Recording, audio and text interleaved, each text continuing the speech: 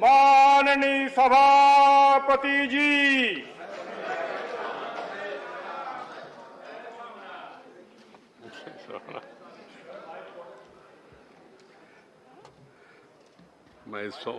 मैं सोमनाथ होकर आया, आपको मालूम हो गया क्या? ऐसे memorandum of business, papers to be laid on the table. General retired V.K. Singh.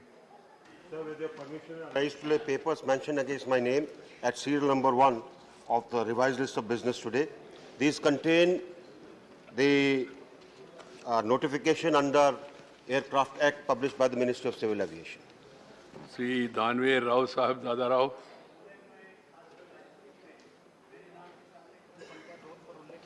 कागजातों को सभा पटल पर रखता हूँ। श्री पंकज चौधरी। सभापति जी, मैं आज की कार्यसूची में अपने नाम के सामने वर्णित कागजात आपकी अनुमति से सदन के पटल पर रखता हूँ। श्री भानु प्रताप सिंह वर्मा। माननीय सभापति महोदय, आपकी अनुमति से मैं आज की कार्यसूची में क्रम संख्या 4 पर मेरे नाम के आगे उल्लिखित कागजात को सदन के पटल पर रखता हूँ। श्री वी मुरलीधरन।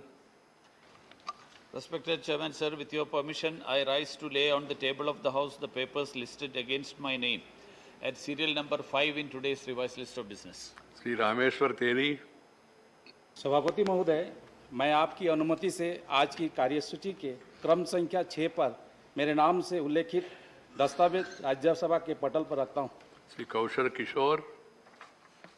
सभापति महोदय जी, आपकी अनुमति से मैं आज की कार्यसूची में क्रम संख्या 7 पर मेरे नाम के समस्त सूचीबद्ध कागजातों की एक प्रत हिंदी व अंग्रेजी की सभा पटल पर रखता हूँ। श्री अजय भट्ट। आदरणीय सभापति जी, मैं आपकी अनुमति से आज की कार्यसूची में क्रम संख्या 8 पर मेरे नाम के सम्मुख अंकित दस्तावेज सभा पटल पर रखता हूँ।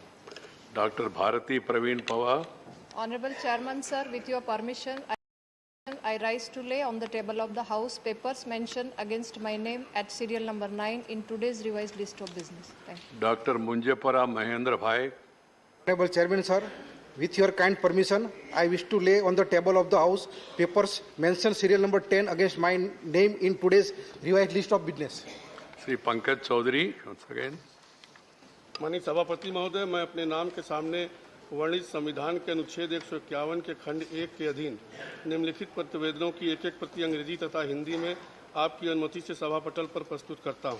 पहला, तटीय परिस्थिति तंत्र के संरक्षण के संबंध में नियंत्रण और महालेखा परीक्षक का प्रतिवेदन संघ सरकार, पर्यावरण, वन और जलवायु परिवर्तन मंत्रालय 2022 का प्रतिवेदन संख्या 4 निष्पादन लेखा परीक्षा। दूसरा, 2020-21 के लिए जम्मू और कश्मीर संघ राज्य क्षेत्र सरकार के संबंध में वित्त लेखा खंड 1, वित्त लेखा खंड 2 और विनियोग लेखें।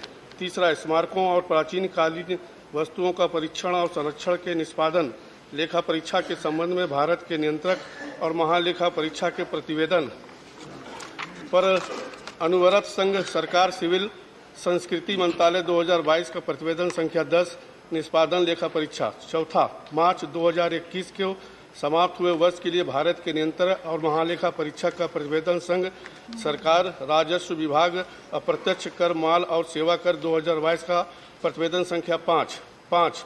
2021 के समाप्त हुए वर्ष के लिए भारत के नियंत्रक और लेखा परीक्षा का प्रतिवेदन मणियों और आभूषण सेक्टर के निर्धारितियों के आकलन पर निष्पादन लेखा परीक्षा संघ सरकार, राजस्व विभाग, प्रत्यक्ष कर 2022 की रिपोर्ट संख्या 6। 31 मार्च 2021 के समाप्त हुए वर्ष के लिए संघ राज्य क्षेत्र वित्त पर भारत के नियंत्रण महालेखा परीक्षक का लेखा परीक्षा प्रतिवेदन जम्मू और कश्मीर संघ राज्य क्षेत्र सरकार वर्ष 2022 का प्रतिवेदन संख्या 2। 7वां, धर्मार्थ न्यास और संस्थानों को छूट पर निष्पादन लेखा परीक्षक के संबंध में नियंत्रण और महालेखा परीक्षक का प्रतिवेदन संघ सरकार, राजस्व विभाग, प्रत्यक्ष कर 2022 की रिपोर्ट संख्या 12। 8वां, 31 मार्च को 2021 को समाप्त हुए के वर्ष के लिए भारत के नियंत्रण महालेखा परीक्षक का प्रतिवेदन संघ सरकार वित्त और संचार 2022 का प्रतिवेदन संख्या 15 अनुपालन लेखा परीक्षा। 9 मार्च 2020 को समाप्त हुए वर्ष के लिए भारत के नियंत्रण और महालेखा परीक्षक का प्रतिवेदन भारतीय रेल से अपशिष्ट प्रबंध संघ सरकार रेलवे निष्पादन लेखा परीक्षा 2022 का प्रतिवेदन संख्या 16। 10वां, केंद्रीय सरकार स्वास्थ्य योजनाओं में औषधों का प्रमाण और आपूर्ति के निष्पादन लेखा परीक्षा पर भारत के नियंत्रक और महालेखा परीक्षक का प्रतिवेदन स्वास्थ्य मंत्रालय, सिविल स्वास्थ्य और परिवार कल्याण मंत्रालय 2022 का प्रतिवेदन संख्या 17 और मार्च 2022 को समाप्त हुए वर्ष के लिए राजकोषीय उत्तरदायित्व और बजट प्रबंधन अधिनियम 2003 के अनुपालन पर भारत के नियंत्रक और महालेखा परीक्षक का प्रतिवेदन संघ सरकार आर्थिक कार्य विभाग मंत्रालय वित्त मंत्रालय 2022 का क्रम संख्या 18। Right. Reports of the Department related to Parliamentary Standing Committee on Personal Public Grievance, Law and Justice. Sri Sushil Kumar Modi. So I rise to present a copy each of the following reports in English and Hindi of the Department related Parliamentary Standing Committee on Personnel, Public Grievances, Law and Justice. Number 1, 118th report on the subject, review of guardianship and adoption laws, and 119th report of the action taken on 111th report of the Committee on Strengthening of Grievance Redressal Mechanism of Government of India. Report of Joint Committee on Office of Profit. Susri Dora Sen. Thank you, Chairman, sir. With your permission, I rise to lay on the table a copy in English and Hindi of the 8th report of the Joint Committee on Office of Profit. Thank you, sir. Reports of the Department related to Parliamentary Standing Committee on Chemical and Fertilizers. Dr. Anil Jain. धन्यवाद सभापति महोदय, आपकी अनुमति से मैं आज के कार्य की सूची में मेरे नाम के सम्मुख तथा सूचीबद्ध रसायन एवं उर्वरक संबंधी स्थायी समिति का 35वां, 36वां, 37वां और 38वां की गई कार्यवाही प्रतिवेदन हिंदी तथा अंग्रेजी में सभा पटल पर रखता हूँ। Reports of the Department related to Parliamentary Standing Committee on Petroleum and Natural Gas. Srimati Kanta Kardam. Sri Ram Bhai Harji भाई मुकारिया। सर महोदय, मैं आज की कार्यसूची में मेरे नाम के सन्मुख यथा सूचीबद्ध पेट्रोलियम और प्राकृतिक गैस संबंधी स्थायी समिति के 14वां और 15वां प्रतिवेदन सभा पटल पर रखता हूँ। Report of the public accounts committee Shri Bhuvnesh करिता। Chairman sir, with your permission, I rise to lay on the table of the House a copy in English and Hindi of the 53rd report on excesses over voted grants and charged appropriation 2019-20 of the Public Accounts Committee 22-23. Thank you, sir. Statement by Minister Sri Prahlad Joshi. Sir, with your permission, I rise to lay a statement regarding the status of implementation of the recommendations contained in the 19th report of the Department related Parliamentary Standing Committee on Coal, Mines and Steel, on coal conservation and development of infrastructure for transportation of coal across the country pertaining to the Ministry of Coal. Dr. Mansukh Bhai Mandaviya. Honorable Chairman, sir, pursuant of the provision of Rules 266 of Procedure and Conduct of Business, I rise to inform the House the status of implementation indicated in the statement being laid on the table of the House of various recommendations contained in 126 and 133 and 127 and 132, report of the Department-related Parliamentary Standing Committee on Health and Family Welfare in respect of the demand of grant 2021-22 of Department of Health and Family Welfare and Department of Health Research respectively. Sri Prahlad Singh Patel. माननीय सभापति महोदय, मैं आपकी अनुमति से आज की संशोधित कार्यसूची में क्रम संख्या 3 पर उल्लिखित एक वक्तव्य सभा पटल पर रखता हूं, जो पेयजल, स्वच्छता, जल शक्ति मंत्रालय की 2022 और 23 की अनुपूरक मांगों पर मंत्रालय की स्थायी समिति द्वारा की गई सिफारिशों की कार्रवाई से संबंधित है। श्री पंकज चौधरी। सभापति महोदय, राज्यसभा के निर्देश के अनुसार अनुसरण में आर्थिक एवं कार्य विभाग, व्यय विभाग, वित्तीय सेवाएं विभाग, लोक उद्यम विभाग और निवेश और लोक अस्तित्व प्रबंधन विभाग से संबंधित वित्त से संबद्ध स्थायी समिति की 17वीं लोकसभा की 40वीं रिपोर्ट में निहित सिफारिश के कार्यान्वयन की स्थिति के संबंध में वक्तव्य देना अपना सौभाग्य मानता हूं। वित्त मंत्रालय के अनुदान मांगों 2022-23 की जांच से संबंधित वित्त से संबद्ध स्थायी समिति 17वीं लोकसभा की 40वीं रिपोर्ट दिनांक 22 मार्च 2022 को राज्यसभा में रखी गई थी। समिति ने अपनी रिपोर्ट में विभिन्न मुद्दों पर विचार विमर्श किया था। समिति द्वारा वास्तविक बजटीय अनुमान तैयार करने, स्वीकृति निधियों के इष्टतम उपयोग, परिणाम, बजट अधिशेष, भूमि के मुद्रीकरण के लिए विशेष प्रायोजन वाहन, सार्वजनिक क्षेत्र के उद्यमों के विनिवेश, पूंजीगत व्यय, राज्यों की निधि, ब्याज भुगतान और सरकारी उधार, बैंकिंग क्षेत्र का शुद्धिकरण, एग्जिम बैंक, राष्ट्रीय वित्तीय अवसंरचना और विकास बैंक, डिजिटल अर्थव्यवस्था और बढ़ती ऑनलाइन धोखाधड़ी और उससे शिकायत निवारण तंत्र की सुविधा प्रदान करने संबंधित 13 सिफारिश की गई थी। इस रिपोर्ट में निहित सिफारिशों, टिप्पणियों के संबंध में की गई कार्रवाई के विवरण वित्त से संबद्ध स्थायी समिति को भेज दिए गए हैं।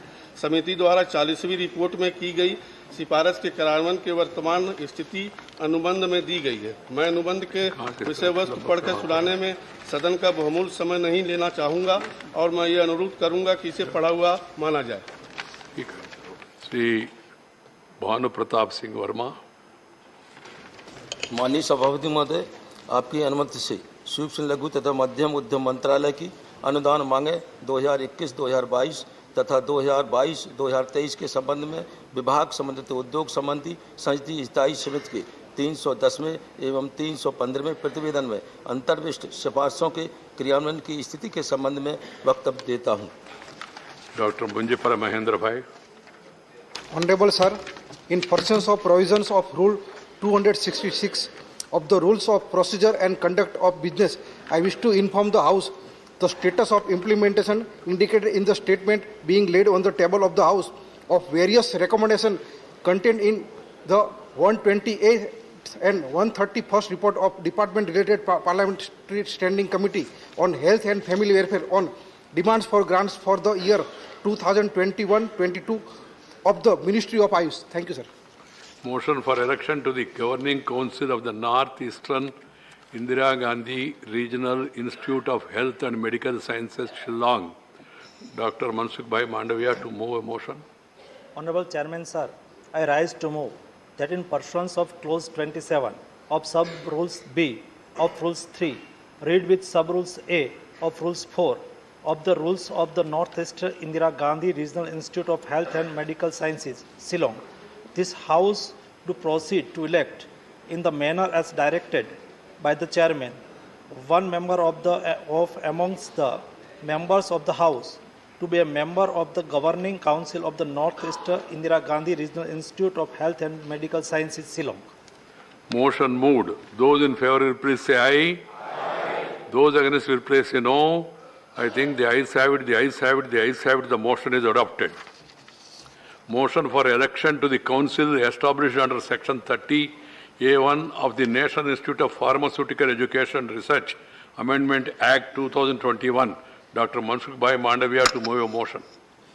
Honorable Chairman, sir, I rise to move that in pursuance of the Clause J of Subclause 2 of Section 30A, read with subsection 1 of Section 30B of the National Institute of Pharmaceutical Education and Research Amendment Act 2021, this House to proceed to elect in the manner as directed by the Chairman, one member from amongst the members of the House to be a member of the Council of the Institute. Motion moved. Those in favor will please say aye. Aye. Those against will please say no. I think the ayes have it, the ayes have it, the ayes have it. The motion is adopted. As it was announced by the Deputy Chairman earlier, there will not be question hour or any other issues except the special mentions which will be taken up after the scheduled time of the House being concluded. Farewell to the Chairman Rajya Sabha, Honorable Prime Minister.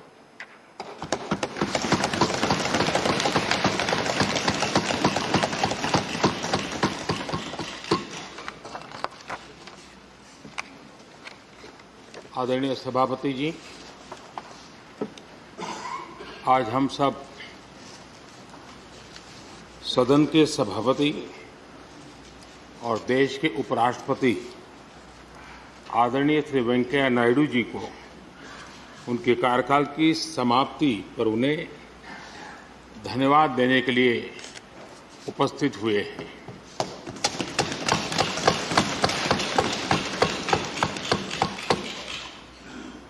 ये इस सदन के लिए बहुत ही भावुक पल है। सदन के कितने ही ऐतिहासिक पल आपकी गरिमामय उपस्थिति से जुड़े हुए हैं। फिर भी अनेक बार आप कहते रहे हैं, I have retired from politics but not tired from public life. और इसलिए इस सदन को नेतृत्व देने की आपकी जिम्मेदारी भले ही पूरी हो रही हो, लेकिन आपके अनुभवों का लाभ भविष्य में सुदीर्घ काल तक देश को मिलता रहेगा। हम जैसे अनेक सार्वजनिक जीवन के कार्यकर्ताओं को भी मिलता रहेगा। आदरणीय सभापति महोदय, आजादी के अमृत महोत्सव में आज जब देश अपने अगले 25 वर्षों की नई यात्रा शुरू कर रहा है, तब देश का नेतृत्व भी एक तरह से एक नए युग के हाथों में है। हम सब जानते हैं कि इस बार हम एक ऐसी 15 अगस्त मना रहे हैं जब देश के राष्ट्रपति, उपराष्ट्रपति, स्पीकर, प्रधानमंत्री सबके सब वो लोग हैं जो आजाद भारत में पैदा हुए हैं।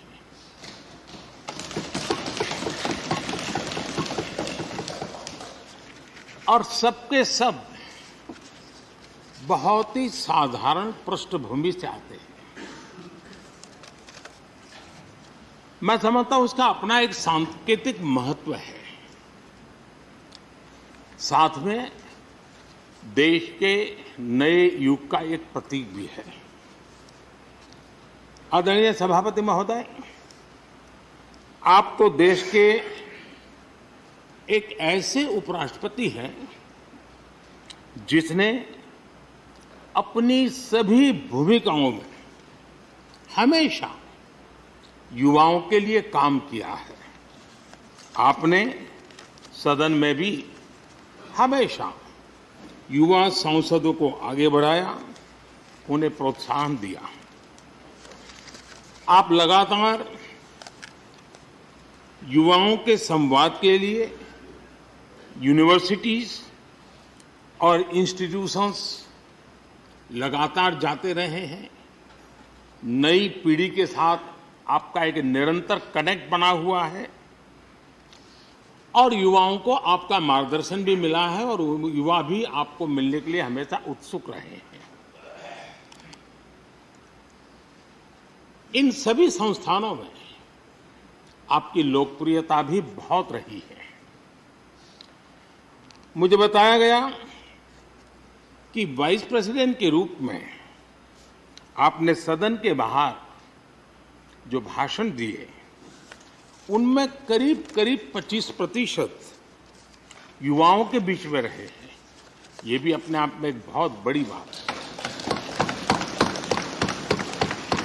आदरणीय सभापति महोदय, व्यक्तिगत रूप से मेरा यह सौभाग्य रहा है कि मैंने बड़े निकट से आपको अलग अलग भूमिकाओं में देखा है। बहुत सारी आपकी भूमिका ऐसी भी रही जिसमें आपके साथ कंधे से कंधा मिलाकर कार्य करने का भी मुझे सौभाग्य मिला है। पार्टी कार्यकर्ता के रूप में आपकी वैचारिक प्रतिबद्धता रही हो, एक विधायक के रूप में आपका कामकाज हो, सांसद के रूप में सदन में आपकी सक्रियता हो, भारतीय जनता पार्टी के अध्यक्ष के रूप में आपका सांगठनिक कौशल्य और लीडरशिप की बात हो, कैबिनेट मंत्री के रूप में आपकी मेहनत, नवाचार का आपका प्रयास और उससे प्राप्त सफलताएं देश के लिए बहुत उपकारक रही है।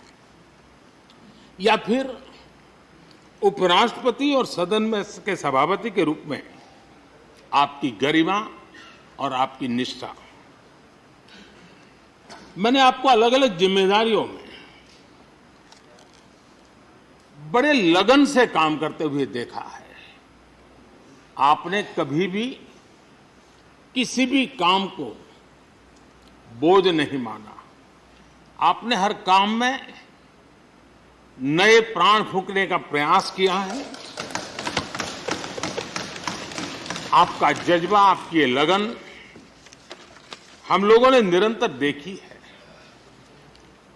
मैं इस सदन के जरिए प्रत्येक माननीय सांसद और देश के हर युवा से कहना चाहूंगा कि वो समाज, देश और लोकतंत्र के बारे में आपसे बहुत कुछ सीख सकते हैं।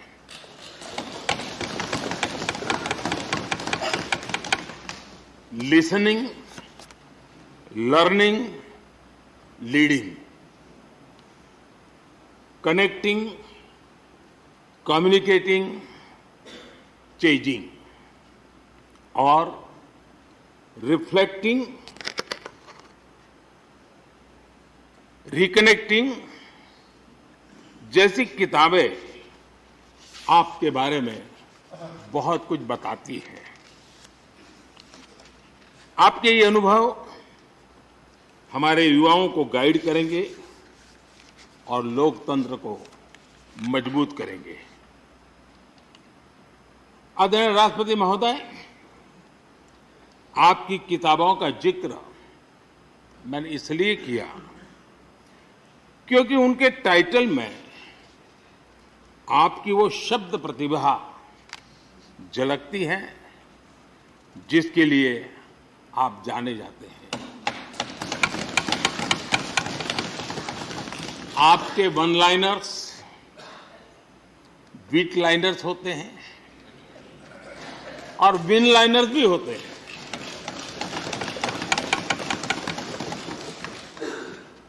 यानी उसके बाद कुछ और कहने की जरूरत ही नहीं रह जाती।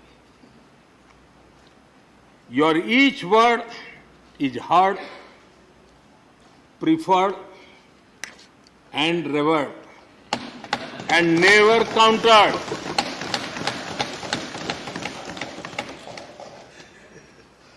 कैसे कोई अपनी भाषा की ताकत के रूप में और सहजता से इस सामर्थ्य के लिए जाना जाए और उस कौशल से स्थितियों को दिशा मोड़ने का सामर्थ्य रखे। सचमुच में आपके इस सामर्थ्य को मैं बधाई देता हूं। साथियों, हम जो भी कहते हैं वो महत्वपूर्ण तो होता ही है, लेकिन जिस तरीके से कहते हैं उसकी अहमियत ज्यादा होती है। किसी भी संवाद की सफलता का पैमाना यही है कि उसका गहरा इम्पैक्ट हो, लोग उसे याद रखें और जो भी कहें उसके बारे में लोग सोचने के लिए मजबूर हो। अभिव्यक्ति की इस कला में वेंकैया जी की दक्षता, उस बात से हम सदन में भी और सदन के बाहर देश के सभी लोग भली भांति परिचित हैं। आपकी अभिव्यक्ति का अंदाज जितना बेबाक है उतना ही बेजोड़ भी है। आपकी बातों में गहराई भी होती है, गंभीरता भी होती है, वाणी में बीट भी होता है और वेट भी होता है, वार्मथ भी होता है और विजडम भी होता है। संवाद का आपका तरीका ऐसे ही किसी बात के मर्म को छू जाता है और सुनने में मधुर भी लगता है। आदरणीय सभापति महोदय, आपने दक्षिण में छात्र राजनीति करते हुए अपना राजनीतिक सफर शुरू किया था।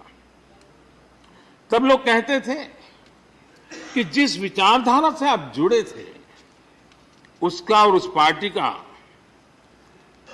निकट भविष्य में तो दक्षिण में कोई सामर्थ्य नजर नहीं आता है, लेकिन आप एक सामान्य विद्यार्थी कार्यकर्ता से यात्रा शुरू करके और दक्षिण भारत से आते हुए उस पार्टी के राष्ट्रीय अध्यक्ष के शीर्ष पद तक पहुंचे। ये आपकी एक अविरत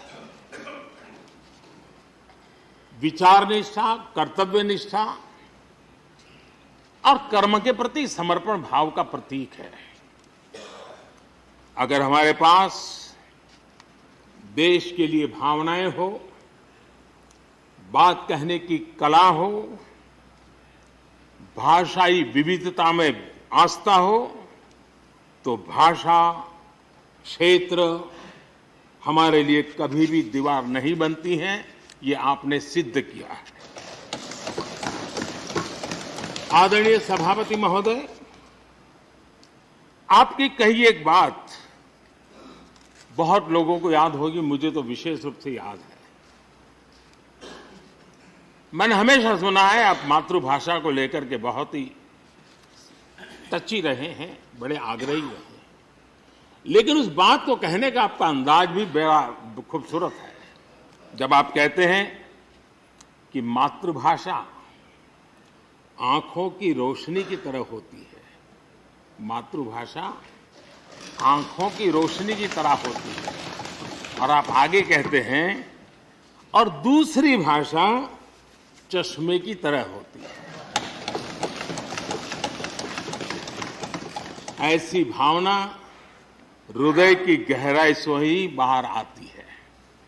वेंकैया जी की मौजूदगी में सदन की कार्रवाई के दौरान हर भारतीय भाषा को विशिष्ट अहमियत दी गई है।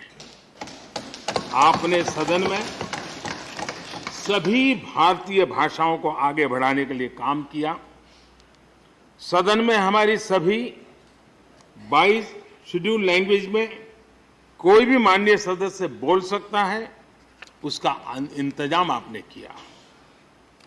आपकी ये प्रतिभा, आपकी निष्ठा आगे भी सदन के लिए एक गाइड के रूप में हमेशा हमेशा काम करेगी।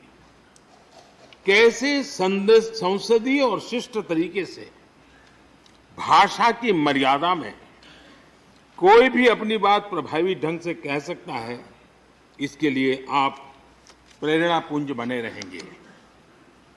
आदरणीय सभापति महोदय, आपकी नेतृत्व क्षमता, आपके अनुशासन ने इस सदन की प्रतिबद्धता और प्रोडक्टिविटी को नई ऊंचाई दी है। आपके कार्यकाल के वर्षों में राज्यसभा की प्रोडक्टिविटी 70% बढ़ी है। सदन में सदस्यों की उपस्थिति बढ़ी है। इस दौरान करीब करीब 177 बिल पास हुए या उन पर चर्चा हुई, जो अपने आप में कीर्तिमान है। आपके मार्गदर्शन में ऐसे कितने ही कानून बने हैं जो आधुनिक भारत की संकल्पना को साकार कर रहे हैं। आपने कितने ही ऐसे निर्णय लिए हैं जो अपर हाउस की अपवर्ड जर्नी के लिए याद किए जाएंगे। सचिवालय के काम में और अधिक एफिशिएंसी लाने के लिए भी आपने एक समिति का भी गठन किया। इसी तरह राज्यसभा सचिवालय को सुव्यवस्थित करना, इंफॉर्मेशन टेक्नोलॉजी को बढ़ावा देना, पेपरलेस काम के लिए ई ऑफिस सिस्टम को लागू करना। आपके ऐसे कितने ही काम हैं जिनके जरिए उच्च सदन को एक नई ऊंचाई मिली है। आदरणीय सभापति महोदय, हमारे यहां शास्त्रों में कहा गया है, न सा सभा यत्र न सन्ति वृद्धा न ते ये न वदन्ति धर्मम। अर्थात जिस सभा में अनुभवी लोग होते हैं वही सभा होती है, और अनुभव लोग वही है जो धर्म यानी कर्तव्य की सीख दें। आपने मार्गदर्शन में राज्यसभा ने इन मानकों को पूरी गुणवत्ता से पूरा किया है। आप माननीय सदस्यों को निर्देश भी देते थे और उन्हें अपने अनुभवों का लाभ भी देते थे, और अनुशासन को ध्यान में रखते हुए प्यार से डांटते भी थे। मुझे विश्वास है कि किसी भी सदस्य ने आपके किसी भी शब्द को कभी अन्यथा नहीं लिया। ये पूंजी तब पैदा होती है जब व्यक्तिगत जीवन में आप उन आदर्शों और मानकों का पालन करते हैं। आपने हमेशा इस बात पर बल दिया कि संसद में व्यवधान एक सीमा के बाद सदन की अवमानना के बराबर होता है। मैं आपके इन मानकों में लोकतंत्र की परिपक्वता को देखता हूं। पहले समझा जाता था कि अगर सदन में चर्चा के दौरान शोरगुल होने लगे तो कार्यवाही को स्थगित कर दिया जाता है, लेकिन आपने संवाद, संपर्क और समन्वय के जरिए न सिर्फ सदन को संचालित किया बल्कि उसे प्रोडक्टिव भी बनाया। सदन की कार्यवाही के दौरान जब सदस्यों के बीच कभी टकराव की परिस्थिति पैदा होती थी तो आपसे बार बार सुनने को मिलता था, let the government propose, let the opposition oppose and let the house dispose. इस सदन को दूसरे सदन से आए विधेयकों पर निश्चित रूप से सहमति या असहमति का अधिकार है। यह सदन उन्हें पास कर सकता है, रिजेक्ट कर सकता है या अमेंड कर सकता है, पर उन्हें रोकने की, बाधित करने की परिकल्पना हमारे लोकतंत्र में नहीं है। आदरणीय सभापति महोदय, हमारी तमाम सहमतियों और असहमतियों के बावजूद आज आपको विदाई देने के लिए सदन के सभी सदस्य एक साथ उपस्थित हैं। यही हमारे लोकतंत्र की खूबसूरती है। ये आपके लिए इस सदन के सम्मान का उदाहरण है। मैं आशा करता हूं कि आपके कार्य, आपके अनुभव आगे सभी सदस्यों को जरूर प्रेरणा देंगे। अपने विशिष्ट तरीके से आपने सदन चलाने के लिए ऐसे मानदंड स्थापित किए हैं जो आगे इस पद पर आसीन होने वालों को प्रेरित करते रहेंगे। जो लेगेसी आपने स्थापित की है, राज्यसभा उसका अनुसरण करेगी, देश के प्रति अपनी जवाबदेही के अनुसार कार्य करेगी। इसी विश्वास के साथ आपको पूरे सदन की तरफ से, मेरी तरफ से अनेक अनेक शुभकामनाएं देता हूं। और आपने देश के लिए जो कुछ भी किया है, इस सदन के लिए जो कुछ भी किया है, इसके लिए सबकी तरफ से ऋण स्वीकार करते हुए मैं आपका धन्यवाद करता हूं। बहुत बहुत शुभकामनाएं। धन्यवाद प्रधानमंत्री जी। श्री मल्लिकार्जुन खड़गे जी, लीडर ऑफ अपोजिशन।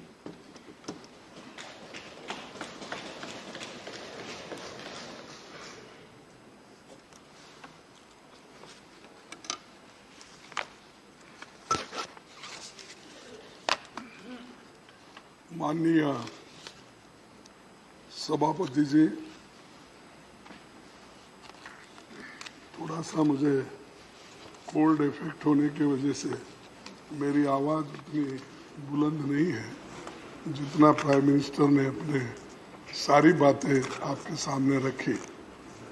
और ये ऐसा भी होता है जो पहला वक्ता बात करते हैं, ये बफे सिस्टम टाइप, जो पहले जाते हैं पंक्ति में उनको ज़्यादा खाना मिलता है, जो बाद में वहाँ पर जाएंगे थोड़ा फिर उधर इधर की बातें बोलते हैं।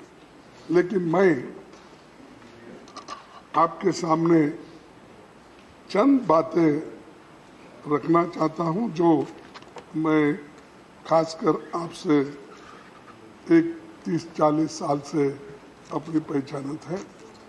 आप जनरल सेक्रेटरी इंचार्ज कर्नाटका थे, फिर बीजेपी के प्रेसिडेंट भी थे, फिर ये हमारा सौभाग्य है कि आप 3 बार कर्नाटक से राज्यसभा मेंबर चुन के आए।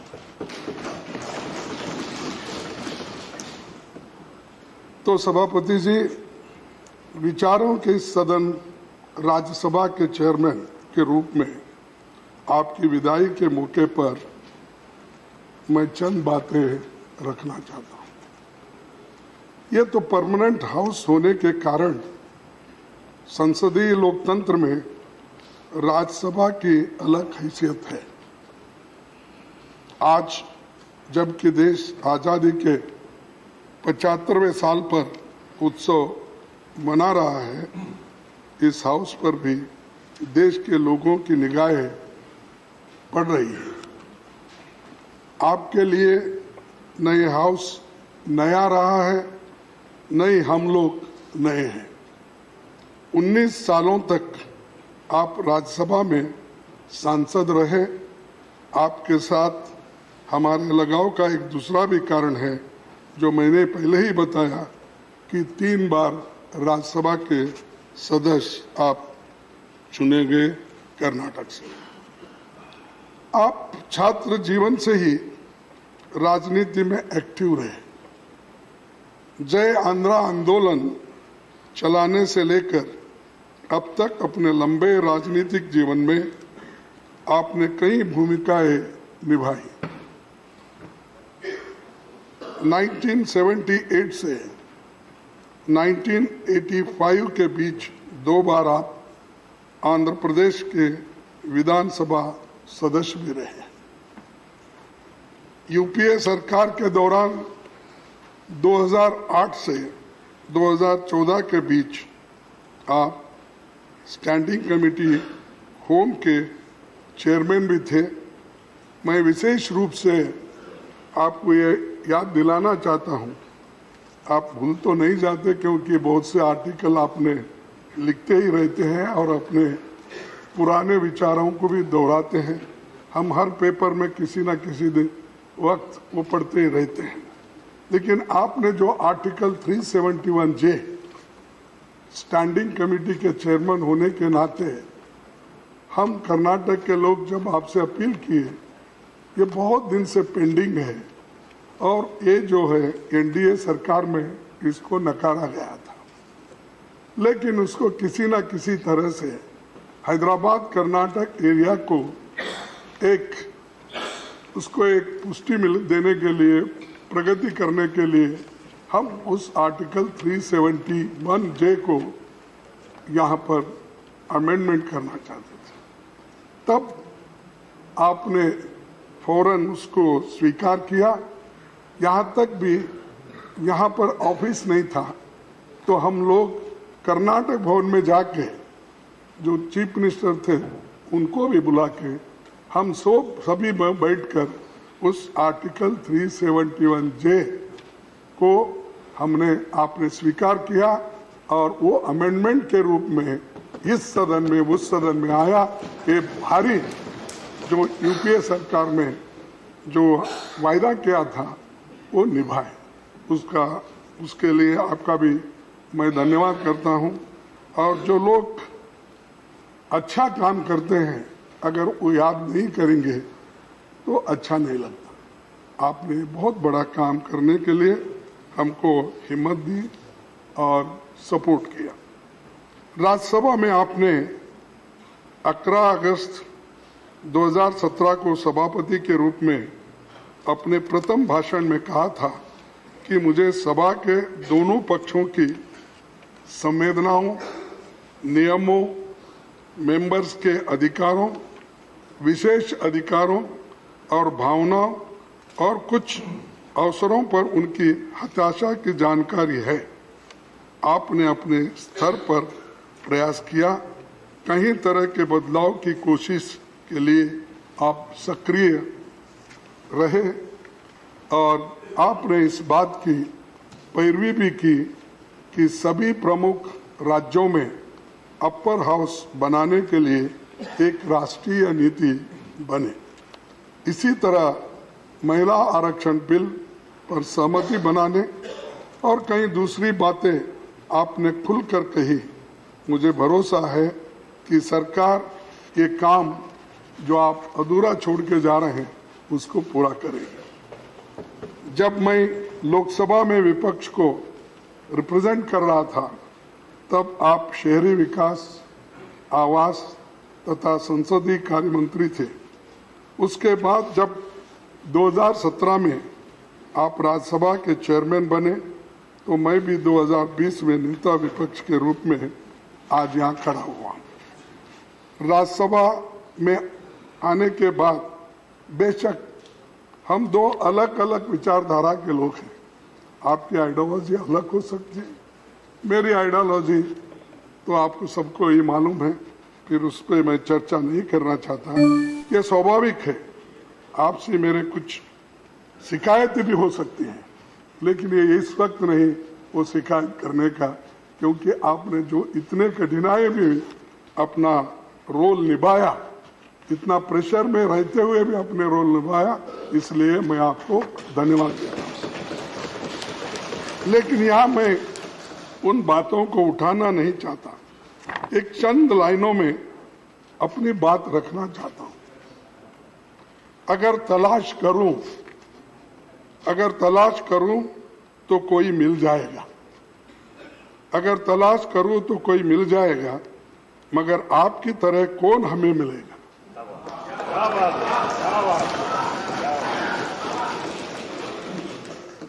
आपके साथ से यह मंजर रौनक जैसा है, आपके साथ से यह मंजर रौनक जैसा है, आपके बाद में मौसम बहुत सताएगा।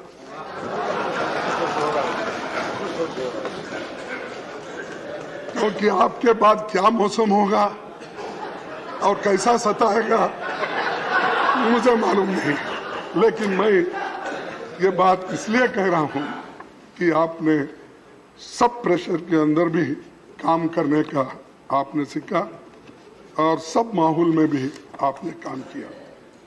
आपके संरक्षण में राज्यसभा के अब तक जो प्रधानमंत्री जी ने यहाँ पर नमूद किए कहे 14 फुल सेशन हुए। आपने मानसून सेशन 2018 से एमपीज के लिए ऑनलाइन नोटिस देने की सुविधा कराई। संविधान के 8वीं अनुसूची की सभी 22 भाषाओं में सदस्यों को बोलने का मौका आपने दिया। कई सांसदों को अपनी मातृभाषा में बोलने की सहूलतें हो गई। आपने नॉन हिंदी इलाके के सांसदों को हिंदी में बोलने के लिए प्रेरित किया और उनको प्रोत्साहित भी किया। आप जिस रोल में रहे, गांव देहात के लोगों की बात उठाते रहे। अटल जी की सरकार में आप ग्रामीण विकास मंत्री थे, तो आपने प्रधानमंत्री ग्राम सड़क योजना शुरू की थी। हमारी यूपीए सरकार ने इसे आगे बढ़ाया क्योंकि ये गांव वालों के लिए बहुत फायदेमंद था। 1987 में अटल जी ने कहा था कि राज्यसभा में रहे बिना राजनीति की ट्रेनिंग पूरी नहीं होती। आप तो भाग्यशाली हैं जो इसके सदस्य और संरक्षक दोनों बने हुए हैं। सदस्य भी बने और संरक्षक भी बने। ये जो अटल जी का कहना था वो आपने पूरा कर दिया।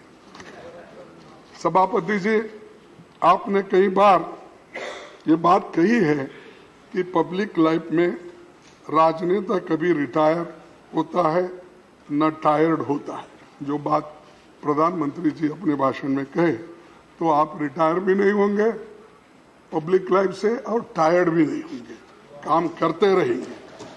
और मेरी आशा है कि देश के दूसरी सबसे बड़ी कॉन्स्टिट्यूशनल पोस्ट से विदा होने के बाद भी आप नागरिकों के बीच और सक्रियता से काम करेंगे। इस देश के लोकतंत्र, समता, समानता, संविधान के मौलिक तत्वों पर युवा पीढ़ी का मार्गदर्शन करते रहेंगे। आपकी विदाई के मौके पर मेरे मन में कई विचार आते हैं। कोरोना संकट के दौरान भी आपने काफी प्रयास करके हाउस चलाने का प्रयास किया। सिटिंग अरेंजमेंट को बदला गया, सांसदों को कोविड प्रोटोकॉल के हिसाब से बैठाने का काम भी करना पड़ा और एक एक यानी यहाँ पर जो बेंच पे एक या दो और बहुत से सदस्यों को ऊपर बिठाया गया, चंद को पार्लियामेंट में बिठाया गया, लेकिन आप अपना काम नहीं छोड़े। कोविड के पीरियड में भी आप अपना काम करते रहे। आपने 2018 में रूल्स की समीक्षा का जो काम आपने आरंभ किया था, उस पर सभी दलों से विचार कर काम आगे बढ़ना चाहिए। कई नियमों को बदलने की जरूरत है। आज हाउस में जो बातें होती हैं उसका पूरा देश और दुनिया देखती है। राज्यसभा और लोकसभा दोनों की विशिष्ट भूमिका है। मैं यहाँ एक बात रखना चाहता हूँ कि लोकसभा और राज्यसभा की टीवी दोनों का मर्जर नहीं होना चाहिए था। जनता के सुख दुख से जुड़े मामलों पर गंभीर चर्चा हो, सर्वोत्तम समाधान भी निकले, ये बात देश के सभी लोग चाहते हैं। राज्यसभा अलग अलग विचारधाराओं की राजनीति का केंद्र भले हो, नजरिए में भले कुछ फर्क हो, लेकिन सबका लक्ष्य और सपना देश के इंक्लूसिव ग्रोथ, लोकतंत्र और संविधान की रक्षा, एकता कायम रखने का होना चाहिए। हमें उम्मीद है कि इसके लिए आपका योगदान जारी रहेगा, क्योंकि आप पहले ही कहे हैं बहुत बार कि मैं रिटायर्ड नहीं होता और टायर्ड भी नहीं होता। तो इस बात को आप ध्यान में रख के इस इंक्लूसिव ग्रोथ, लोकतंत्र और संविधान की रक्षा के लिए और भारत की एकता के लिए आप हमेशा लड़ते रहेंगे। मैं आपके स्वास्थ्य और सार्थक जीवन की कामना करते हुए इस पंक्ति के साथ आपको बहुत शुभकामना देता हूं, क्योंकि ये बहुत ही अहम है। कहाँ आंसुओं की ये सौगात होगी, कहाँ आंसुओं की ये सौगात होगी, नए लोग होंगे, नई बात होगी। चिरागों को आंखों में महफूज रखना, चिरागों को आंखों को महफूज रखना, बड़ी दूर तक रात ही रात होगी। मुसाफिर है हम भी मुसाफिर हो तुम भी, किसी न किसी मोड़ पर फिर मुलाकात होगी। धन्यवाद आप सभी को। धन्यवाद करके जी। मैं व्यक्तिगत रूप में बफे को ज़्यादा पसंद नहीं करता हूँ, सहपंक्ति भोजन के पक्ष में हूँ और विश्वास भी करता हूँ, इसलिए निश्चिंत रहिए। लाइन में कहीं भी बैठे वहाँ तक आपको सब मिलेगा ऐसा, मगर अपना अपना स्वास्थ्य के हिसाब से लोगों को खाना है। Shri Derek B O'Brien, Trinamool.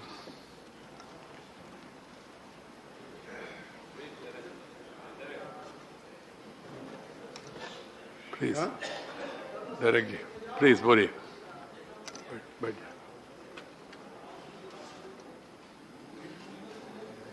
Sir, please please, Derek.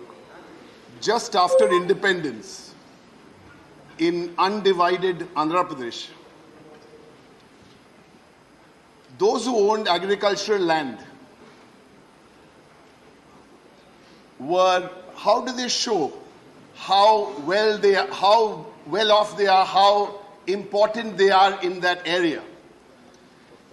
They had a very interesting way of showing. They didn't show, it's just that they had the number of bullocks you owned, the number of pairs of bullocks you owned. So if you owned 2 pairs of bullocks, you were quite well off. If you owned 4 pairs of bullocks, you were even better off. And a few families owned 6 or 8 pairs of bullocks. So one such family owned 8 pairs of bullocks. So good so far. But one day, one of these bullocks, the animals, they went totally nutty, and the bullock actually gorged a lady in the stomach. The lady was carrying a baby or a 1-year-old boy. Dropped the child, obviously. The lady was taken to the hospital and the lady passed away. And the child lost his mother at the age of 1. This is your story, sir, of an early loss. And from that early loss, you have done whatever you have done, which we can find in not only Wikipedia entries, but in a glorious career you have had. And I don't want to go there today because I think we have lots of speakers, so we'll all talk about that. Sir, I'm sure that will make a good story for your autobiography, which you must write. I've had many experiences with you, but a few I'm going to talk about today, and I certainly don't expect answers for any of those, but maybe one day you will write an autobiography. So this child who lost his mother in these tragic circumstances from this agricultural family, cut to September 20, 2020.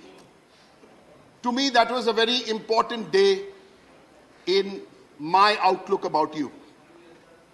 And maybe you'll answer that question someday in your autobiography.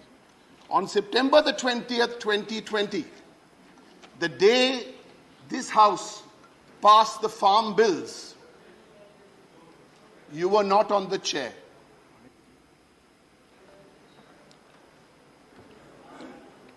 You were not. Sir, you're the only Vice President who has served 4 terms as a Rajya Sabha MP. You're the only Vice President who has visited every Indian state, include all 28 states, including the states in the Northeast.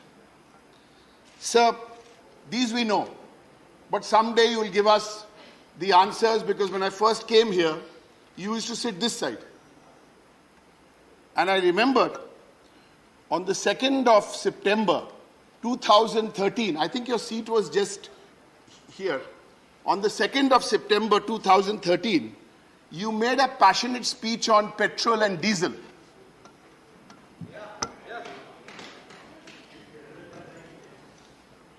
So one day you'll tell us in your autobiography, why then Let's not go there. Sir, on the 1st of March 2013, I remember one more speech of yours.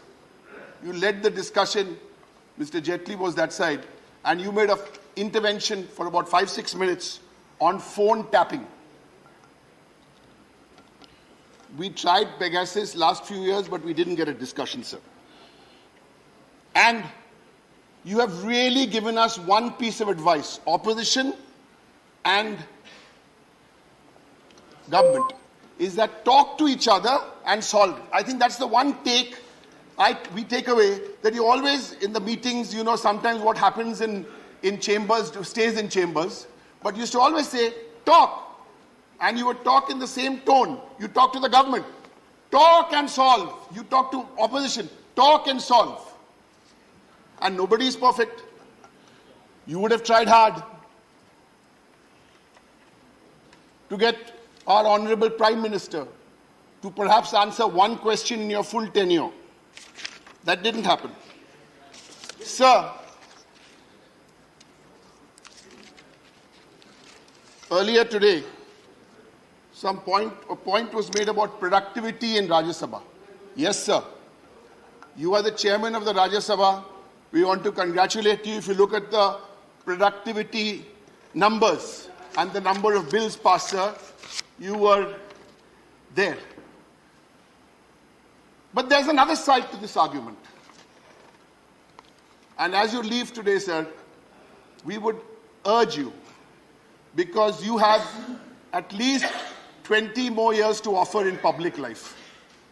So these are the thoughts, sir, to urge you, because there's another school of thought who think that Parliament has become a deep, dark chamber. And you've often advised us, send bills to committees, why only 6 out of 10 no, why only 1 out of 10 bills are going, send bills, scrutinize these bills. And, sir, so these are issues which I'm sure you will address, because I know, autobiography or no autobiography, you will speak your mind and you will guide us. Sir, of all the happy things we remember is the great food you served us and the great host you are. Not only you, but I think equal credit should go to Mrs. Naidu.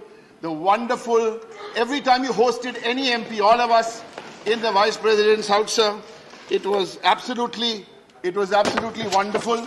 And since I eat mostly non-vegetarian food, that became even better. Sir, we wish you, on behalf of my party, the All India Trinamool Congress, and everybody, we wish you and Mrs. Naidu happy years ahead. And as I remember once mentioned that you are the chief outside, but you have a home minister at home who actually controls whatever is going on. Sir, the Prime Minister very nicely put it in his speech, where he said every word you said is revered and this is preferred. Yes, sir. We'd like to add to that, sir. We wanted you to stay here longer because we hope your going was actually deferred. Thank you, sir. Thank you. Thank you, Derek. Sri Tiruchi Siva. Mr. Chairman, sir, there are some moments which are unavoidable, but at the same time unacceptable. This is also one.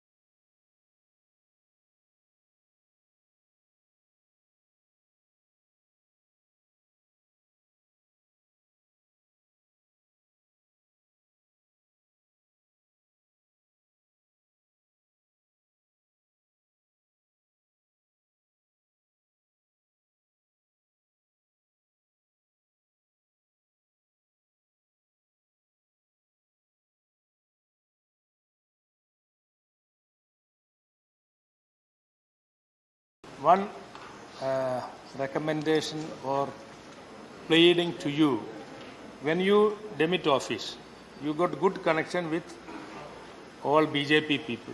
You used to be the BJP president. Still, the ideology will not change, no?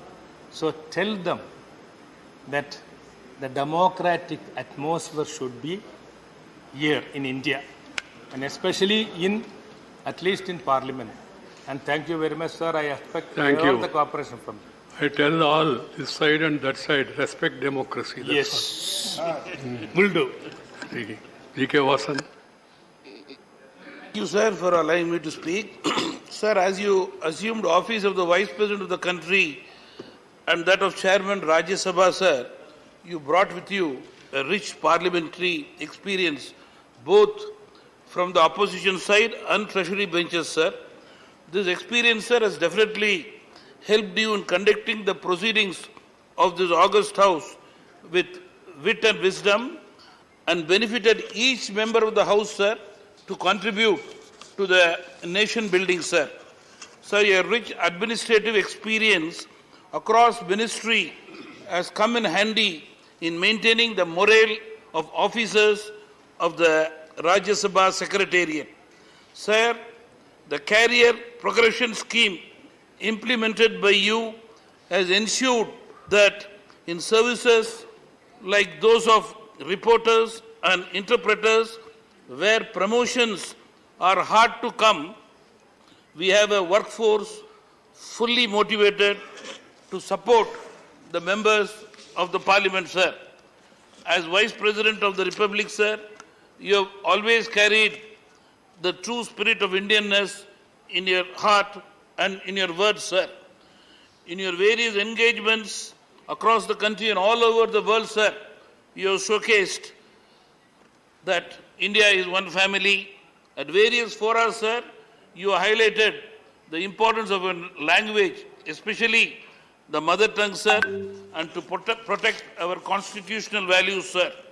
Sir, your hard work, concern for the nation, your dedication, sir, we all know you are an inspiration for people from different walks of life.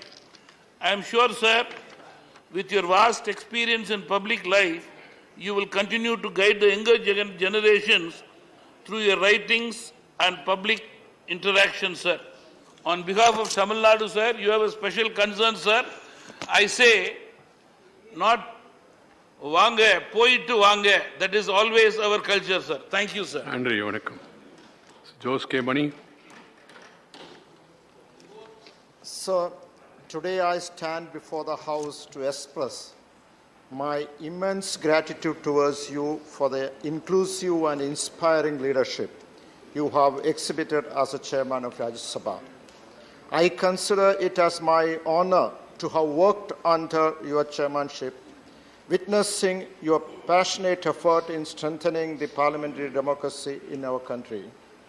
There are indeed, sir, in the House various instances where the House has experienced heated argument and verbal quarreling, exchange of words which I must say were masterfully diffused by an unbiased approach, light humor, simultaneously ensuring the gravity of the issue at hand was not compromised. As a member hailing from the southernmost state of the country, Kerala, I also would like to thank you for acting as a strong bridge between the south and the national capital.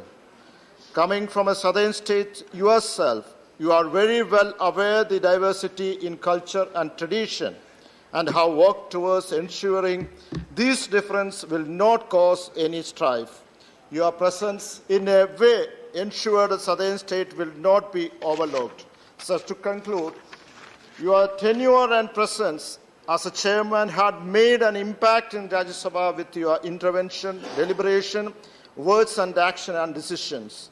As days and as weeks and months and years go by, always your name will be remembered every nook and corner of this August House. Sir, adieu and all the best to you from my party, Kerala Congress, in your future endeavor. Thank you, sir. Thank you, Jasmani. Ajit Kumar Bhuyan. Ajit Kumar. Thank you, Chairman, sir. At the very outset, I convey my best wishes to the next phase of your life. As a politician and a public figure, you have immensely contributed for the growth and development of my country in all spheres. Your role as a chairman of Rajya Sabha is highly laudable. Sir, you know India and its states by heart. I was pleased to read one article, one of your articles on Kanaklata Barua, a brave heart and a martyr of 1942 Quit India movement from my state, Assam. Sir,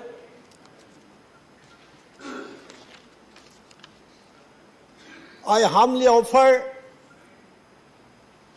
from you in political views and principles. I humbly differ from you in political and ideas and principles, but I am touched by your advocacy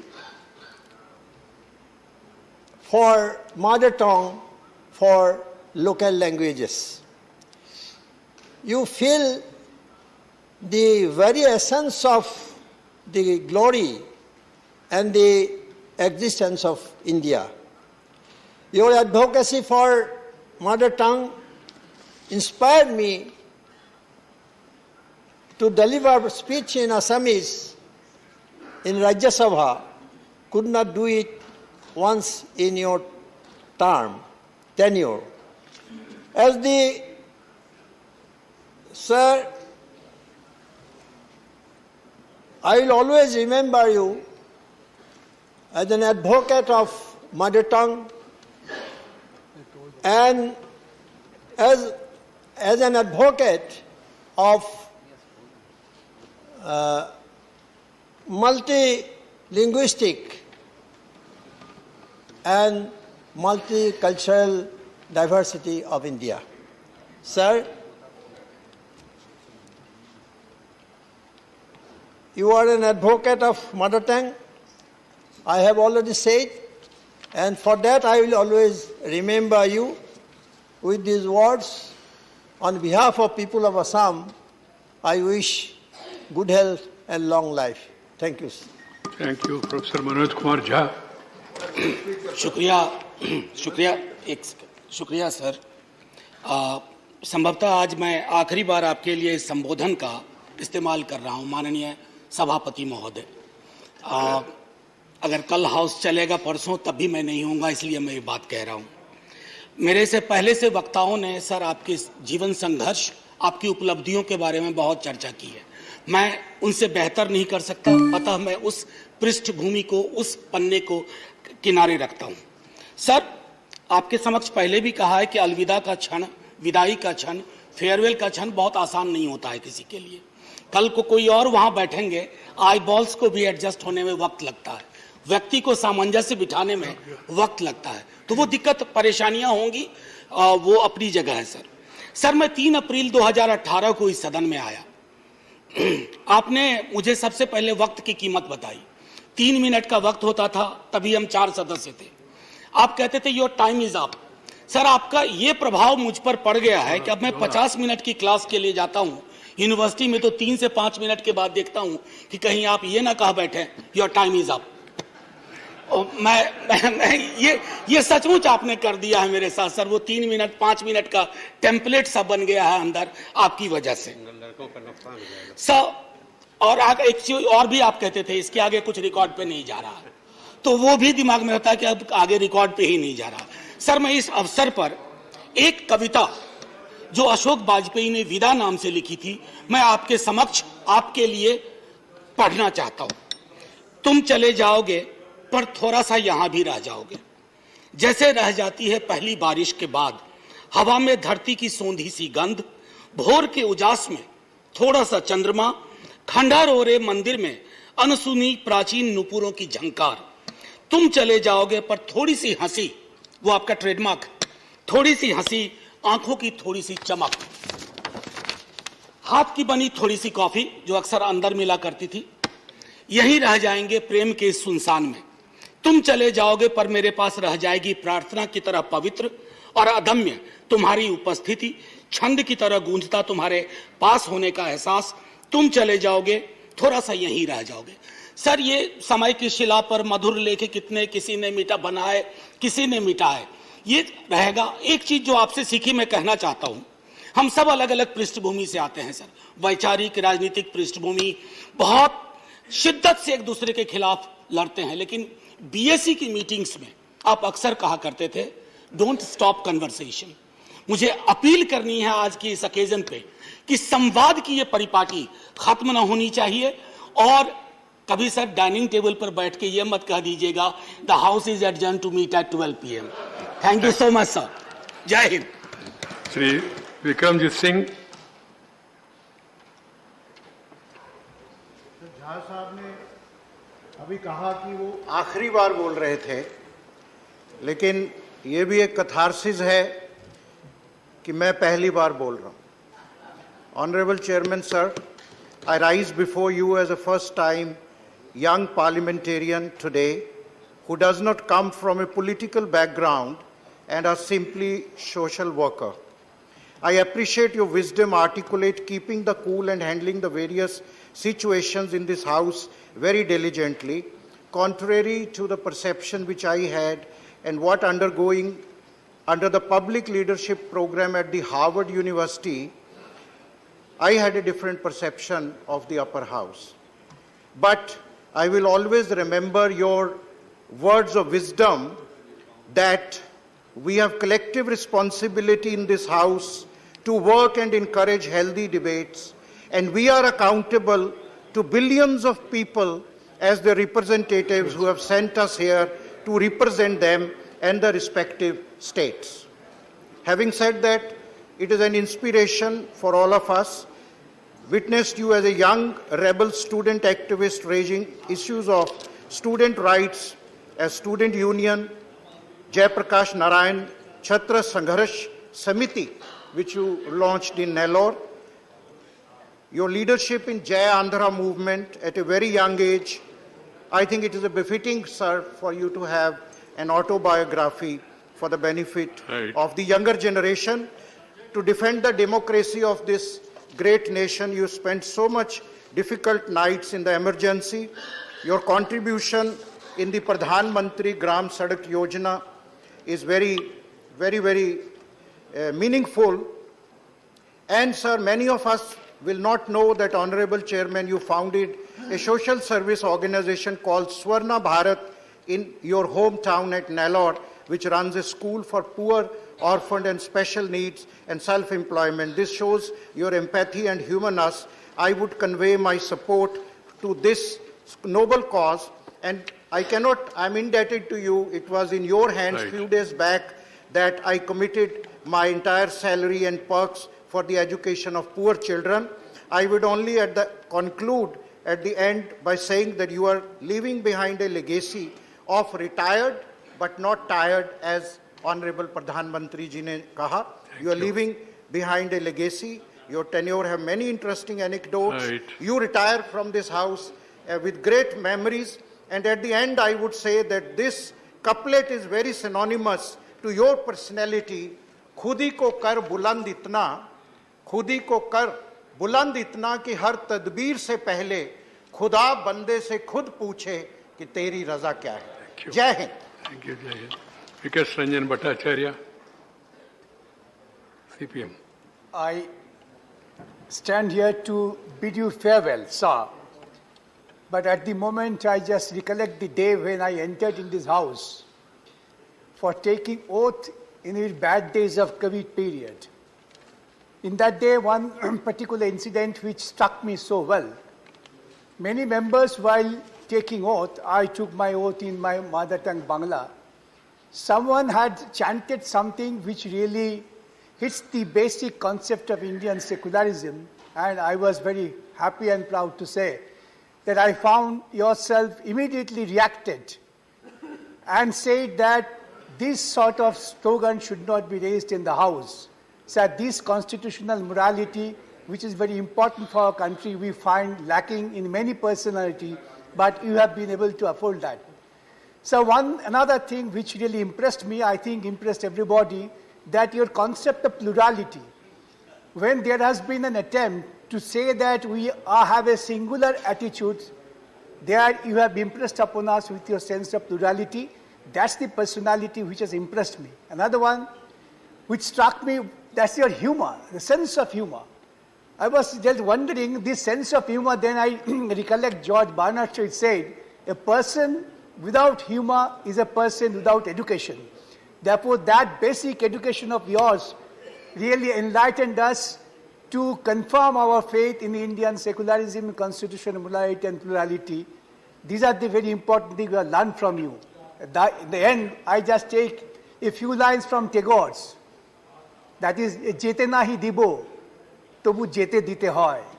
I don't want you to leave, but I have to leave you because of the rule of nature. Therefore, sir, we are not leaving you from us, but you are by call of nature, the rule, leaving the chair, but remaining in our heart permanently. With this, I wish you a very good time in the future. Thank you, Vikas Ranjan ji. Raghav Chadha, brief ma. Sir, हर व्यक्ति को अपना पहला अनुभव जो होता है वो याद होता है. स्कूल का पहला दिन, पहला स्कूल प्रिंसिपल, पहली टीचर, पहला प्यार. इस सदन में जब मैं आया तो मेरे पहले चेयरमैन के रूप में जब मैंने अपने संसदीय जीवन की शुरुआत करी, मैं सदैव आपको याद रखूंगा सर. और ये मेरा सौभाग्य है कि जब मैं अपने संसदीय जीवन की शुरुआत करी तो आपका संरक्षण मुझे प्राप्त था. लेकिन ये मेरा दुर्भाग्य भी है सर कि एक ही सत्र सिर्फ आपके संरक्षण में काम करने का मौका मुझे मिला सर. इसी के साथ साथ सर, जिस दिन मेरी ओथ थी उस दिन आपने मुझे एक पंक्चुअलिटी का बड़ा अहम पाठ पढ़ाया था. मुझे याद है करीब 11 बजे का समय था और क्योंकि मैं अपने माता पिता के साथ सुबह पहले गुरुद्वारे गया, मत्था टेका, ट्रैफिक भी था तो आने में मुझे 8-10 मिनट देर हो गई. तब तक शपथ ग्रहण समारोह जो था वो समाप्त हो गया. आप मुड़कर वापस भी चले गए, लेकिन फिर मेरी रिक्वेस्ट पर आप वापस आए.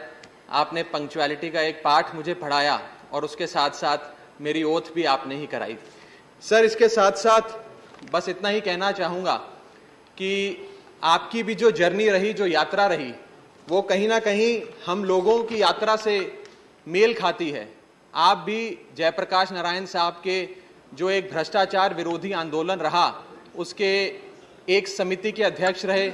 हम भी भ्रष्टाचार विरोधी आंदोलन से जन्मे, हमारी पार्टी, हमारे नेता अरविंद केजरीवाल जी.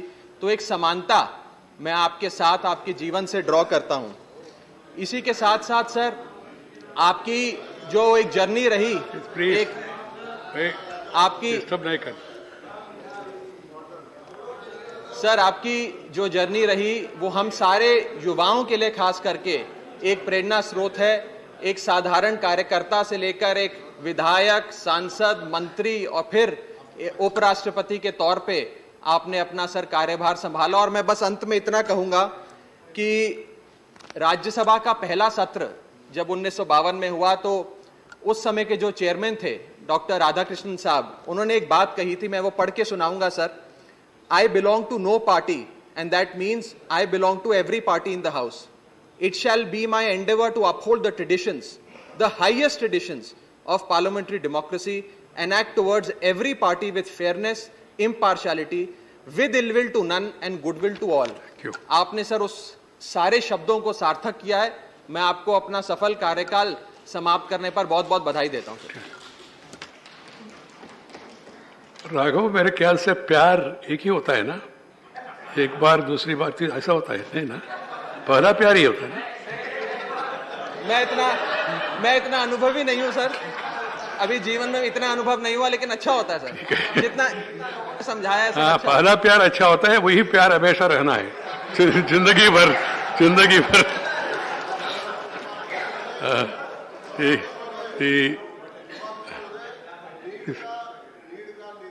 फिर नेह का आह्वान फिर बार बार होता है। Thank you. इसकी पीटी उषा चेंज।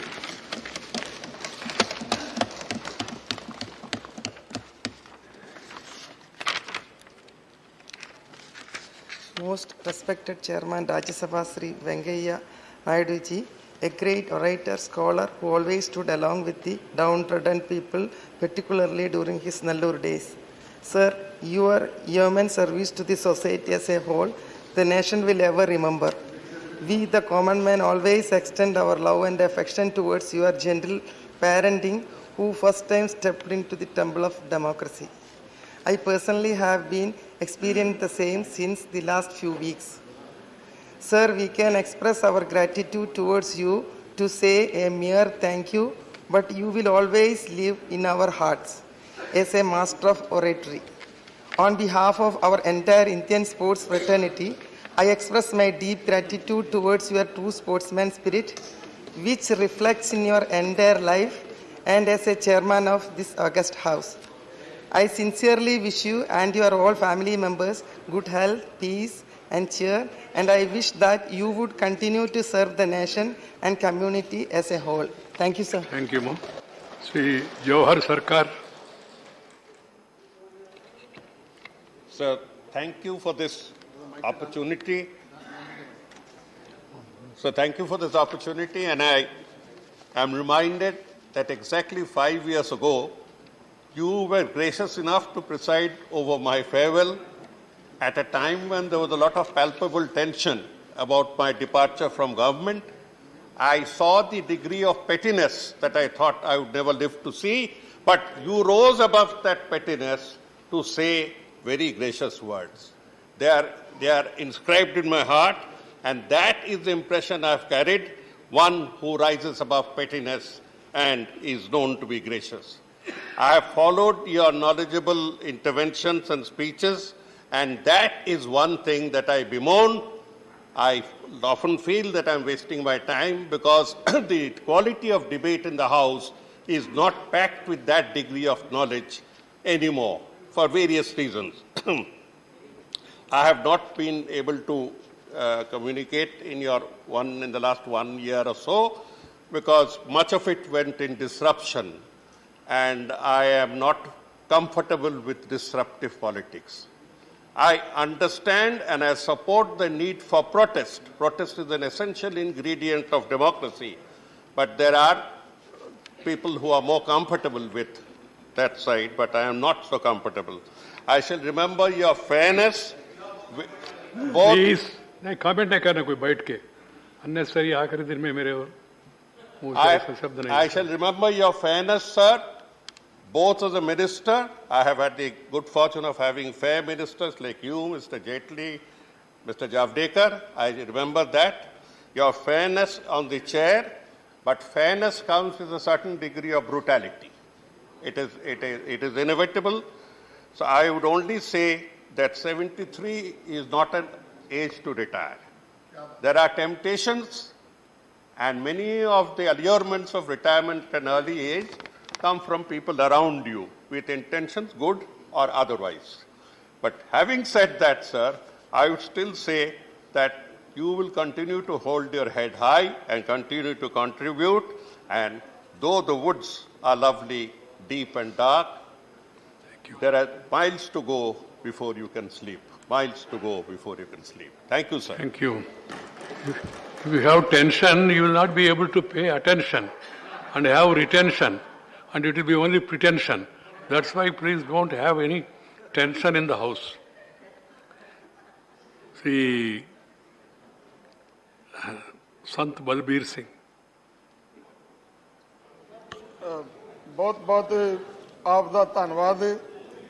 ਅਸੀਂ ਪਹਿਲੀ ਵਾਰੀ ਇਸ ਸੰਸਦ ਵਿੱਚ ਆਏ ਤੇ ਪਹਿਲੀ ਵਾਰੀ ਜਦੋਂ ਬੋਲਣ ਦਾ ਮੌਕਾ ਸਾਨੂੰ ਆਪਣੀ ਭਾਸ਼ਾ ਦੇ ਵਿੱਚ ਮਿਲਿਆ ਤੇ ਜੋ ਸ਼ਬਦ ਤੁਸੀਂ ਉਸ ਦਿਨ ਪੰਜਾਬੀ 'ਚ ਬੋਲ ਕੇ ਕਹੇ ਕਿ ਤੁਸੀਂ ਚੰਗਾ ਬੋਲਿਆ ਤੇ ਉਹਦੀ ਚਰਚਾ ਪੱਲੇ ਪੰਜਾਬ ਵਿੱਚ ਨਹੀਂ ਸਾਰੀ ਦੁਨੀਆ ਦੇ ਵਿੱਚ ਹੋ ਰਹੀ ਆ। ਇਹ ਸਾਡੀਆਂ ਖੇਤਰੀ ਭਾਸ਼ਾਵਾਂ ਸਾਡੇ ਉਹ ਗੁਰੂਆਂ ਦੀਆਂ ਭਾਸ਼ਾਵਾਂ ਪਰ ਬਹੁਤ ਸਾਰੀਆਂ ਆਪ ਦੇ ਕੋਲੋਂ ਕੁਝ ਸਿੱਖਣ ਦੀ ਲੋੜ ਸੀ ਪਰ ਤੁਸੀਂ ਇਸ ਵੇਲੇ ਜਿਹੜੇ ਹੈਗੇ ਆ ਵਧਾਈ ਜਾ ਰਹੇ ਆ। ਪਰ ਅਸੀਂ ਇੱਕ ਬੇਨਤੀ ਜ਼ਰੂਰ ਤੁਹਾਨੂੰ ਕਰਾਂਗੇ ਕਿ ਜਿਸ ਤਰ੍ਹਾਂ ਤੁਸੀਂ ਸਾਨੂੰ ਪੰਜਾਬੀ 'ਚ ਬੋਲਣ ਦਾ ਅਧਿਕਾਰ ਦਿੱਤਾ ਆ ਜੋ ਪਟਲ ਦੇ ਉੱਤੇ ਪੇਪਰ ਆਉਂਦੇ ਆ ਇਹ ਅੰਗਰੇਜ਼ੀ ਜਾਂ ਹਿੰਦੀ 'ਚ ਆਉਂਦੇ ਆ। ਇਹ ਅਸੀਂ ਜਿਹੜੀ ਬਾਹਰੋਂ ਤਾਂ ਪੰਜਾਬੀ ਕਰਾ ਲਾਂਗੇ ਪਰ ਜੋ ਕੁਝ ਇੱਥੇ ਡਿਸਕਸ ਕਰਨੀ ਆ ਬਹਿਸ ਕਰਨੀ ਆ ਉਹ ਸਾਨੂੰ ਪੰਜਾਬੀ 'ਚ ਚਾਹੀਦੀ ਹੈ। ਇੱਕ ਰਿਕੁਐਸਟ ਆ ਜਿੱਦਾਂ ਜਾਣ ਲੱਗੇ ਕੁਛ ਨਾ ਕੁਛ ਦੇ ਜਾਂਦੇ ਹੁੰਦੇ ਆ ਅਸੀਂ ਤੁਹਾਡੇ ਕੋਲੋਂ ਉਹਨਾਂ ਸਾਰਿਆਂ ਵਾਸਤੇ ਮੰਗ ਰਹੇ। ਸਾਡੀ ਸਮੱਸਿਆ ਨਹੀਂ ਇੱਥੇ ਹੋਰ ਵੀ ਕਈਆਂ ਦੀ ਸਮੱਸਿਆ ਹੋਊਗੀ ਪਰ ਉਹ ਬੋਲੇ ਨਹੀਂ। ਅਸੀਂ ਰਿਕੁਐਸਟ ਕਰਦੇ ਆ ਕਿ ਸਾਨੂੰ ਉਹ ਪੰਜਾਬੀ 'ਚ ਮਿਲੇ। ਬਹੁਤ ਬਹੁਤ ਆਪਦਾ ਧੰਨਵਾਦ। ਗੁਰੂ ਸੁਖੀ ਰੱਖੇ ਤੁਹਾਨੂੰ। Srimati Vandana Chavan, on behalf of all remaining women. Thank you very much, sir. I was hoping that we get a chance. So thank you very much, sir.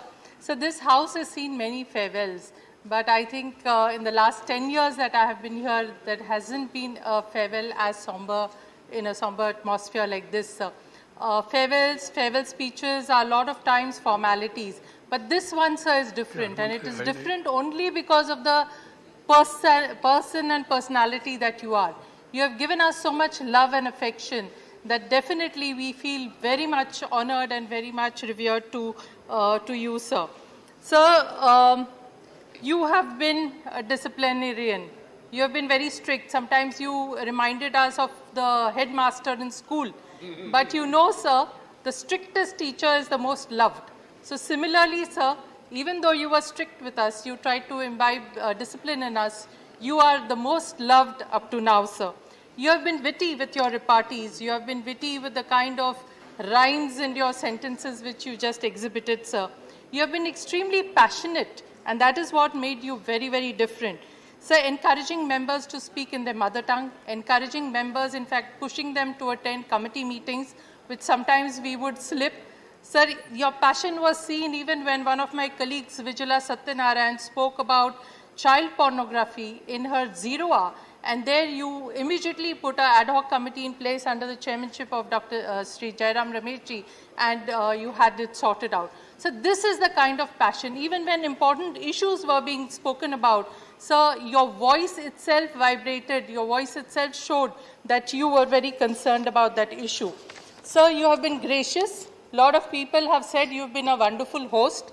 Not only you, sir, but your entire family, your dear wife and entire family has been a wonderful host whenever we came to your place. Sir, I had the opportunity, the honor of inviting you for 2 functions. One was in Pune for the prestigious Punya Bhushan Puraskar. Second was here in the Parliament Annexi when some of us parliamentarians who form a group on children invited you to have a dialogue with the children. And I saw, sir, not just inside the house, but even outside in the Parliament, wherever you went, you attracted a lot of fan following. And that makes you different, sir. Sir, I also remember that during COVID times, Pune was doing very badly. Sir, I can never forget that you called me up to ask my own welfare, my family's welfare, and the welfare of the Punekars. So I have never experienced I have never had an experience earlier like this. Even lately, sir, when my name was not included in the 6-member panel, you are gracious to call me up and say and talk about your predicament. But thank you, sir. You've been great to us. You've been a wonderful fatherly figure. You have been like an elder brother to all of us sisters, especially. I wish you good health, sir, and I wish you the best for the new innings you're coming for. Thank you, sir. Thank you, Vandanaji. CP Wilson. Thank you, Chairman, sir. Sir, I am a new entrant to politics. When I came here, I was a senior advocate practicing in High Court and Supreme Court. But when I saw you, I feel that you have all the good qualities of a judge, good qualities of fair.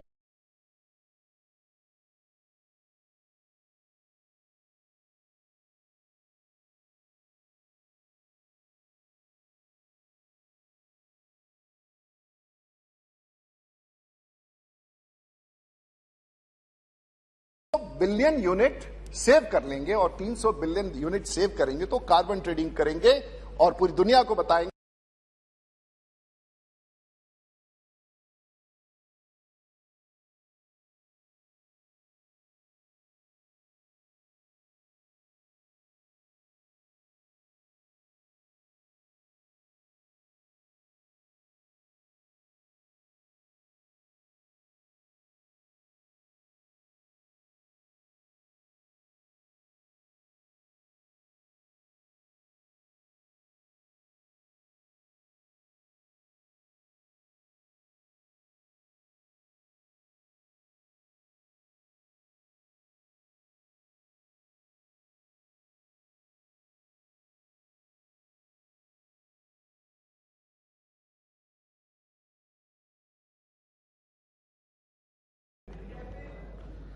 आज संपूर्ण देश भारत छोड़ो आंदोलन की 80वीं वर्षगांठ मना रहा है। 9 अगस्त 1942 को राष्ट्रपिता महात्मा गांधी ने भारत छोड़ो का नारा दिया था।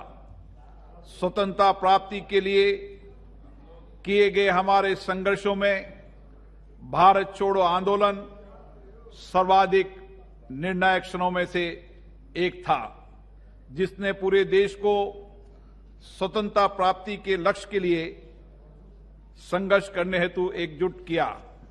आज जब हम स्वतंत्रता प्राप्ति के 75वें वर्ष में हैं, आजादी का अमृत महोत्सव मना रहे हैं, तब हम ये संकल्प करें कि हम अपने स्वतंत्रता सेनानियों के बलिदान को स्मरण करते हुए देश में काम करते रहेंगे और उनके उच्च आदर्शों के प्रति स्वयं को समर्पित करेंगे। इस अवसर पर हम उन सभी शहीदों को अपनी श्रद्धांजलि अर्पित करते हैं, जिन्होंने स्वतंत्रता संग्राम में अपने प्राणों की आहुति दी और अपना सर्वोच्च न्यौछावर किया। अब सभा स्वतंत्रता सेनानियों की स्तुति में मौन रहेगी।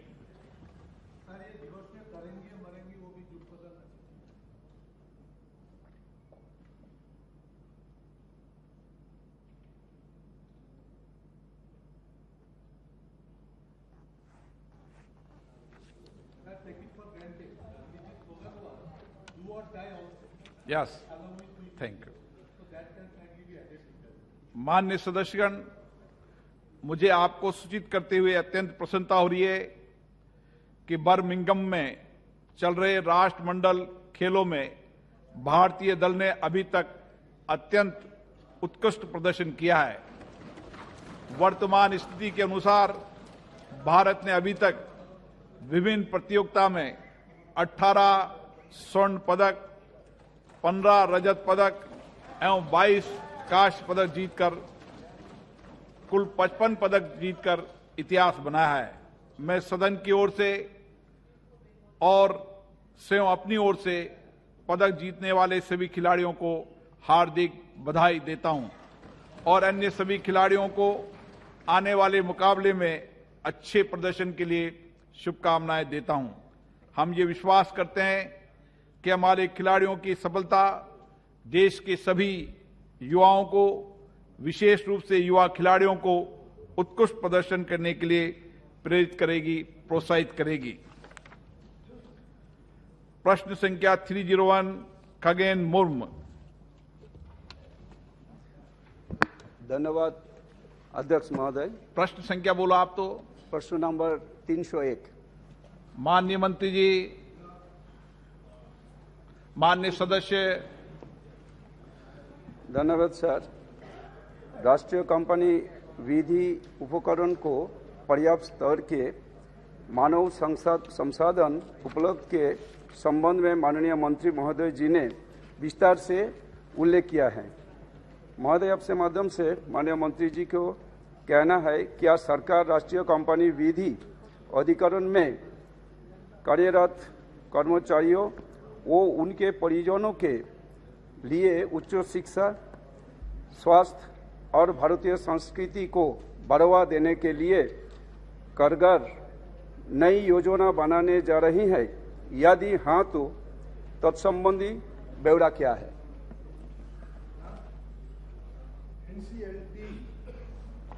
जो कंपनीज एक्ट के तहत स्थापित हुई थी 2016 के अंदर, उसका विषय है। ये विषय से विभिन्न सवाल पूछ रहे हैं, कोई रिलेशन नहीं है। माननीय सदस्य सप्लीमेंट्री। सर, मेरा एडिशनल क्वेश्चन, क्या सरकार राष्ट्रीय कंपनी विधि अधिकरण के खंडपीठों में लंबित 20,963 मामलों के त्वरित निपटान हेतु कारगर कदम उठा रही है? ये तो संबंधित प्रश्न है मंत्री जी। दूंगा जनाब। 2016 के अंदर एनसीएलटी स्थापित हुआ था, चालू हुआ था, और उसके चालू होने के उपरांत कुल मिलाकर के जो पहले सीएलबी हुआ करता था उसके 5,345 केस, हाई कोर्ट के 4,276 केस, 77,000 नए केस एनसीएलटी के यहां दाखिल हुए। कुल मिलाकर के इनकी संख्या बनती है 87,394, जो कि 30/6/22 तक की सूची है। अब इन 87,000 में से 66,000 केसेस ऐसे हैं जो कि डिस्पोज ऑफ हो गए हैं। केवल 20,000 केस बकाए हैं जो आज के दिन इसके सामने प्रस्तुत हैं, और ये डिस्पोजल रेट जो अगर गिनी जाए, भांपी जाए तो 76% बनता है। और कोविड के दौरान अगर 76% डिस्पोजल रेट किसी ट्रिब्यूनल का हो जाता है तो मैं समझता हूं कि सराहनीय है, और जो ये बचे हुए भी हैं इनको भी जल्दी से जल्दी।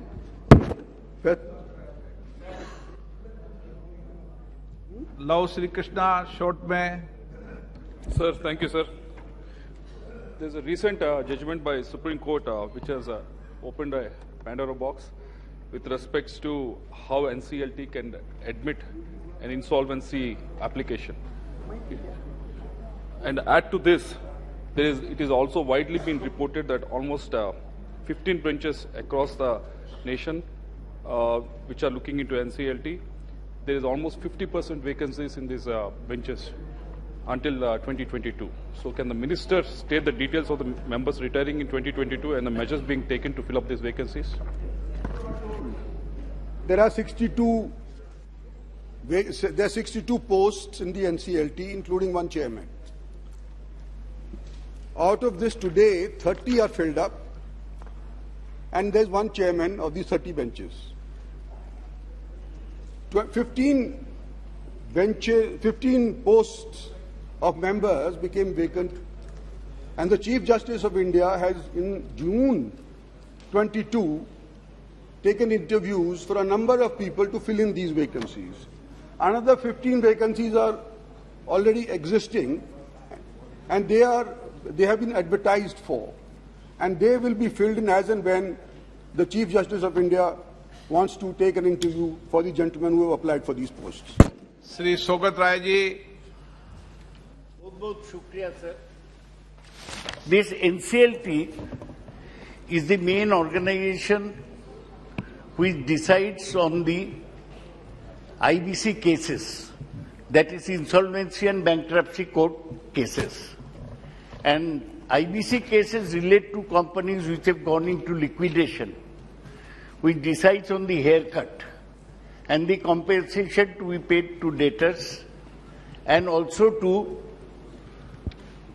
workers or employees of the company. Now, as it is, 32 benches are still empty and only 76% of the cases are being dealt with. 20,000 cases are pending. आपका प्रश्न क्या है? सर, प्रश्न शॉर्ट में करेगा सर, शॉर्ट। सर, इसलिए I want to ask the Honorable Minister that it is a total failure of the government to be unable to fill up the benches. The present process is you have a committee under the chairmanship of the Supreme Court Chief Justice. माननीय मंत्री जी। Sir, I want to know what steps you are taking. माननीय सदस्य please, माननीय सदस्य chair को संबोधित करो आप। सर, IBC सब खाली है। Okay okay. और कंपनी लिक्विडेट हो रहा है, कुछ नहीं कर रहा है सर। माननीय मंत्री जी। Sir, selecting members of the NCLT and the NCLAT is under the chairmanship of the Supreme Court Chief Justice. And as per, अगर आप बेटे बेटे चर्चा करेंगे तो आइंदा प्रश्नकाल में आपको मौका नहीं दिया जाएगा। Please sit down. माननीय मंत्री जी। नो। मैं ज्यादा नहीं करता।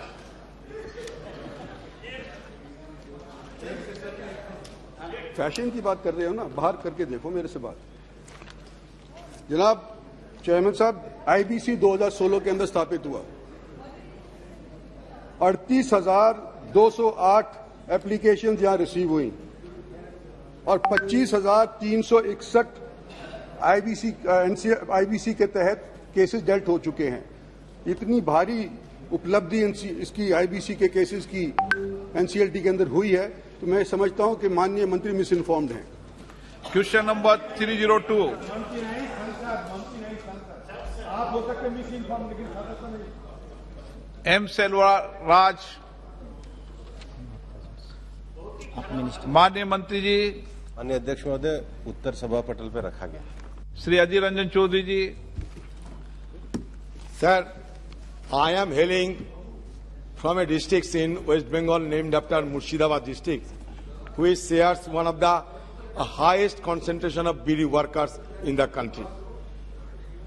मैं मंत्री जी से ये कहना चाहते हैं कि जो बात कहे जाते हैं जमीनी हालात उनसे माननीय मंत्री जी, माननीय सदस्य प्लीज प्लीज, माननीय सदस्य प्लीज, माननीय सदस्य प्लीज, माननीय मंत्री जी प्लीज, माननीय सदस्य अपनी सीट पे बैठिए। नहीं, माननीय मंत्री जी ने बुलाया, मेरी इजाजत के बिना माननीय मंत्री जी नहीं बुला सकते। No no please. ये मंत्री बोलने का क्या तरीका है सर? नहीं सर, ये गलत है सर। आपको तरफ से रूलिंग देना चाहिए सर। एक सांसद को इस प्रकार से बोल सर, आपको तरफ से रूलिंग देना चाहिए। सही नहीं।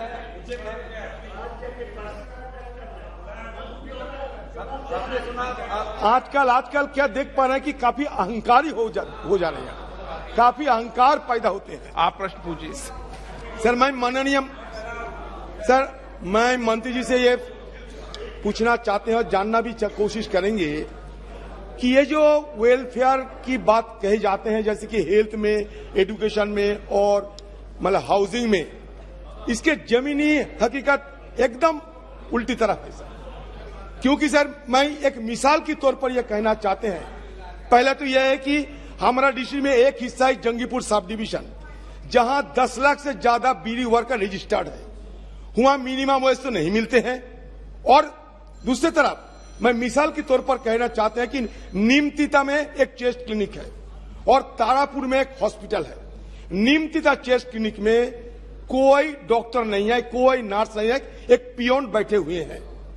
और जो तारापुर हॉस्पिटल है, वहां डॉक्टर कहता है मरीजों को, भाई यहां आना है तो घर से खाना मंगाना पड़ेगा, यहाँ आ सकते, लेकिन घर से खाना मंगा के यहाँ आ सकते। सवाल क्या तो है? मैं ये पूछना चाहते हैं कि जो बड़ी बड़ी बात कहे जाते हैं, इसके ऊपर निगरानी करने के लिए आपको यह सवाल पूछा गया कि इम्पैक्ट स्टडी, ये इम्पैक्ट स्टडी कैसे आप करते हैं?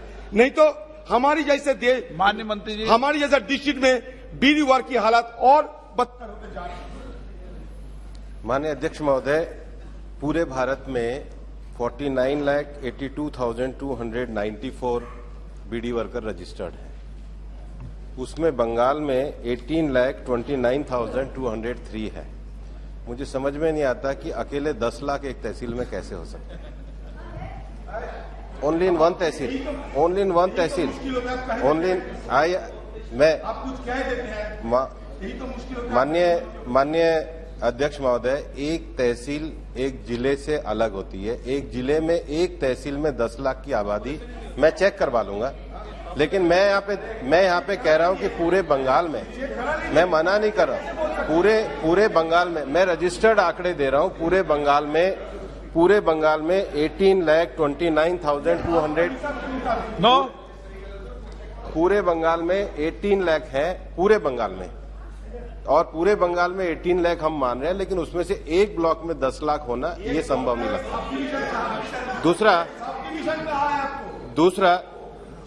दूसरा पूरे देश में बीडी वर्कर में, अब मैं पूरा विषय रख दूंगा, दीजिए आप रख दो। पूरे देश में बीडी वर्कर के लिए हम 3 तरह से योजनाएं करते हैं। पहला हेल्थ कंपोनेंट, दूसरा स्कॉलरशिप का, और तीसरा हाउसिंग का। जहां तक हेल्थ कंपोनेंट की बात है, पूरे देश भर में हमारी 285 डिस्पेंसरीज और 10 हॉस्पिटल चलते हैं। जहां तक स्कॉलरशिप का विषय है, हम बीडी मजदूरों के बच्चों को 1,000 रुपए से लेके 25,000 रुपए उनकी जिस प्रकार के शिक्षा की योग्यता होती है उस प्रकार से हम लोग स्कॉलरशिप देते हैं। हाउसिंग का भी डाटा जो है वो हम बेनिफिशियरीज को 3 कंपोनेंट में देते हैं, जिसमें उसका जो रेशो है 37,500, 90,000 और 22,500। जहां तक माननीय अधीर जी ने मुझे समीक्षा की बात कही है, इसकी नियमित समीक्षा हम लोग करते हैं। अगर कोई ऐसा तथ्य किसी पर्टिकुलर अस्पताल का है, वो हमारे संज्ञान में लाएंगे तो हम उन अधिकारियों के खिलाफ समुचित कार्रवाई करेंगे। दुष्यंत सिंह जी, नहीं, आप मंत्री जी ने जवाब दे दिया। अध्यक्ष जी, आपको धन्यवाद देता हूं। मैं मंत्री जी से मैं पूछना चाहता हूं, सर मैं राजस्थान से आता हूं और राजस्थान के उस जिले से आता हूं जहां तेंदुपत्ता का ग्रोथ होता है। उसके क्षेत्र में मैं मंत्री जी से मैं जानना चाहता हूं कि उन्होंने अभी कहा है कि 49,82,294 रजिस्टर्ड बीडी वर्कर्स हैं। मैं वो उस एस्पिरेशन डिस्ट्रिक्ट से आता हूं, 12 से और झालावाड़ से, जहां उसका उत्पादन होता है, मतलब उसका तेंदुपत्ता अपन बनाते हैं। इसमें महिला समूह इसमें एकजुट काम करती हैं। आपका सवाल मैं उनसे जानना चाहता हूं कि इनने हेल्थ, स्कॉलरशिप और हाउसिंग स्कीम के बारे में बताया है। बता दो दिया मेरे जिले में जहां इसका पूरा तरीके से तेंदुपत्ता बनता है और उससे आपको आगे इसकी बीड़ी बनती है, झालावाड़ और 12 के लिए और हमारे राजस्थान के उस क्षेत्र के लिए जो पिछड़ा रहा है, उसको बीड़ी वर्कर्स के लिए आप क्या करने जा रहे हैं? मुझे आपसे उत्तर चाहिए सर।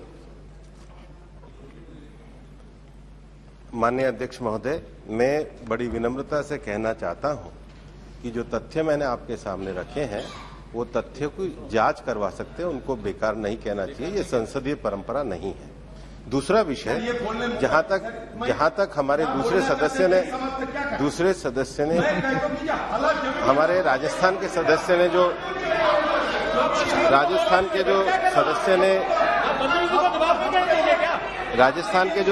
ने विषय रखा है, हमारे वेलफेयर ऑफिसर के द्वारा उस पूरे विषय का संज्ञान लिया जाता है। देश में जो 17 वेलफेयर ऑफिस है, उस 17 वेलफेयर ऑफिस में एक अजमेर में है जो पूरे राजस्थान के बीड़ी मजदूरों के विषयों को देखता है। टीआर बालू साहब, जोगीपुर के एमपी उनको थोड़ा बोलने दीजिए। Sir, first of all, I want to know whether our welfare government is encouraging smoking or not. The second thing is, if this government is not encouraging smoking, why should you keep this beer industry running forever? Why don't you make some alternate comprehensive welfare measures to this poor labor? Okay. माननीय अध्यक्ष महोदय, हमारे labour welfare में केवल बीड़ी मजदूरों के लिए नहीं बल्कि ऐसे समकक्ष जो उद्योग हैं जिसमें लगातार असंगठित क्षेत्र के मजदूरों का कार्य किया जाता है, उनके वेलफेयर के कार्यक्रम किए जाते हैं। जहां तक अल्टरनेटिव रोजगार की बात है, मिनिस्ट्री ऑफ स्किल डेवलपमेंट के साथ मिलकर अनेक विषयों पे हम अल्टरनेटिव रोजगार की व्यवस्थाएं कर रहे हैं जिसके मजदूर लोग लाभ उठा रहे हैं। Question number 303 YS Avinash Reddy. No 303 YS Avinash Reddy. आप माननीय सदस्य आसन को डायरेक्शन मत दिया करें, प्लीज बैठिए। माननीय मंत्री जी। Sir, a statement is laid on the table of the House. Shri Mohammad Javed. Sir, ये मंत्री जी के रिप्लाई में बताया जा रहा number of students enrolled in this scheme PM Yuva में 17,409 है, बिहार में 0 है। उसी तरह फाइनल असेसमेंट में 9,183 है और बिहार का 0 है। और स्टूडेंट पास में भी 7,392 में सिर्फ एक भी नहीं है, 0 है। तो मैं सर, आप जानते हैं मैं किशनगंज सीमांचल से आता हूं और सबसे इकोनॉमिकली पुअर एरिया है जिसमें 65% गरीब लोग हैं सर। और बिहार की भी स्थिति यही है जो आंकड़ा बता रही है, जो ऑफिशियल आंकड़ा है। मेरा ये कहना था माननीय मंत्री जी से कि 239 institute of higher education were empanelled. I would like to know from the Honorable Minister how many of them are in the Simanchal area and in Bihar, and also what are the measures that he wants to take to develop the vocational education and training in my area as well as Bihar, so that their employability is better और उसको अच्छे veg मिले। या ये सरकार ये चाहती है कि बिहार हिंदुस्तान के डेवलप्ड स्टेट्स के लिए खाली चीप लेबर देने की स्टेट रह जाएगा क्या? क्या बिहार स्टेट सेंट्रल गवर्नमेंट का कोई हिस्सा नहीं है डेवलपमेंट में बिहार के लिए? ये मैं सर,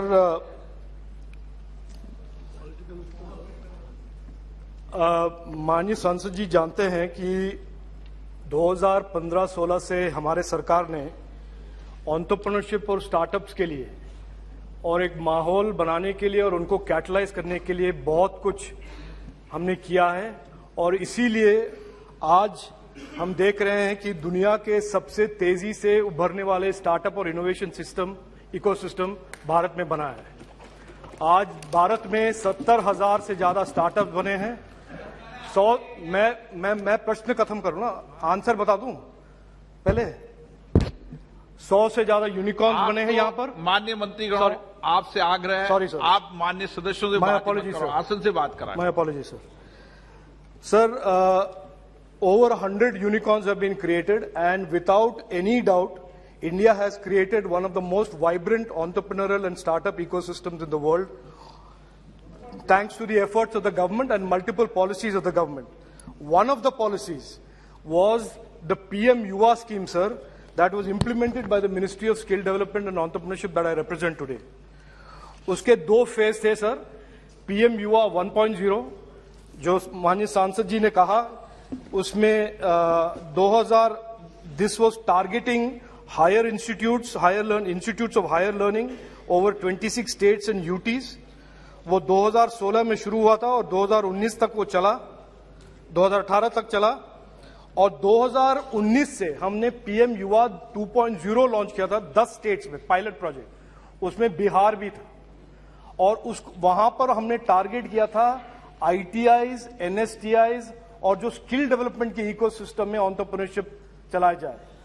और उसके बाद 2020 के बाद 2022 मार्च के बाद अभी हम हर स्किलिंग सेंटर में और हर स्किल प्रोग्राम में एक मॉड्यूल इंट्रोड्यूस किया है जो entrepreneurship awareness, entrepreneurship skilling mandatorily उसमें डाल दिया गया है। तो आज के दिन हर कोर्स, हर स्किलिंग कोर्स में हम एक मॉड्यूल हमने इंप्लीमेंट किया है जो एंटरप्रेन्योरशिप और सेल्फ एम्प्लॉयमेंट के और माइक्रो एंटरप्रेन्योरशिप के लिए भी ट्रेनिंग देता है। ऐसे माननीय सदस्यगण आपसे आग्रह करूं कि मूल प्रश्नकर्ता ने आंध्र प्रदेश के बारे में विशेष कार्यक्रम के बारे में पूछा। आपका कोई मानो स्पेसिफिक क्वेश्चन तो आप मंत्री जी आपको जवाब भेज देंगे। Question number 304 Sunil Kumar Singh. माननीय अध्यक्ष जी, प्रश्न संख्या 304। माननीय मंत्री जी।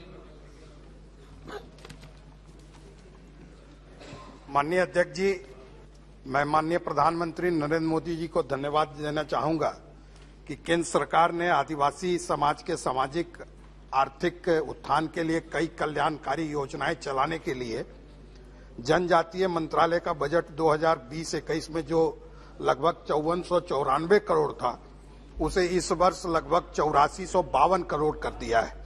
साथ ही मैं माननीय मंत्री जी का भी धन्यवाद दूंगा कि उन्होंने विस्तृत जवाब दिया है और प्रधानमंत्री आदर्श ग्राम योजना में झारखंड के लगभग 3891 गांव हैं, जिसमें से मेरे संसदीय क्षेत्र के चतरा, लातेहार और पलामू जिला में 256 गांवों को शामिल किया गया है। इसके लिए मैं मंत्री जी का आभारी हूं।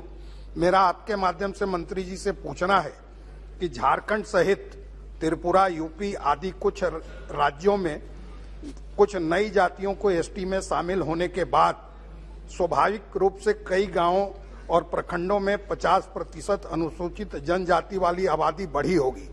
तो ऐसे गांवों की पहचान कर उनको प्रधानमंत्री आदर्श ग्राम योजना में शामिल करने की क्या योजना है? अध्यक्ष महोदय, माननीय सदस्य ने जो अनुपूरक पूछा है,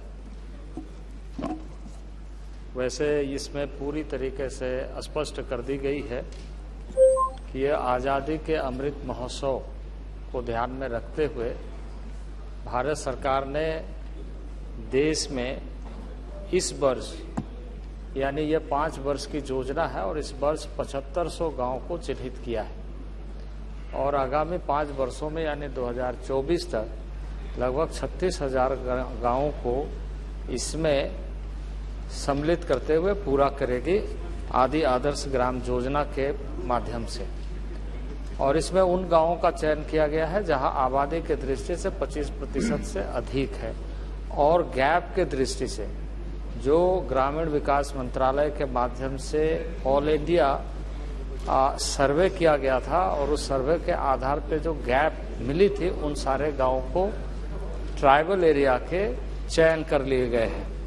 तो इसलिए ऐसे माननीय सदस्य ने जो पूछा है कि क्या गांव जो बाद के दिनों में इस तरह के जहां अनुसूचित जनजाति के मात्रात्मक त्रुटि के कारण या ऐसे अनुसूचित जनजाति जो सूची में छूट गए थे, वैसे गांव में भी हम आगे इस बात को ध्यान में रखेंगे इस योजना के साथ साथ कि उन्हें भी इस तरह के लाभ कैसे उपलब्ध हो सके। Honourable member. माननीय अध्यक्ष जी, मैं माननीय मंत्री जी को धन्यवाद दूंगा कि इन गांवों के लिए लगभग 20,38,000 रुपए का प्रावधान किया गया है।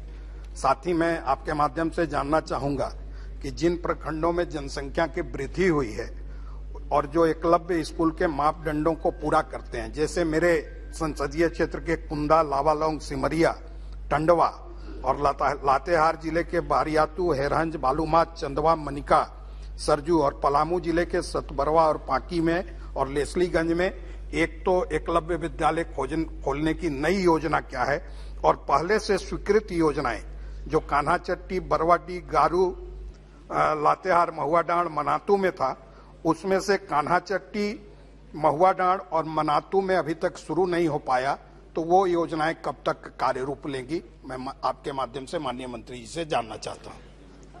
अध्यक्ष महोदय, यह आदर्श ग्राम योजना से नहीं है, लेकिन माननीय सदस्य ने पूछा है इसलिए मैं इसकी भी थोड़ी सी उनको उत्तर दे देना चाहता हूं कि यह जो एकलव्य मॉडल स्कूल है, यह सैद्धांतिक तौर से मंत्रिमंडल के द्वारा यह सुनिश्चित करते हुए कि जिन प्रखंडों में 50% से अधिक एवं 20,000 से अधिक आबादी है, उन गांवों में एकलव्य मॉडल स्कूल बनाया जाए। उसके तहत कुल मिलाकर के 740 से अधिक विद्यालय बनाए जा रहे हैं और ये 5 साल के अंदर बनाए जाएंगे। 2024 तक इसको भी पूर्ण करना है और इस दृष्टि से यह कार्य प्रारंभ हो गया है और लगभग इस पर 29,000 करोड़ से अधिक राशि वित्त मंत्रालय ने स्वीकृति दी है इस योजना के लिए। यह योजना पूरा होने के बाद आगे हम इसकी समीक्षा करते हुए निर्णय लेंगे कि उन क्षेत्रों के बारे में क्या और बेहतर किया जा सकता है। जी Kumari ji Madhavi. Thank you, Speaker, sir. Sir, I am representing the tribal constituency of Araku. Sir, where even now basic infrastructure need to be improved vastly. Sir, the state government of Andhra Pradesh has been extending all possibilities help to improve the facilities, sir. Sir, I would like to ask to the Honourable Minister, what are the steps being taken by the central government to improve the basic infrastructure in the state of Andhra Pradesh? Sir, I am also requesting the Honourable Minister, under Pradhan Mantri Adi Adarsh Grama Yojana, please, if any possibilities, please improve the number of villages, which is very much helpful too, sir. Thank you, sir. अध्यक्ष महोदय, अभी तो ये first phase में हम लोगों ने इस तरह के नीतिगत निर्णय लिए हैं और इसकी सूची जारी कर दी गई है, लेकिन इसके साथ साथ ही रूरल डेवलपमेंट के यानी ये जो योजना है इसके पीछे उद्देश्य यही है कि जिन गांवों को हम चयनित किया है या वैसे गांव जहां पर आधारभूत संरचना की कमी है, वैसे गांव में सभी मंत्रालयों के उन योजनाओं को पूर्ण रूप से सम्मिलित करते हुए उस गांव को सैचुरेशन मोड में लेकर के आना है। तो सैचुरेशन मोड में लाने का जो माननीय प्रधानमंत्री जी का उद्देश्य है कि एक गांव को आप चयन करें तो उसकी पूरी आवश्यकता को ध्यान में रखते हुए इनकम जनरेशन से लेकर के उद्यमिता से लेकर रोजगार से लेकर शिक्षा से लेकर स्वास्थ्य से लेकर और बाकी जितने कम्युनिकेशन, चाहे वो 4G का मामला हो, चाहे वो पोस्ट ऑफिस का मामला हो, सारी चीजें इसमें सम्मिलित होना चाहिए और सैचुरेशन मोड में। तो मैं माननीय सदस्य से यही कहना चाहूंगा कि ऐसे गांव, जो गांव आपको लगता है कि गैप है, उसकी सूची आप जिला स्तर पर दे करके इसको स्थानीय स्तर पर सम्मिलित कराते हुए आगे कार्य को जारी रख सकते हैं। क्वेश्चन नंबर 305 श्री उत्तम कुमार रेड्डी। Question 305 sir. माननीय मंत्री जी, माननीय सदस्य। Speaker sir, in the reply given by the minister, they have said that the unspent CSR funds can be carried forward for the next 3 years. I wish to seek a clarification of the minister whether it is unspent funds on committed projects or all unspent funds that you're going to carry forward for the next 3 years. Then because the understanding in all company secretaries is that unspent funds on projects which have been commenced, not all unspent funds. Anyway, so your reply said that. Second, the amendments to the Companies Act as far as CSR funds is concerned is applicable from what date or what financial year? And for those companies for which the amendments are not applicable, have any penal provisions or legal consequences, legal action been taken against those companies who have not followed the government rules of spending 2% on the funds? Then, sir. Okay. Sir, I'll just finish. I'll just finish. I'll finish. Okay. आपको supplementary allow नहीं करूंगा, नहीं तो फिर. Any company which falls under the purview of Section 135 as per the Act has to spend 2%. Now, if they have not spent the 2% in the given year, then they have to put it in an account, which is called the CSR account. And that CSR account can be put forward for 3 years if the first year the project has not been completed. That is one thing. The second thing the honourable member asked was,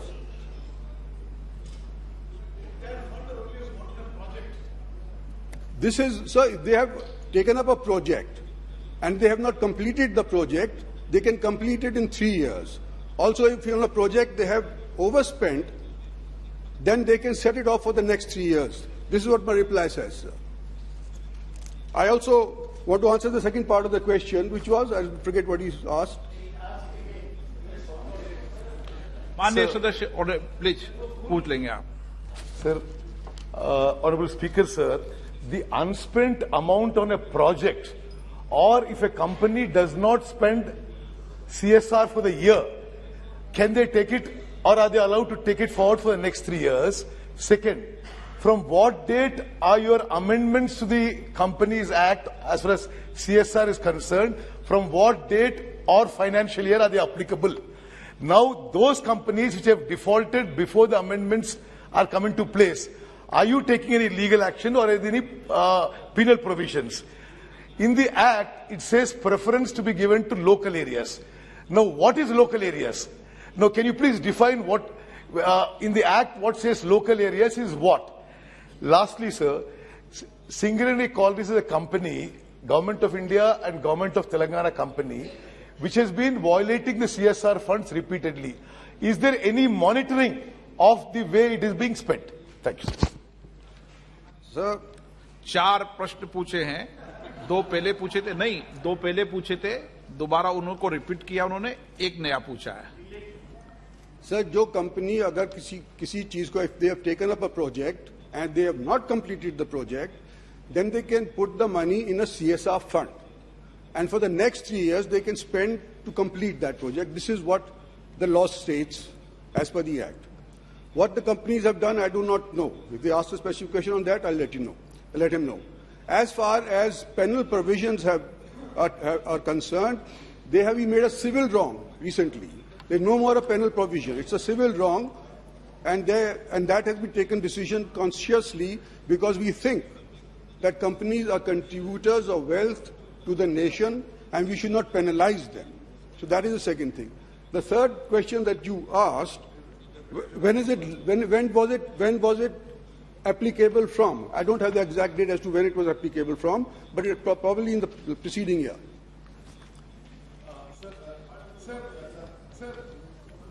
छोड़ो, Shashi. Uttama, I'll follow up on your point. Uttama, follow up on your point, because in fact, the Minister, there is a lapse here, sir, in your answer. I have the report of the high-level committee on CSR set up under the Secretary for Corporate Affairs, which actually makes a number of recommendations, only one of which you have put into the Companies Amendment Bill. Whereas, Mr. Speaker, sir, the recommendation and the question that the Honourable Member asked is as follows. Unspent CSR amount for a particular year may be transferred to a separate designated account created for the purpose. So if you haven't spent 2%, not just on an incomplete project, you can put that for another account. Such unspent account and the interest earned thereon be spent within a period of 3 to 5 years, failing which the same be transferred to a fund to be specified by the central government, which may be used for innovative high-impact projects related to activities listed. Now, the question, sir, is, if that is the case, why was this not reflected in the Companies Amendment Act when it was brought to the Parliament in 2020? So, I mean, I fully understand my colleagues' frustration and confusion, which is shared by many companies, because they don't understand whether it is the recommendation of the high-level committee that was behind the intent of the bill, or whether the bill actually deliberately omitted that since it's not present in the bill. The Minister should please clarify. Sir, the CSR amendments were applicable from the 22nd of January 2021. The Act was passed a year before, as you say. Now, the recommendations on what was with the background of those decisions, I cannot specify whether it was considered or not, what the recommendation of the committee was considered or not. But the amendments took place a year after the Act was promulgated. So therefore, I don't understand what your question is. I mean, it's afterwards that it was promulgated. आप बताइए मंत्री जी. Sir, with your permission, I would like to say the Act may not specify some of those implementable rules which are later clarified, and either through the rules or even sometimes through the frequently asked questions and so on. Honourable Member Shashi Tharoor is right in pointing out how it works out. And the concern of Honorable Member Uttam Kumar Reddy is all well taken. But I'm not commenting on a specific company. He referred to Singareni Collieries. I'm not commenting on it. But in general, periodically the Ministry of Corporate Affairs holds meetings with companies, accountants, and company affairs secretaries also go around talking to different companies.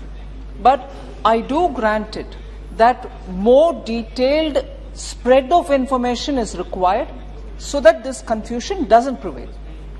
But the question of confusion probably on what Honorable MOS has said, that for 3 years you can use, because many companies, board-driven decisions are to build hospitals, for instance, as an example. They cannot be completed within 1 year.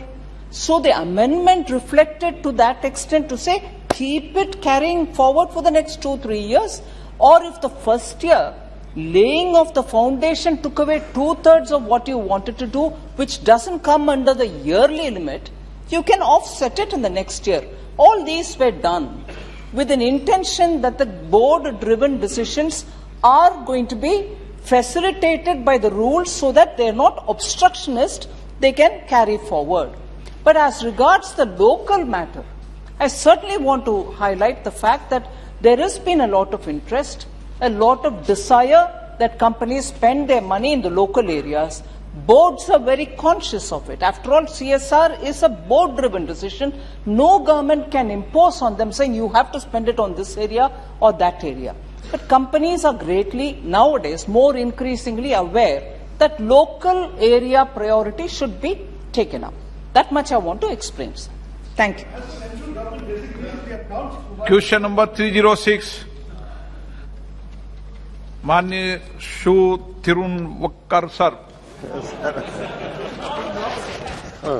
Sir, question number 306. Thiruvakkar sir. Okay?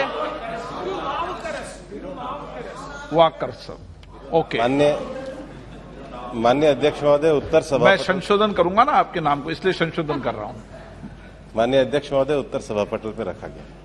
गलती किसी से भी हो सकती है, नाम का उच्चारण सही होना चाहिए. माननीय honourable member. Sir, thank you, sir. There has been a long pending demand from EPS 95 pensioners to raise their meager pension amount of 1,000 rupees per month. Sir, in 2012, the Kosari committee has recommended to hike the pension to a minimum of 3,000 rupees. Recently, Parliamentary Standing Committee on Labour also has given a report that the minimum pension, which was announced in 2014 and continues to be applicable till date, is grossly inadequate. And rupees 1,000 is reportedly not being given to many pensioners owing to various reasons. And sometimes the pension amount is as low as 460, something like that. So this is a serious issue. I would like to know from the Honourable Minister whether the government has any proposal to hike the EPS 95 pension substantially. That's my एक मंत्री जी जानकारी के लिए बता देना 2014 के पहले कितनी पेंशन मिलती, 2014 के बाद कितनी पेंशन मिलती. जी माननीय अध्यक्ष महोदय, ईपीएस 95 भारत सरकार की एक स्कीम जिसको 16 नवंबर 1995 को लागू किया गया था और इसमें पुरानी स्कीमों का मर्जर हो गया था. इस स्कीम के अंतर्गत एम्प्लॉयर का कंट्रीब्यूशन 8.33% है और भारत सरकार का जो कंट्रीब्यूशन है 1.16% है. इस स्कीम के अंतर्गत पहले बहुत मिनिमम पेंशन जो है मिला करती थी. जो इसका फार्मूला है वो pensionable service into pensionable salary, उसको 70 से डिवाइड करने के बाद इसका फार्मूला बनता है. पहले बहुत माननीय अध्यक्ष महोदय, मुझे बताते हुए भी अच्छा नहीं लगता, लेकिन पहले काफी कम मिलती थी और काफी सारे संघों की मांग थी. यही कारण है कि सरकार में आने के बाद सरकार ने इसको 19 अगस्त 2014 को नोटिफाई किया और 1/9/2014 को सरकार ने न्यूनतम 1,000 रुपये किया है. ऐसे में कोई पेंशन के अगर आश्रित हो उनके कोई परिवार के व्यक्ति अगर रह जाते तो सबको न्यूनतम 1000 मिलेगी, जिसके द्वारा भारत सरकार के फाइनेंस मंत्रालय द्वारा एक विशेष राशि भी ईपीएफओ फंड में दी जाती है। ये पेंशन जो है ये जो कर्मचारी हैं उनके द्वारा दिए गए उनके द्वारा अंशदान के न जोड़कर उनके जो मालिक और केंद्र सरकार के द्वारा दिए गए अंशदान से बनती है। अतएव जो उसका बीमा का फार्मूला है वो प्राप्त अंशदान के आधार पर ही ईपीएफओ निर्धारित करता है। वर्तमान में यही स्थिति है। Honourable member supplementary. Sir, if the amount is not distributed in the proper time, whether it will be given with interest, number one. Sir, another question, it has been recently reported that a Ukraine-based cyber security researcher and journalist has claimed that about 288 million personal records containing the full name, bank account number and nominee information of the employees, pension scheme EPS holders of the EPFO have been exposed online before being taken off the internet. I think if it is true, it's a very serious issue which requires to be investigated and raise serious questions regarding this effectiveness of the system of EPFO to protect the user data. I would like to know from the Honourable Minister whether it is true and what are the steps taken by the government, whether any investigation is done and what is the result of the investigation. माननीय अध्यक्ष महोदय, 2 प्रश्न पूछे गए हैं। पहला कि EPFO fund के द्वारा और हमारी सरकार के द्वारा डाटा के प्रोटेक्शन के लिए क्या किया जा रहा है। ईपीएफओ की 225वीं बैठक में ईपीएफओ को क्या जो आईटी सिस्टम है उसको मजबूत बनाने के लिए निर्णय लिए जा रहे हैं। हमारे ईपीएफओ के संगठन के द्वारा भी एक कमेटी का गठन किया गया है, जिसकी रिपोर्ट भी अभी पिछली बैठक में आई है, उसके अनुसार कार्रवाई की जा रही है। जहां तक इनका ये कहना है कि पेंशन न मिलने के कारण सरकार के द्वारा क्या रिफॉर्म किए गए हैं, मैं आपकी अनुमति से कुछ रिफॉर्म्स पढ़ना चाहता हूं। ऑनलाइन क्लेम सेटलमेंट हम 99% तक कर रहे हैं। Auto claim settlement for illness and covid claim भी हमने किए हैं। कोविड-19 स्पेशल एडवांस सेटल भी हम 3 दिन के अंदर हमने किया है। मल्टी लोकेशन क्लेम सेटलमेंट का भी क्विक डिस्पोजल के लिए हमने पूरी स्थिति बनाई है। Facility of digi locker for passbook और PPO and online passbook facility ये भी हमने मेंबर पोर्टल पे उपलब्ध कराई है। ई नॉमिनेशन स्पेशल ड्राइव उसको भी हमने उपलब्ध कराया है। उमंग और खास करके जो शिकायत आती हैं जिसको पीएम ग्रीवेंस के माध्यम से हमने ईपीएफआई जीएमएस और उमंग ऐप के साथ जोड़ा है। लगभग 3000 के करीब शिकायतें आती हैं, उसका विश्लेषण सीपीएफसी द्वारा किया जाता है और एक मासिक स्तर पर मेरे स्तर पर भी बैठक के माध्यम से किया जाता है ताकि हम उसका कर सकें। कई बार पेंशन की गणना के लिए भी दिक्कत होती है, उसके लिए हमने ई कैलकुलेटर भी उनको दिया है। उसके साथ जो बुजुर्ग व्यक्ति होते हैं उनको बार बार पेंशन सेंटर पे अपना वेरिफिकेशन करवाना पड़ता है। पिछली बैठक में हमने निर्णय पास किया जिसमें हमने फेस वेरिफिकेशन को भी अलाउ किया है ताकि पेंशन प्राप्त करने वालों को सुविधाजनक रूप से पेंशन मिल सके। एन के प्रेमचंदन जी। Thank you very much, Speaker, sir. Sir, it is a fact that the 16th Lok Sabha has discussed about EPS 95 on the basis of a private member resolution moved by me, and it was discussed on 9 days, and finally the government has appointed a high-empowered committee so as to look into all the issues. And committee has been constituted and the committee has had a consultation with me as per the direction of the government order. And on the basis of the recommendation, it is decided to enhance the pension to 2,000 rupees. That is a specific question which was put in by whether the government is looking on to this aspect of enhancement of pension, and also another direction has been given by the EPFO authorities that 10 years of continuous service is the minimum requirement for the entitlement of the pension. But unfortunately, the EPFO authorities has made an interpretation that 10 years means 3,650 days of attendance. Sir, Honorable Speaker, sir, 1 second, sir. Sir, how it is possible as far as a cashew worker to have 3,650 days of work? So it is not applicable to the cashew workers. Kindly clarify that point also because it is adversely affecting the... माननीय अध्यक्ष महोदय, जो पहला supplementary प्रश्न पूछा है high power committee के लिए, हाई पावर कमेटी की बात केवल पेंशन को इंक्रीज करने की नहीं थी। हाई पावर कमेटी ने अपने 8 पॉइंट पे विषय कहे थे, जिसमें पहला long term sustainability of pension fund, उसकी सुरक्षा के लिए हम पूरी तरीके से प्रतिबद्ध हैं। दूसरा जो मंथली पेंशन है, मैंने आपको पहले कहा, वो फंड के माध्यम से कंट्रीब्यूशन से होती है। तीसरा जो विषय है period over which the average pensionable salary is calculated, उसके लिए हमने काफी सुविधाजनक काम किए हैं। Restoration of commuted value of pension, reintroduction of the provision for the commutation of pension, restoration of the provision of the return of capital, linking the monthly pension with the cost of living index, or issue of payment of pension on higher actual wages to employees of exempted establishment। EPFO committee में इन high level committee की 8 recommendation पे पूरी तरीके से विचार किया है। जहां तक वो कैशू वर्कर का बात बता रहे हैं, माननीय सदस्य मुझे पत्र भी दे चुके हैं, वो एक अलग ग्रीवेंस है, मैं उनका उत्तर उनके पत्र का निश्चित रूप से दूंगा। Ravneet Singh ji. Thank you speaker साहब। सर पहले तो मैं लुधियाना से मैं आता हूं क्योंकि बहुत एमएसएमई है वहां पे, तो जो हमारा लुधियाना का रीजनल ऑफिस है वहां पे कमिश्नरेट है सर, उसका रैंक पहला आया है, इसलिए बहुत अच्छी बात है, 0 पेंडेंसी है सर उनकी।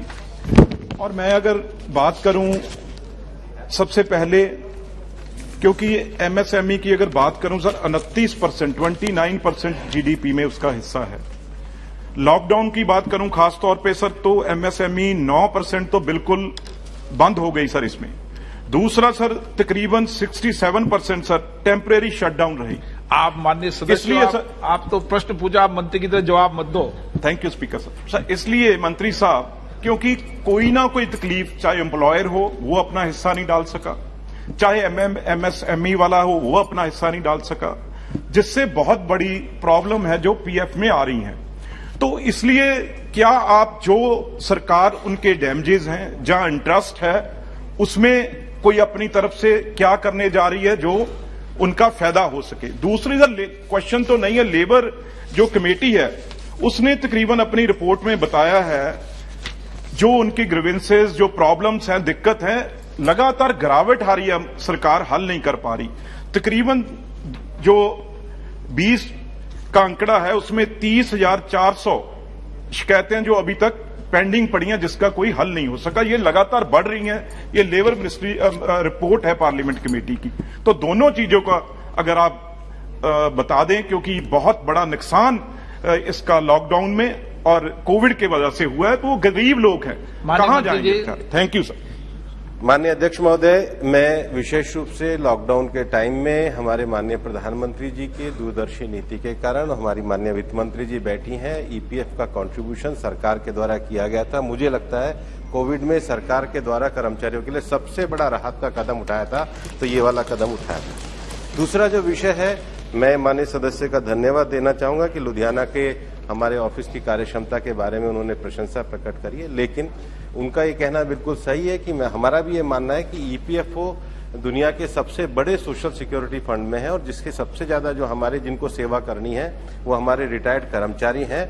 हमारे ईपीएफओ संगठन के द्वारा पिछली 2 कमेटियों से लगातार ट्राईपार्टी माध्यम से, जिसमें वर्कर्स के भी प्रतिनिधि थे, उद्योग श्रमिकों के प्रतिनिधि थे और सरकार के प्रतिनिधि थे, हमने 4 कमेटियां गठित करी है, जिसका एक का मैंने पूर्व में उल्लेख आईटी कमेटी का भी करा, लेकिन हमने एचआर ग्रीवेंस का, पेंशन सॉल्यूशन का और कैपेसिटी बिल्डिंग का, तीनों का हमने गठन किया है। और कमेटियों की रिपोर्ट को इस बार हमारी बोर्ड की मीटिंग में स्वीकार किया गया, इसकी कार्यान्वयन हम जल्दी ही पूरी करेंगे। क्वेश्चन नंबर 307 बसंत कुमार पंडा। माननीय मंत्री जी, माननीय सदस्य। मैं माननीय अध्यक्ष महोदय, आपके माध्यम से मंत्री जी का दृष्टि आकर्षण करना चाहता हूं। माननीय मंत्री महोदय ने ओडिशा के राष्ट्रीय स्मारक के बारे में विस्तार से उत्तर देने के लिए बहुत बहुत धन्यवाद। लेकिन दुख की बात यह है कि पश्चिम Odisha, western part of Odisha का ज्यादातर क्षेत्र पहले सेंट्रल प्रोविंस में था, आज ओडिशा के आखिरी छोर पर है, तब भी सेंट्रल प्रोविंस के आखिरी छोर पर थी, इसलिए उपेक्षा का कारण रहा बना है। इसलिए माननीय मंत्री जी से निवेदन करता हूं कि निम्नलिखित स्थानों को इसका ऐतिहासिक, सांस्कृतिक, आध्यात्मिक महत्व को ध्यान में रखते हुए राष्ट्रीय स्मारक घोषित करने का विचार करें।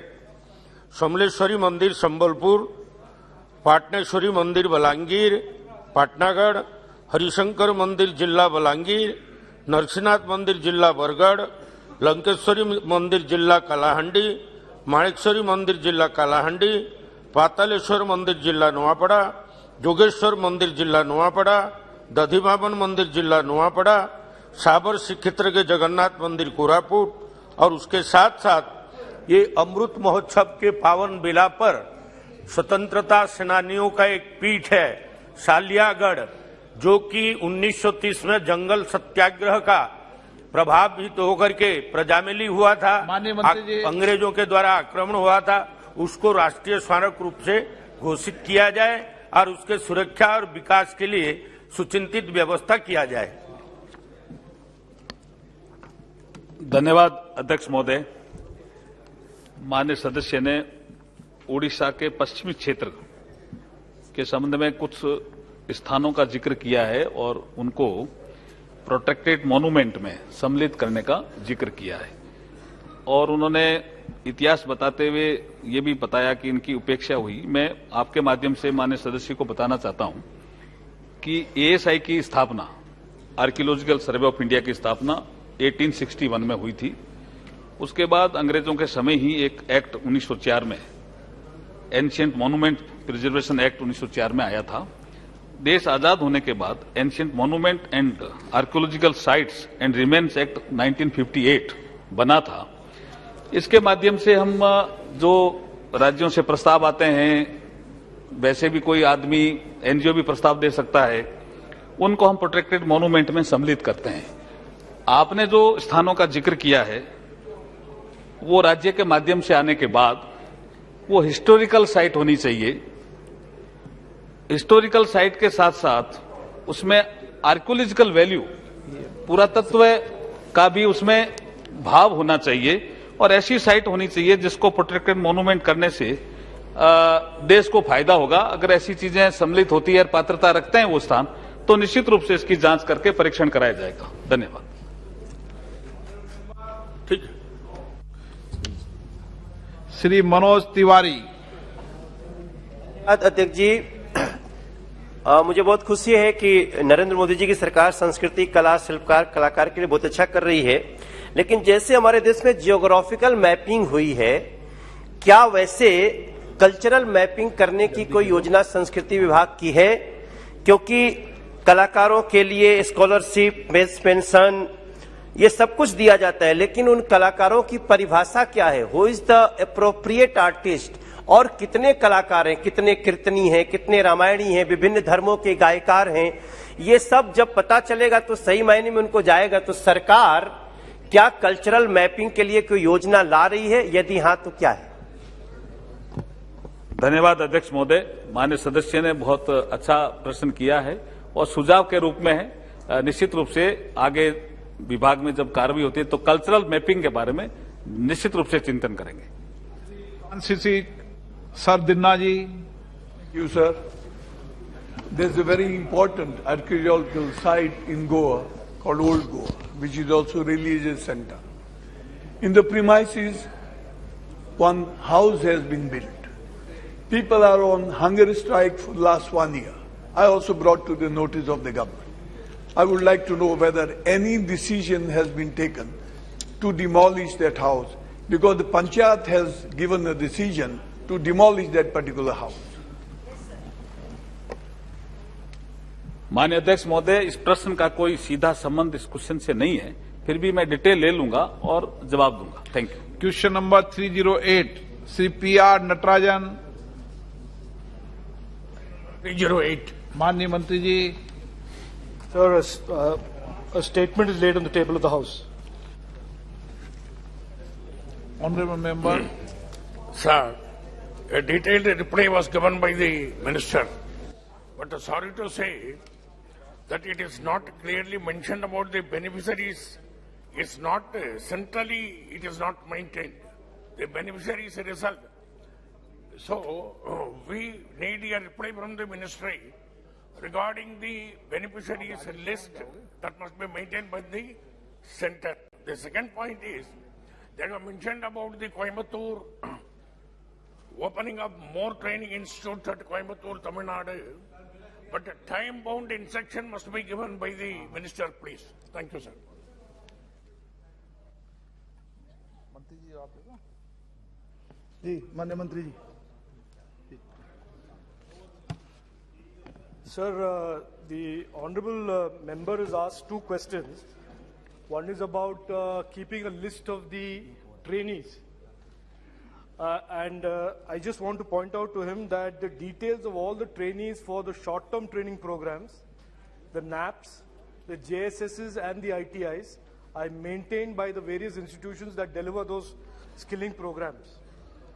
To the question about expanding the skilling network in Tamil Nadu and Coimbatore, sir, Skill India is a demand-driven program, and as the demand for skilling increases, the government of India and the state government respond accordingly with either a diversification of skill programs or increasing in the capacity of developing the skills, delivering the skills.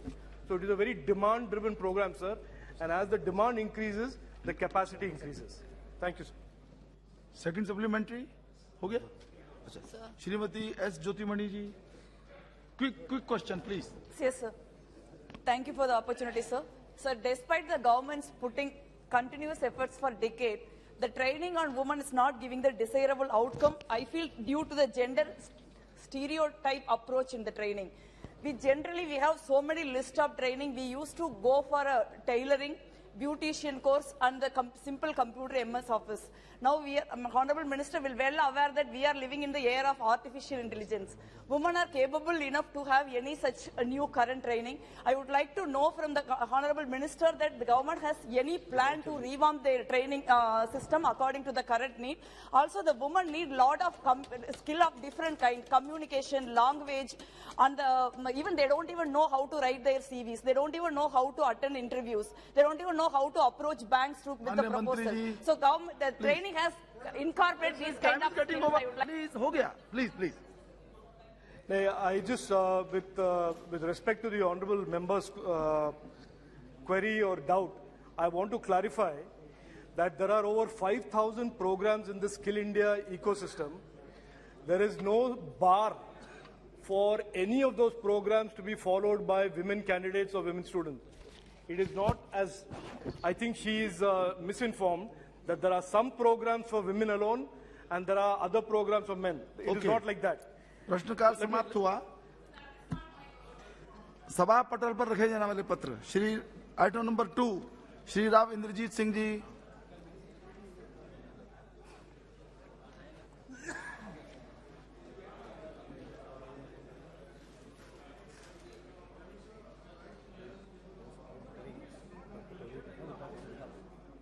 In today's list of business.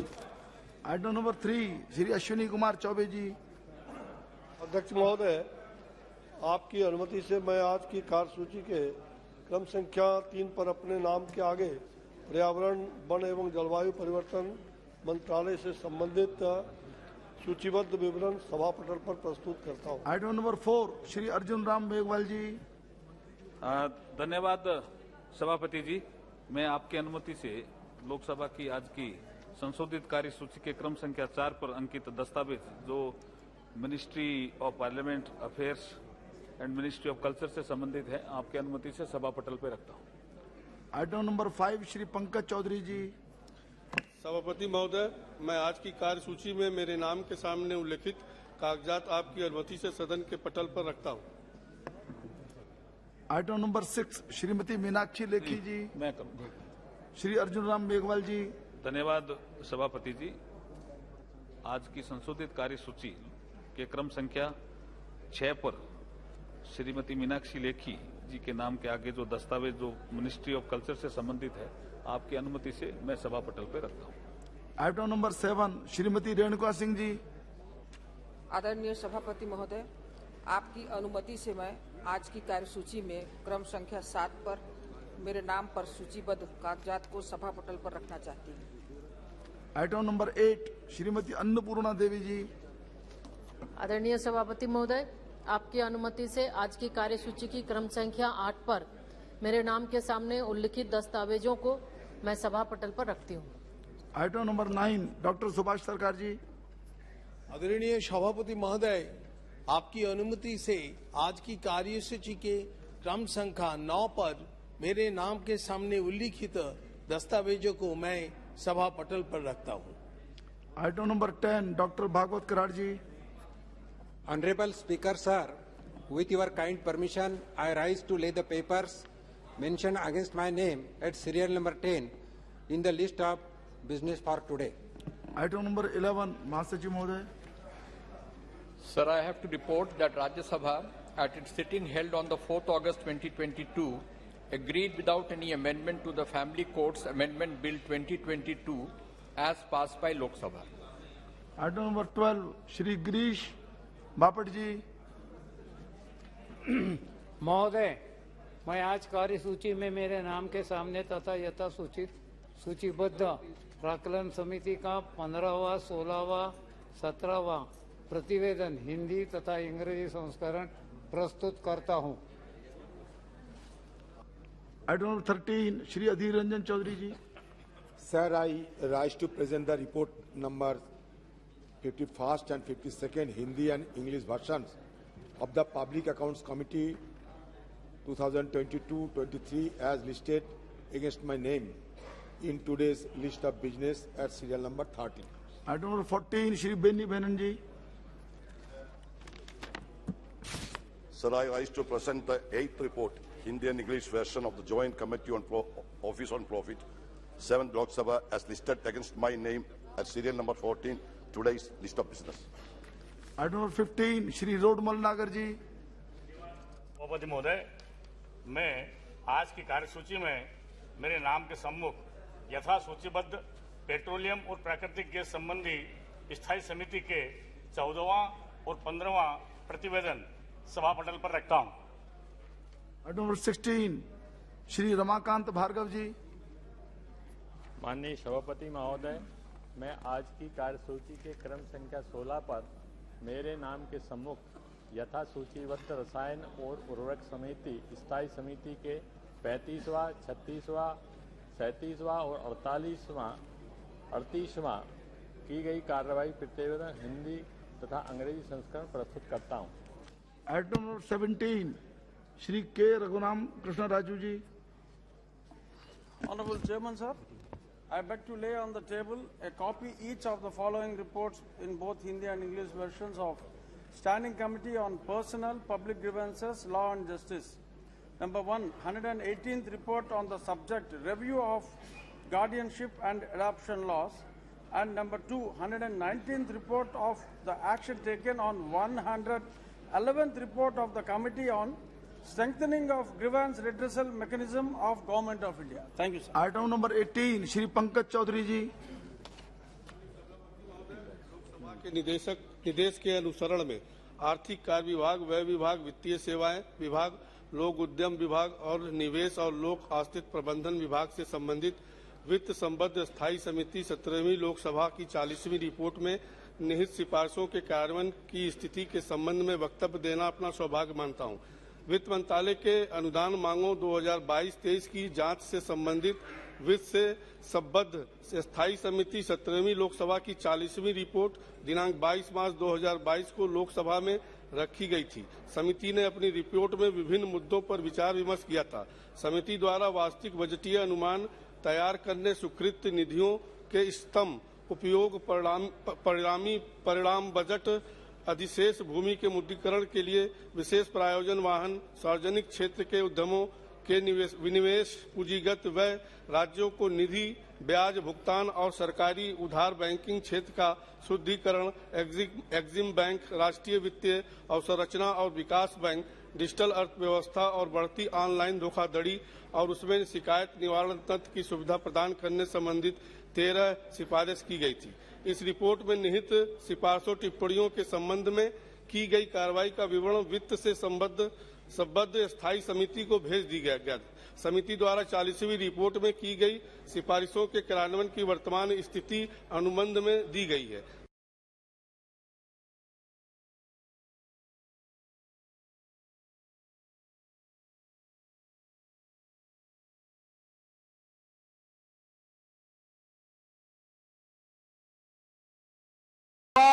महोदय, माननीय सभापति जी,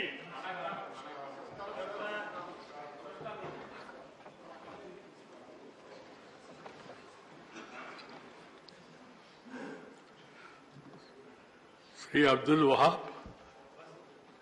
Sir, normally as you know I am talking very less, but today I am speechless. But in farewell to your case, I don't know. I can go up to half an hour, 1 hour. Today is the first time I am feeling so. But you are already told it is 2 minutes and so many people. So I am bound to finish as usual because last day I don't want to make any problem for you. So this, my leader, Said Sadiq Ali Shihab Thankar, today morning called me and told me about you and about IUML position. So congratulations for what you know, for not being any. The bill seeks to provide a regulatory framework for carbon trading in India to encourage penetration of renewables in energy mix and effective implementation and enforcement of the Energy Conservation Act. Sir, as we know that India has already committed to reduce the carbon intensity of our GDP by 33 to 35% by 2030 from its 2005 levels and to achieve over 40% of its power generation from non-fossil fuel energy resources by 2030 as part of its national determined contributions under the Paris Climate Agreement. What is the present status of the compliance of our agreement? What is the share of our renewable energy in the entire spectrum of energy mix? These are the very relevant issues that needs to be highlighted also.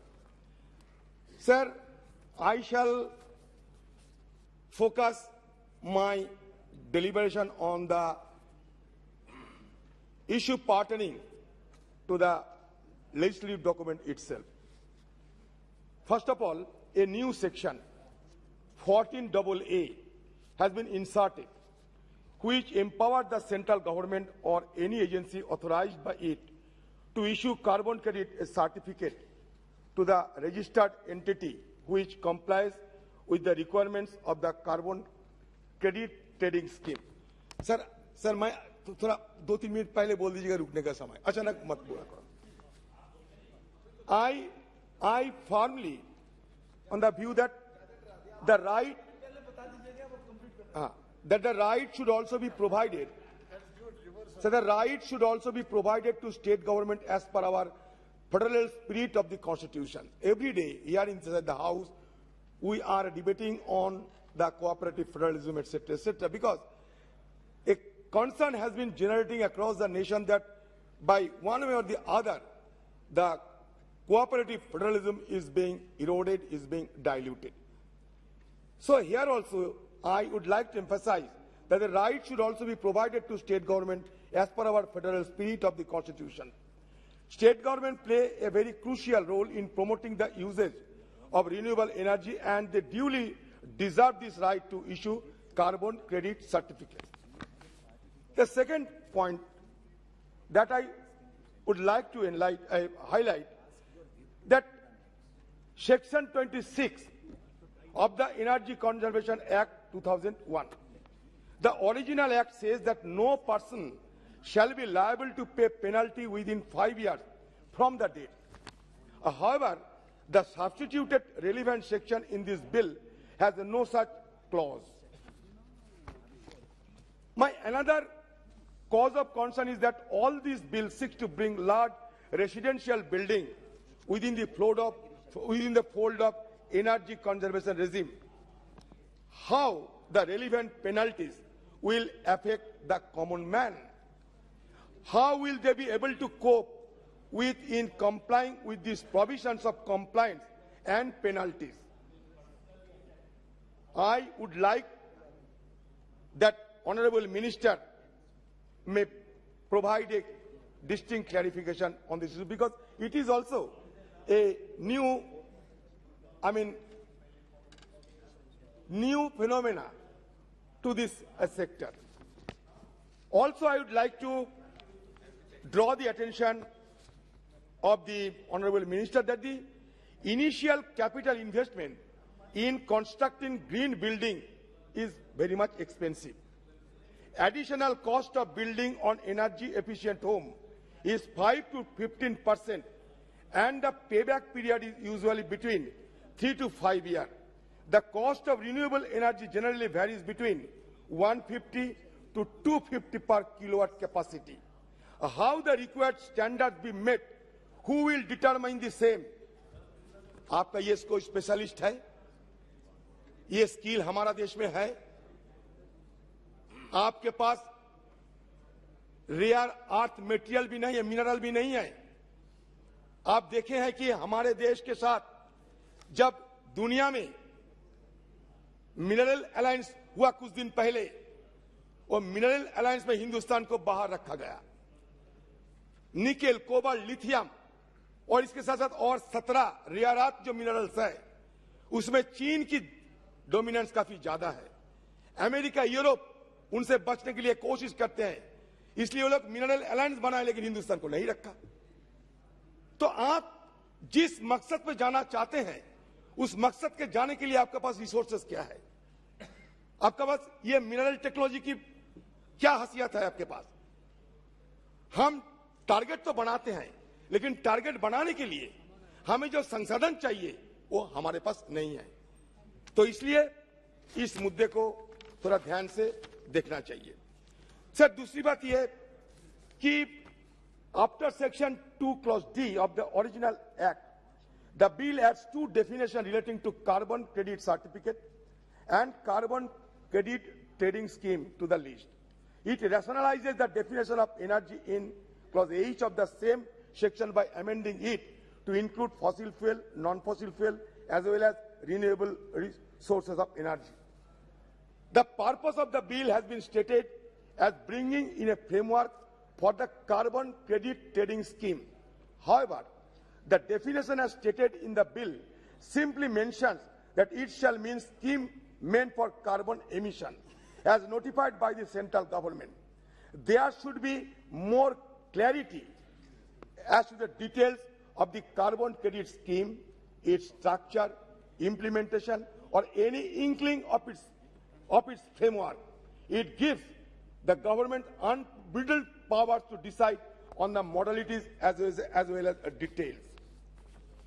Sir, ये बात रखे गए bureau of energy efficiency, इनमें members की संख्या भी बढ़ाया गया 20 से 31 तक। मैं शुरू में मंत्री जी को यह कहना चाहते हैं, there is a proverb in our country that too many cooks spoil the broth.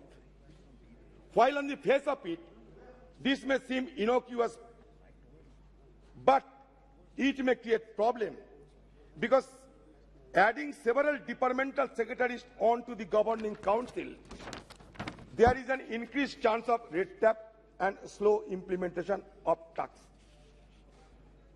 Sir, इसके बाद मैं ये कहना चाहते हैं कि 25th report of Parliamentary Standing Committee on Energy, which has stated that Bureau of Energy Efficiency has been lagging with respect to financial performance. Given the massive volume of savings that can accrue from energy efficiency in terms of money as well as CO2 emission, the committee noted that the underutilization of funds by the Bureau is unacceptable and called for reforms to ensure full utilization of allocated funds in order to achieve energy efficiency target. तो इसे bureau of energy efficiency इस जो ढांचा है, इस ढांचा को और थोड़ा विस्तार से हमें बताइए। सर, अमेंडमेंट में और एक न्यू एडिशन जोड़ा गया 13A after section 13 of the principal act. The clause relates to prohibiting any person from using any name that even nearly resembles the name of bureau or likely to deceive the public. Resembling the name of bureau. It also bars any registering authority from registering any company, firm, or other body of persons with a mark name resembling that of the bureau. However, this section sheds no light on what is to be construed as nearly resembling the name of the bureau as such. It provides a wide leeway to the authority from preventing and registering any company, even with legitimate interest. This is opposed to a general concept of ease of business approach and even ease of living, and will give rise to nightmare of red tape for the common people. ये ताजुब की बात है, resembling होने से मतलब किसी ना किसी तरीके से आप ये फैसला कैसे करेंगे कि ये रिजेंबल करते हैं या नहीं। ये दो तीन मुद्दे सर मैं रखना चाहते हैं, और इस बार मैं दूसरे एक मुद्दे पे आते हैं सर, वो ये कि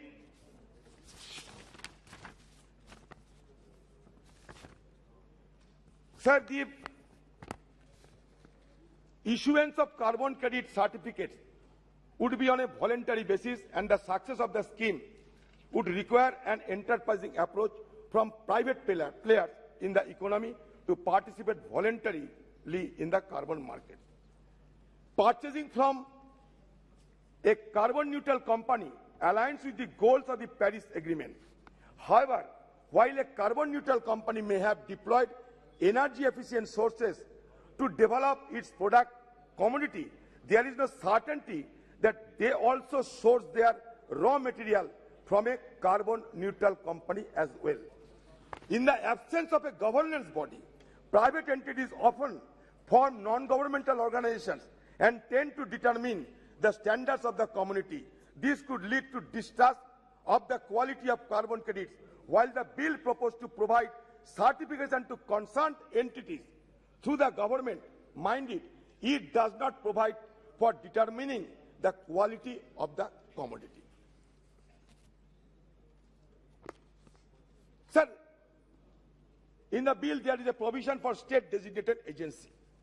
The standing committee has found that most state designated agencies do not have the required dedicated physical and financial resources in order to carry out their functions and work toward energy conservation goals. Standalone state-designated agencies tend to perform better in comparison to those which are clubbed with multiple entities. Thus, the Standing Committee recommended the Centre to support states in the creation of stand-alone SDA. Sir, सब हम जानते हैं कि 2021 से लेकर हमारा जो solar product, ये सोलर प्रोडक्ट में जीएसटी को बढ़ाया गया 5 से 12% आपको इसमें जीएसटी बढ़ा दिया आपने. It is projected that this GST hike could result in increased production cost, which will in turn result in increased tariffs for consumers of clean energy. तो आपने हमारा देश में एक रॉ मटेरियल मतलब मिनरल्स की कमी है, रिसर्च एंड डेवलपमेंट की कमी है, इंस्टीट्यूशनल डेफिशिएंसी है, फिर हम बड़े बड़े दावे हम करते जा रहे हैं. ये देखिए, subsidies for the renewable energy sector have reduced by a massive 59% since financial year 2017. Subsidies seem to have remained focused on electric vehicles, for which subsidies grew by 205%. सारे पैसा सिंह साहब से गडकरी साहब ले रहे हैं. आप कहां रहोगे? आप कहां रहोगे? Enhancing subsidies in the renewable energy sector will be more beneficial to the economy, particularly in the short term, as compared to increasing fossil fuel tax. हमारे हिंदुस्तान में 7 महारत्न है पीएसयू. ये 7 महारत्न यहाँ ज्यादा निवेश नहीं करते. India 7 Maharatna PSU, those which have the potential to become multinational companies, invested up to 11 times more in fossil fuel projects than in renewable energy in financial year 2021. PSU should be required to diversify into clean energy and formulate plans for phasing down investment in fossil fuel. तो इसलिए incentivise करना चाहिए, ये private investment को और बढ़ावा देना चाहिए. Even among public finance institutions, annual disbursement towards fossil fuel was 3 times more than towards renewable energy in financial year 2021. Clean energy targets of such lending institutions should therefore be enhanced, and they should also formulate plans for phasing down lending to fossil fuel projects.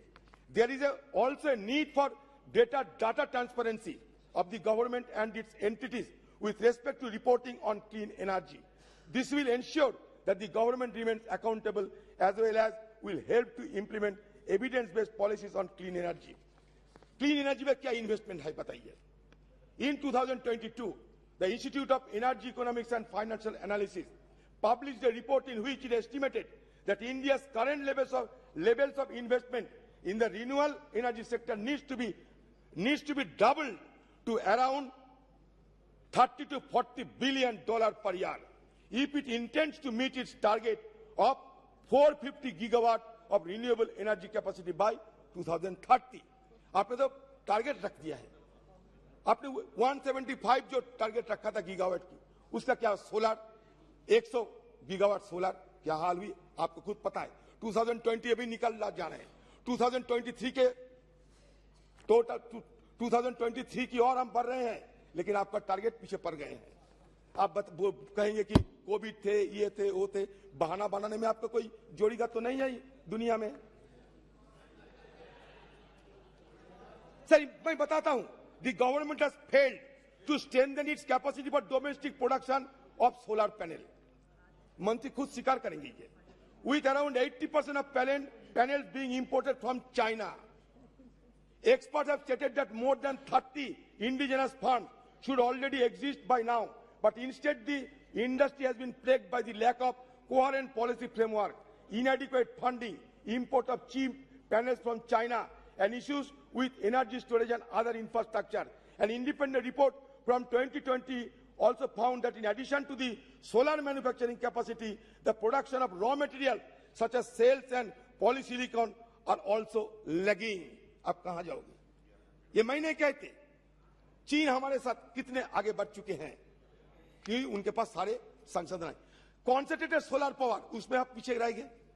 अब बताइए, concentrated solar power, Hindustan में कुदरत के चलते हमारे solar energy की कोई कमी नहीं है, फिर भी कॉन्सेंट्रेटेड सोलर पावर में हम पीछे रह गए। अब खुद इसको जरूर मानेंगे। सर हो गया। सर मैं ये मोदी जी तो पंचतंत्र पंचामृत की बात करते, चारों तरफ हम अमृत की ध्वनि गूंजते हैं अभी हिंदुस्तान में, अमृत काल, पंच अमृत वगैरह वगैरह। हम चाहते हैं कि अगर हमारे चीजों की दामों में, अगर अमृत की चीजों की दामों में अगर अमृत की कुछ बरसात हो जाए तो हिंदुस्तान के लोग बच जाएगी। हर जगह अमृत होते हैं, आम लोगों की रोजमर्रा की चीज में सारे गरल गिरते हैं। फर्क ये है, एक तरफ अमृत, चारों तरफ गरल। कहां जाए हम लोग? हम सरल आदमी हैं, महंगाई पे गरल डालते हो। अब मोदी मतलब मुमकिन है, आप कहते हो मोदी है तो मुमकिन है, मैं कहता मोदी है तो महंगाई है, हम कहते हैं मोदी है तो गरल है, अमृत नहीं है। विषयांतर कर दिया आपने, हो गया अधीरदा, विषयांतर कर दिया। चलिए। हाँ सर, हो गया जी, हो गया सर। सर ये कहते हैं कि as of April 2022 India installed capacity for power from renewable sources stand at 111.39 gigawatt, despite the previous target of achieving 175 gigawatt by 2022. Thus, the Prime Minister's commitment of 500 gigawatt by 2030 seems tokenism. Reports have pointed out that there is a mere rehashing of India's existing commitment to achieve 450 gigawatt capacity by 2030. Sir मैं हो गया sir, मैं एकदम अंतिम में पहुंच गया। दो मुद्दे सर, नहीं मैं ये मंत्री की ध्यान आकर्षण करने के लिए दो मुद्दे रखना चाहते हैं।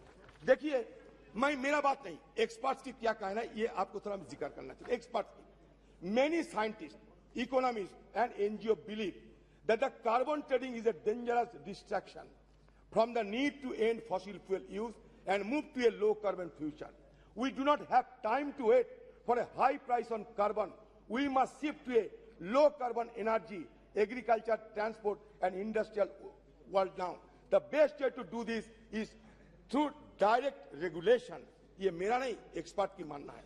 there are many downfalls to the carbon trading system.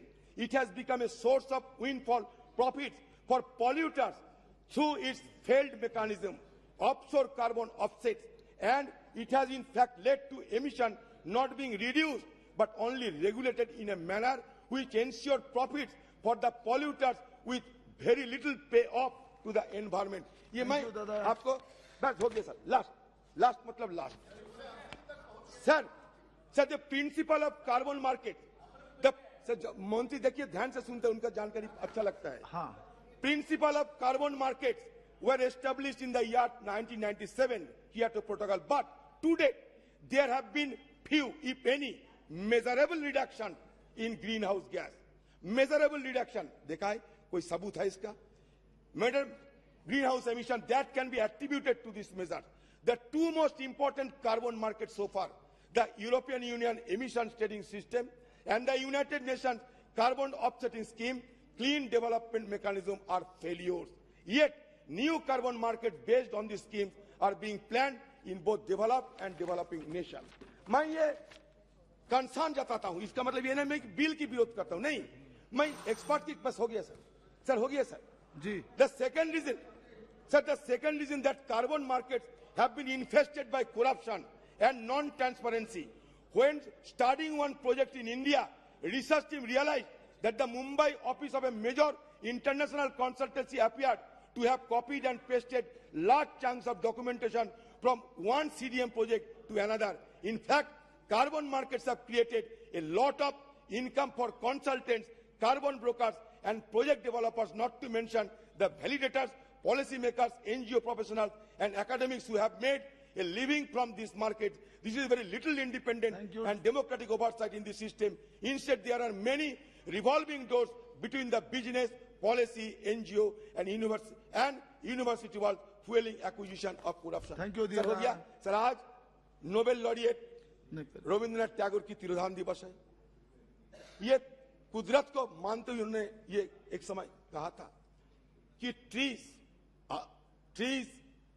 are the earth's endless effort to speak to the heaven. तो पेड़ बचाओ, पौधे बचाओ, कुदरत की बचाओ, हम रिन्यूएबल एनर्जी. गुरुदेव की पंक्तियों से आपने पूर्ण किया. Shri GS Pon ji.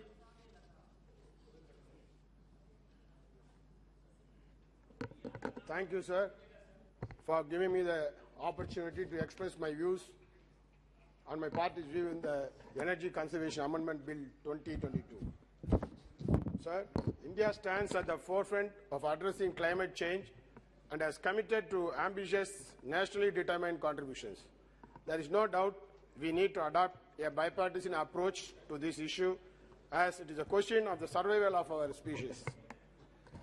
Our Prime Minister has reiterated India's commitment by aiming to install 500 gigawatts of non-fossil energy capacity by 2030, reduce emission intensity of GDP by 45% over 2005 levels, source 50% of the electricity from non-fossil sources by 2030, reduce carbon emission by 1 billion tons till 2030 and achieve net zero by 2070.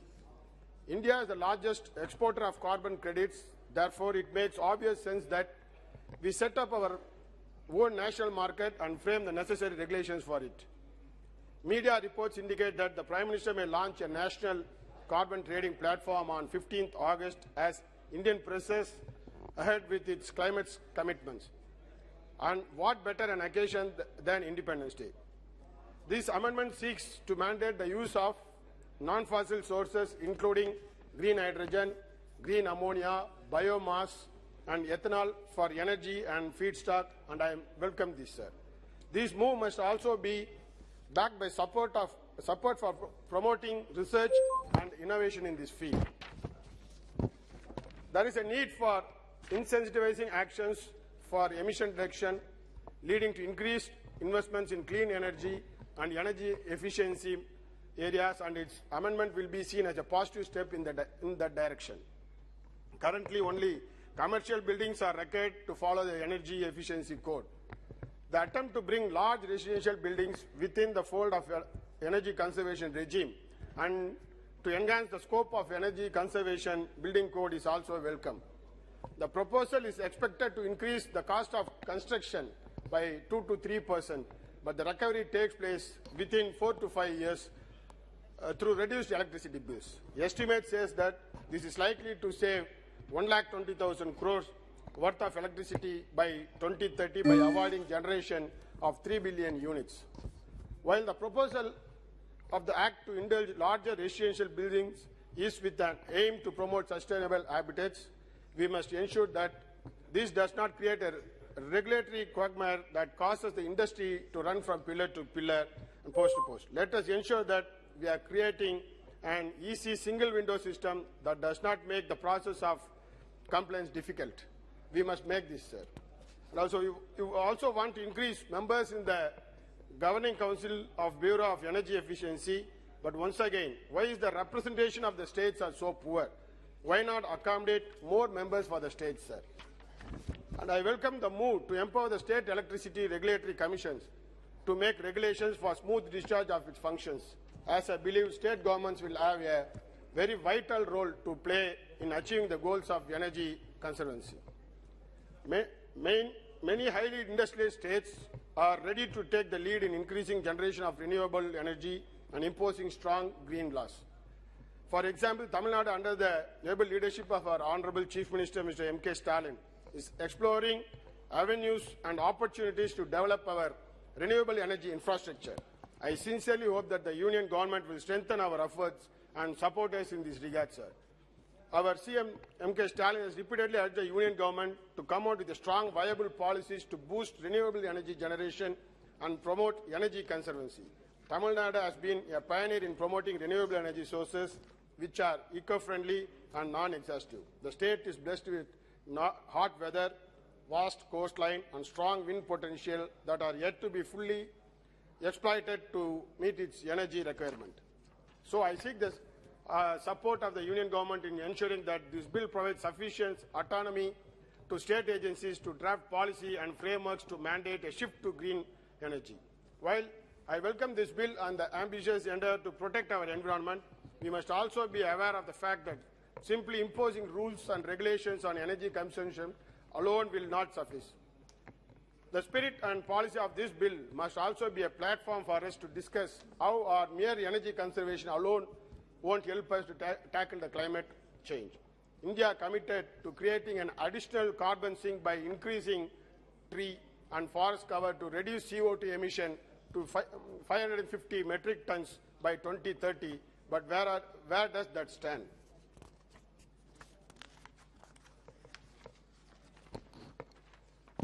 Where do we stand on moving to electric vehicles and creating the infrastructure for them?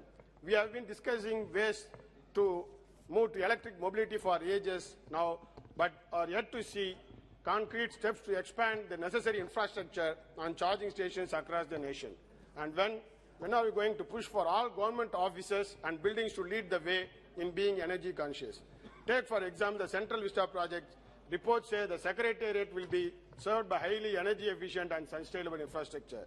Sir, as much as support and welcome any measure that is affirmative action to tackle climate change and to minimize our impact on our environment, we must also remember that this is a goal that needs the constant effort and support of all sections of the government and society. We need to work towards making this a people's movement. Only then will it be true, achieve remarkable growth and sustainability. Thank you, sir. Shrimati Supriya Sule ji. Thank you, sir. I stand here to support the energy conservation bill, sir. So this entire journey of the energy is a long drawn journey globally. And I appreciate all the inputs on Friday made by the Honorable Minister, where he talked about the mixed basket that you're creating. I only seek a few clarifications from the Honorable Minister as a concerned citizen and as a concerned parliamentarian of this August House. So there was a story in the newspaper last week, I stand corrected. It says that India has dropped its target of establishing 500 gigawatt of renewable capacity by 2030, giving itself a flexibility of 50% of power from non-fossil fuel sources. This is the commitment, and the Cabinet on Wednesday approved, sir, that India's updated NDC to communicated with the UNFCCC. The updated NDC proposes about 50% cumulative electric power installed capacity from non-fossil fuel-based resources, dropping 500 gigawatt absolute targeted committed at the COP26. It also did not include the commitment of reducing 1 billion tons of carbon emissions. This is what has come in the newspaper. So I seek a clarification from the Honourable Minister that is this the factual situation and what is the policy of the government. Sir, because I'm very concerned, because I follow Parliament very closely. I'm fortunate enough to be here and to hear very illustrious ministers speak exceptionally well. And last few weeks during question hour when the House has functioned, renewable energy has been talked about in a very positive manner, but at the same time, the coal ministry has also been very, very energetic and enthused by the work they are doing. They are talking about coal, they are talking about the mines, how well they are doing, how much more generation has to be done, ultra projects by the government. So I humbly ask the government that what is the true policy of this government? Here you are going into mines and cones aggressively and telling how transparently it has been done, which is wonderful. Transparency is good for the nation, sir. But I think they are misleading the Honourable Prime Minister because both the mantralayas are giving completely conflicting information because they are contradicting each other. So I feel very, very concerned. So if you could kindly give me a clarification. Sir, I come from a background of a rural and an urban constituency, and actually this entire story energy started really from the sugar factories in Maharashtra, where renewable energy was really started. And in the objects and statements, you have said that you are looking at green hydrogen, green ammonia, biomass, ethanol, which is all wonderful. I'll seek a clarification on biomass from my little knowledge about, I have very little knowledge on power. But I would like to seek a clarification that both biomass has seen a lot of NPAs in investment. That are lobbies globally, sir, for this kind of matter, is what magazines and information says. So what is the position of Government of India on biomass? Because you've talked about this. And somehow biomass has not delivered the superior results that we have seen, like in ethanol. So if you could kindly clarify in the larger interest of the nation. And the other points are for solar. We are all for solar. We are very happy you're working so much in solar. I have to seek few clarifications from the Honourable Minister that in the land acquisition of solar plants, you normally give 1 year to a project. It takes 6 to 9 months to just acquire the land because it's thousands of acres that they need, that too directly from the farmer. It's so hard to do land acquisition. So why doesn't Government of India work closer with the states like we used to do for MIDCs? So why don't you use the MIDC model for land acquisition? This is just a suggestion to the government to improve the scheme. Because what happens is you give only 1 year or 18 months to the person who's doing. Because in your own reply last week in Parliament, you have said that most of the renewable energy projects in this country are done by private sector. And developers select it through a transparent bidding process. Very good, this government is very transparent. We are very proud and compliment them on their thing. But at the same time, is the policy really helping the person who is putting his own money? So land is a big challenge. So what intervention will the government do to make sure that the land government helps, like an MIDC, something similar? Is that possible? Second, during this COVID time, they have given a blanket extension to the windmills, which is a very good thing. Congratulations to the government. So because of the supply chain distribution, if in the renewable energies you have given it to the players, the investors of wind, why not do it same to the solars? They have also been similar. They are doing renewable energy. So why this step treatment given to solar? I mean, everybody should be treated. Everybody's been through challenges. So why does solar not get the same is my question to the Honourable Minister. Another big policy intervention which I'd like to ask the Honourable Minister. This government initially was doing a great job in all these bids. Now, in the last 6 to 8 months, you have changed a small policy, and this is purely from the newspapers. I can table wherever I've got this information from. When you get an L1, normally you give it to the L1. You all have started reverse bidding. Now, because of that, the viability becomes a big issue. Already he has delayed because of the land. And the last 6-8 months, most of these private developers, and the reason I'm saying private, because you yourself in your reply has said that all private people are only doing this business. So it's not that I'm speaking for some private agency. I'm going purely by the policy of the government and what has come in the question hour. So what is your stand on this? So will you, between this L1, then what's the point of L1 if you're doing reverse bidding? And the whole thing is the country is going to get affected, the consumer is going to get affected. So if you could clearly give me an answer on this policy thing. And what happens, sir, in this reverse bidding, I stand corrected, please correct me if I'm wrong. What happens is, if it doesn't work out for the private, it comes back to NTPC, which goes back to the government. So then private players will say, कि हम देश में कर रहे हैं, हम बाहर जाके कर रहे हैं, policy is more friendly. So why are you pushing people who want to work in India away because of this one policy which has only come in the last 8 months, sir? It wasn't there before. So my request is, if you could clarify, it will be in the larger interest of the nation and all the people who want to work with the government. Sir, 2-3 quick questions. Even Adirda talked about R&D. Now, you're talking about hydrogen. In your very introductory speech, you spoke very well about green ammonia, green hydrogen, which has all sounded wonderful, very encouraging. But what is the R&D that this government is doing? From the information that I have from a reply given by you, the central assistant has consistently, in 18-19 was 4,414. In 1920, it was 3,000. In 2021, 2,800. And 2022, it is 2328. So it is continuously coming down. And your government has not reached a single target since it has come to power. People talked about GST. I won't go into that. I see you hinting at this. Just 2-3 very short points.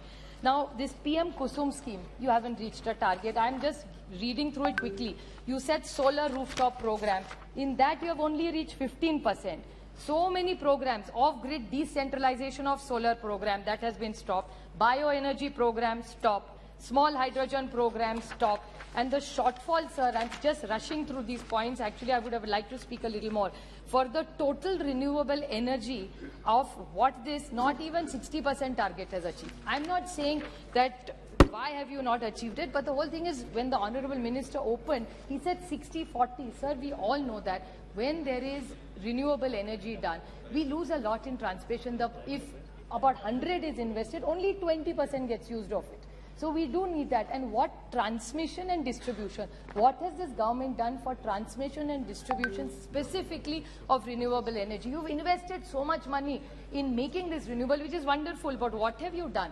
Same thing about carbon credit trading. Carbon credit trading is wonderful, but it's all up in the air. Have you spoken to stakeholders? Have you consulted states? Have you consulted industry? Nothing, from the best of my knowledge. Last small point, sir, is about discoms. In the morning, he was a little upset about, the Honorable Minister was slightly agitated because of what happened between us. But sir, this needs serious discussion.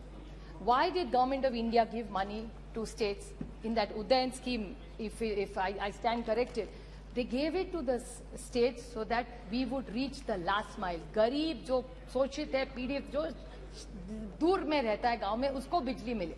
उसके लिए आपने उदय scheme दी, states को पैसा दिया. जब दिया तब ऐसा नहीं कहा ये गरीब के लिए मैं दे रहा हूं. States thought that was a scheme which was given to encourage the poor people, support the states. Loan मांगा, हमने मांगा तो नहीं था, आपने सामने से दिया. स्टेट्स तो मांगने नहीं आई थी, आपने किया बहुत अच्छी स्कीम है, ले लो पैसा. So if they gave the money, they did not say it's a scheme. Now they are saying कि it is given, no freebies allowed. Sir, how will it work like that? आप अगर किसान को बिजली दे रहे हो, उसमें दिक्कत क्या है? और sir, see the double standards of this government, sir, which really pains all of us. कि आप 6,000 किसान को दो, तो it is allowed. If the state gives free बिजली to the किसान, it's a freebie. तो आप करो तो अच्छा, हम करें तो सब बुरा. ऐसा नहीं हो सकता ना sir. So if you are giving 6,000 to them, we are happy, we compliment you, we congratulate you. अच्छी बात है. मैं तो कहती 6 का 12 करो, 12 का 18 करो, कोई नहीं. अच्छी बात है. You give it in their account, but why is this government anti-electricity only in the states? Sir, if you could kindly clarify all these points. I just, last one line, sir, I would just like to make a last point, I've cut all my other points, is What government really needs to do is have a clear-cut policy. There is no, they keep changing policies every few months. That's why people are very anxious. And we need a wind and solar storage hybrid model. These models that we are working on are not going to work. We need a hybrid model, and that's what this government needs to lead. We are willing to work with them, but please give clear clarifications in the reply at policy level. Thank you, sir. धन्यवाद सभापति महोदय। जब भी हो ना sir तो रोकना हो तो उसके 10 मिनट पहले हमको बता दें। तो अभी बोलना पड़ेगा क्या? का तो समय ही है। हाँ, 15 मिनट पहले बोलिए। जी प्लीज। ये सदन की आप प्रारंभ तो करें। ये जो एनर्जी कंजर्वेशन बिल है सर, और औसतन हम लोग अंतर्राष्ट्रीय स्तर पर जाते हैं तो कोई बड़ा निर्णय करके आते हैं और फिर सरकार लौट के आती है तो फिर सो जाती है। कई बार इंटरनेशनल कन्वेंशंस 20-20 साल के बाद हम लोग रेटिफाई करते हैं, लेकिन एक ऐसी सरकार इस देश में है और ऐसा नेतृत्व है कि 6 महीना पहले वो सरकार, देश के प्रधानमंत्री ग्लासगो समिट में जाते हैं और लौट करके 3 से 6 महीने के भीतर एक कानून में संशोधन ले आते हैं, क्योंकि अंतर्राष्ट्रीय स्तर पर जो हमारा कमिटमेंट है वो देश के 125 करोड़ लोगों के बीच में लाया जाए। ये शायद एक ही व्यक्ति इस काम को, क्षमा कीजिए पुराना भी हम लोग सदन में बैठते रहे देखे, लेकिन जिस महीनता के साथ, जिस गंभीरता के साथ भारत की सरकार और वर्तमान प्रधानमंत्री करते हैं, शायद ये अपने आप में एक अनोखा है। ये कानून बनाने का और इसमें संशोधन करने का जो मूल रूप से विषय है, और इसमें रिन्यूएबल एनर्जी की बात कही है, और COP26 के समिट के बाद से जो ग्लासगो में हुआ था, देश के प्रधानमंत्री ने दुनिया के साथ किया था, और उसके बाद लौट करके उन्होंने, और ये खासियत है देश के प्रधानमंत्री का, एक फॉर्मूला दे देते हैं और फॉर्मूला इतिहास में चला जाता है और सरकार के लिए नीति बन जाता है। उसके बाद सरकारें काम करती हैं और वो कार्यान्वयन होता है और उसके लाभ देश के अंतिम किसान और गरीब को मिलता है। शायद ये पृष्ठभूमि है जिसका लाभ पूरा देश उठाता है, और इसीलिए हम लोगों ने लक्ष्य रखा कि 2030 तक, माननीय मंत्री जी बैठे हैं, बिहार से हैं, भारत सरकार के गृह मंत्री भी रहे, गृह सचिव भी रहे, उसके बाद आज भारत सरकार के मंत्री हैं, मेरे राज्य के हैं, सुलझे हुए व्यक्ति हैं और बड़े शौक के साथ काम करते हैं। और हमें गर्व है कि भारत की सरकार ने बिहार से एक ऐसे मंत्री को इस कुर्सी पर बैठाया है जो देश की सेवा में और खास करके पर्यावरण से जुड़े एक बड़े विषय को लेकर के आज विधेयक के रूप में आए। और जो नॉन फॉसिल फ्यूल टारगेट हमें प्राप्त करना है 2030 तक 500 गीगावाट, लेकिन उससे एक बड़ी बात है, और इसमें एक ऐसा लक्ष्य है, औसतन जब हम लक्ष्य बनाते हैं तो अपना लक्ष्य 5 साल, 10 साल, 15 साल का रखते हैं, और एक ऐसा लक्ष्य देश के प्रधानमंत्री बनाया है जो शायद उस लक्ष्य के प्राप्ति के दौरान हम में से यहां कोई ना रहे, वो 2070 का है।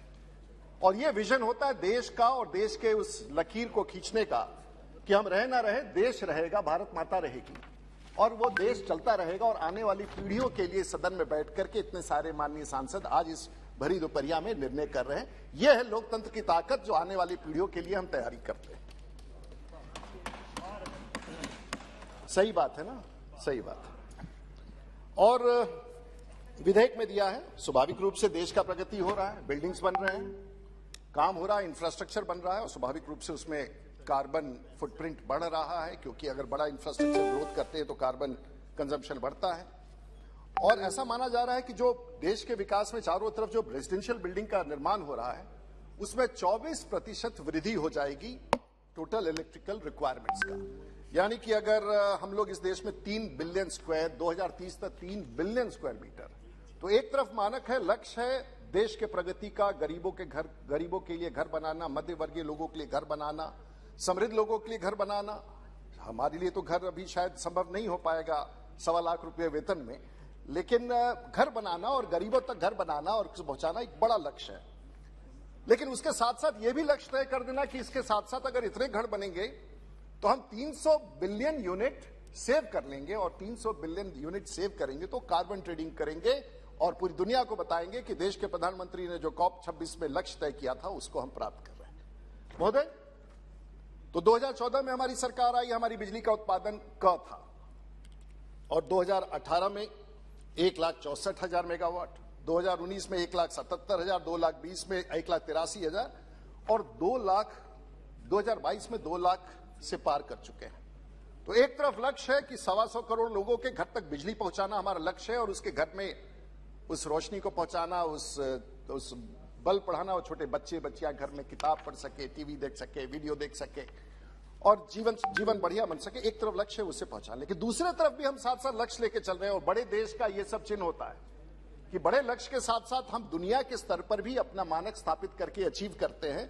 और इसीलिए आज ये कंजर्वेशन बिल साथ साथ सरकार के लाइए, तो एक हर गरीब के कोने कोने दूर दराज इलाके में बिजली का कनेक्शन पहुंचाना, किसान के खेत तक बिजली का कनेक्शन पहुंचाना, और दुनिया के पटल पर भी कार्बन एमिशन कम करना, ये लक्ष्य साथ लेकर करना, ये नीतिगत फैसला देश के प्रधानमंत्री ने किया है, जिसको हम अचीव कर रहे हैं। आज देखा जाए तो भारत दुनिया का तीसरा सबसे बड़ा बिजली उत्पादक कर रहा है। सबसे अधिक चीन 6,875 billion kilowatts, America 4,000 billion kilowatts, Bharat सिर्फ 1,200। लेकिन यह भी देखना होगा कि जो पावर जनरेशन में जिस तरह से लगातार 60% की वृद्धि प्रत्येक वर्ष हो रही है, यह अपने आप में प्रमाणित करता है कि हम कहीं भी अपने विकास से कोई कॉम्प्रोमाइज नहीं कर रहे हैं। लेकिन विकास से कॉम्प्रोमाइज न करने की स्थिति में एक बड़ा अद्भुत तथ्य उभर के आ रहा है, क्योंकि हम लोगों ने देखा है कि पहले तो अपना जीवन इंसान जब चलता था तो वो सूर्य की रोशनी से तय करता था कि जब सूर्य का किरण बाहर आएगा तो उससे पहले हम उठ करके काम कर लेंगे, और 6 बजते बजते घर में रिटायर कर जाता था। और उस समय हम लोग निर्भर करते थे सूर्य पर, लकड़ी पर, स्ट्रॉ पर, गोबर पर। उसके बाद हम लोग ने दूसरा एनर्जी का सोर्स था मसल्स, घोड़े से हम लोग इस्तेमाल करते थे, विंड्स का, सेल्स का, पानी से, इस प्रकार से एक बैलेंस बना था। लेकिन जब सब लोगों की जरूरत हुई तो बेंजामिन फ्रैंकलिन ने बिजली का निर्माण किया, वो 1752 में। और पहली बार दुनिया में बिजली, उस समय किसी ने नहीं सोचा होगा कि बिजली जो एक अपने आप में प्रगति का कारण है, वो पर्यावरण के संकट का भी कारण बन सकता ही नहीं। और जब न्यूयॉर्क टाइम्स को 1752 में पहली बार बिजली का कनेक्शन न्यूयॉर्क में दिया, तो आज से 300 वर्ष पहले जब वो निर्णय हुआ होगा, वहां से चल करके इस सदन में, इस एयर कंडीशन सभा में, इस बिजली के साथ, इस माइक्रोफोन के साथ वहां से चल के यहां आए हैं। और इस दौरान हम भूल गए हैं कि इसका एक भरपाई भी करने की जरूरत है, और देश के प्रधानमंत्री ने उस भरपाई करने का निर्णय दुनिया के पटल पर रख करके भारत में सब लोगों को इससे जोड़ने का। लेकिन लोग कहते हैं कि भाई भारत इसमें कंट्रीब्यूट कहां करता है। मैं जरा अध्यक्ष जी वो पन्ना निकाल लूं जो बहुत ही इंटरेस्टिंग है, और ओईसीडी का रिपोर्ट है कि भाई भारत में लोग कहते हैं पर्यावरण के प्रति नहीं है। तो दुनिया में अगर पर्यावरण का और कार्बन एमिशन का जो टैक्स है, एनवायरमेंटल टैक्स, वो 2% है, तो भारत में हम सब लोग आज 1% देते हैं। 125 करोड़ के लोग कोई कम नहीं देते हैं, हम देते हैं। और हम नीतिगत रूप से मुफ्त बिजली भी देते हैं और टैक्स भी देते हैं। ये समकक्ष संतुलन कोई नहीं बना के दुनिया में चलता है। अगर इसके आगे देखें, अगर यूरोपियन यूनियन में 70% हम बिजली को टैक्स करते हैं, तो भारत में हम 50% करते हैं।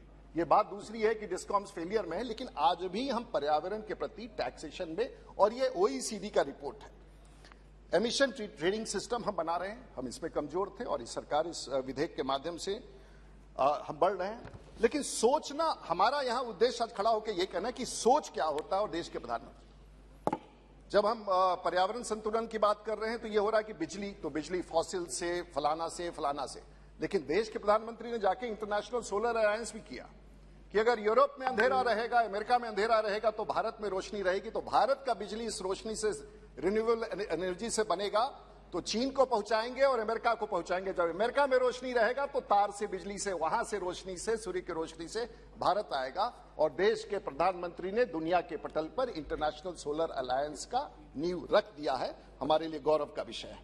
महोदय, अगर थोड़ा और आगे बढ़े तो सबसे रोचक विषय यह है। महोदय, मुझे 10 मिनट पहले जरूर बोल दीजिएगा। तो अभी से 10 मिनट प्रारंभ महोदय। चलिए, तो ये सही है सर, 10 मिनट मैं एकदम आपको 8 मिनट में खत्म कर दूंगा महोदय। तो इसके पश्चात हम लोग चलते हैं आगे एक तरफ से। हाँ सर, महोदय, हमारा दायित्व क्या है, और कार्बन एमिशन, कार्बन फुटप्रिंट के बारे में बात करें तो एक बड़ा अरुण जेटली साहब नहीं रहे, स्वर्गीय अरुण जेटली कहा करते थे और पूरी दुनिया में प्रचलित हुआ, पॉल्यूटर्स पे। साहब अमेरिका का पॉल्यूशन क्या है? विकसित देश है, उनका per capita pollution 20 million metric ton per head है। रशिया 11, EU 9.4, जापान 9.87 और भारत कितना है? भारत का कितना? 1.4। भारत का है 1.4 और दुनिया का 4। हम तो इसको सब अनुपालन कर रहे हैं दुनिया के सामने हमारे लेकिन अगर देखा जाए तो साथ साथ, क्योंकि हमारी आबादी ज्यादा है, चीन आज दुनिया में सबसे ज्यादा कार्बन एमिशन कर रहा है। That is about 10,175 million tons of carbon dioxide. Then comes United States of America, 5,285. Of course, India is the third, which is 2,616, and Russia is 1,678. But per capita is our lowest in the country. And today, the emissions across the world, as per the OECD report, is around 35,000 million tons of carbon dioxide. Yes, it's a challenge, and we need to control it. क्यों? और यही सवाल है, क्योंकि मैं इसको वहां तक इसलिए ले जाना चाहता हूं कि मेरे लिए वो हमेशा एक विषय रहा है जिसको मैं हमेशा इस सदन में भी कहता हूं, और वो है क्लाइमेट चेंज से। और ये समय है फिर से देश को, लोगों को बताने का कि आखिर में कारण क्या है, इसका निर्णय हमें क्या करना है। इससे हमें हो सकता है कि इसका थोड़ा कॉस्ट हमारे पर ज्यादा है, लेकिन आने वाले पीढ़ियों के बारे में यदि हमें सोचना है, if you have to think about the posterity, we have to decide this in this house, in the visionary leadership of the prime minister, we have to decide why. 1950 में अगर प्री इंडस्ट्रियल लेवल में जब हम temperature rise की बात करते थे, उससे ज्यादा हम बढ़ चुके हैं, और हम लोगों का लक्ष्य है कि क्योटो प्रोटोकॉल के पेरिस एग्रीमेंट में हमने कहा है कि इसको 2 डिग्री तक हम करेंगे। क्यों? आज हमारी आबादी दुनिया की लगभग 7.2 बिलियन से ज्यादा क्रॉस कर रही है। परिणाम क्या हो रहा है? तापमान बढ़ रहा है, दुनिया का फूड प्रोडक्शन कम आ रहा है, जिसका परिणाम है, इसका प्रभाव आज नहीं तो कल हम पर पड़ेगा। पानी का अभाव हो रहा है, और परिणाम है कि वैसे भी भारत में देखिए, दुनिया में जो पानी का जो हम देखते हैं, जो 3% पीने लायक है, 97% पानी पीने योग्य नहीं। 3% में से भी 1% पीने योग्य पोर्टेबल वाटर है, और बाकी 2% तो समुद्र में है, या पहाड़ों पे चोटियों पर है, बर्फ में है, या धरती के नीचे है। तो पानी का भी अभाव है। वैसी स्थिति में यदि ये संतुलन बिगड़ता है तो आने वाली पीढ़ियों में हम सब लोगों की चिंता की। हम लोगों को लगता है छोटा सा, अगर पौराणिक रूप से कहते थे कि पीपल का पेड़ लगाना है, लेकिन एक पीपल का पेड़ 4 दिन में एक पूरे व्यक्ति के ऑक्सीजन की व्यवस्था करता है। इसीलिए कहा गया है कि पीपल का पेड़ लगाया जाए। जो मधुमक्खियां, एक मधुमक्खी 80 किलोमीटर घूम करके आती है और 1 चम्मच शहद बनाती है, और मधुमक्खी और बाकी सब जो पॉल्यूशन कर जो पॉल्यूटेंट्स हैं, अगर हम देखें तो लगभग 400 बिलियन वो छोटी छोटी तितलियां, वो छोटी छोटी पतंगियां, छोटे छोटे मधुमक्खियां, ये कभी हम लोगों से आके कुछ मांगती नहीं है। ये कहती नहीं है कि साहब मेरा पेमेंट क्या हुआ, मैंने इतना मेहनत करके शहद बनाया।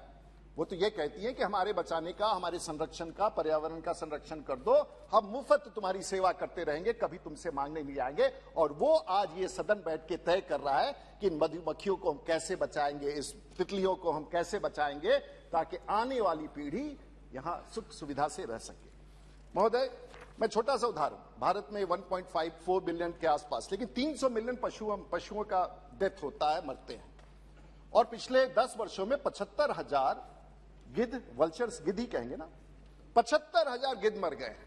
परिणाम क्या होता है कि पशुएं जब मरती हैं, वो वहां पर ढेर में जो उनको पहले वल्चर्स खाते थे उनको खा नहीं पाते हैं, वो वहां पड़े रहते हैं, प्यूट्रीफाई कर जाते हैं, और उसमें से एक जो विष निकलता है उसे एंथ्रैक्स कहते हैं। और एंथ्रैक्स अगर जब गर्मी का मौसम आता है तो पूरे दुनिया में फैलता है। जैसे सहारन डेजर्ट से हवा चला तो भारत की तरफ तभी राजस्थान से होते हुए भारत के ऊपर आएगा, दिल्ली के ऊपर भी आएगा। और वो छोटे छोटे ऐसे कीटाणु होते हैं जो आपके शरीर में प्रवेश कर जाए तो आपके नर्वस सिस्टम को हार्म कर सकते हैं। ये सब चीजें 100 साल में होंगी। इसको रोकने के लिए हम आज काम कर रहे हैं, और इसीलिए इस प्रकार की व्यवस्था हम सब यहाँ कायम कर रहे हैं।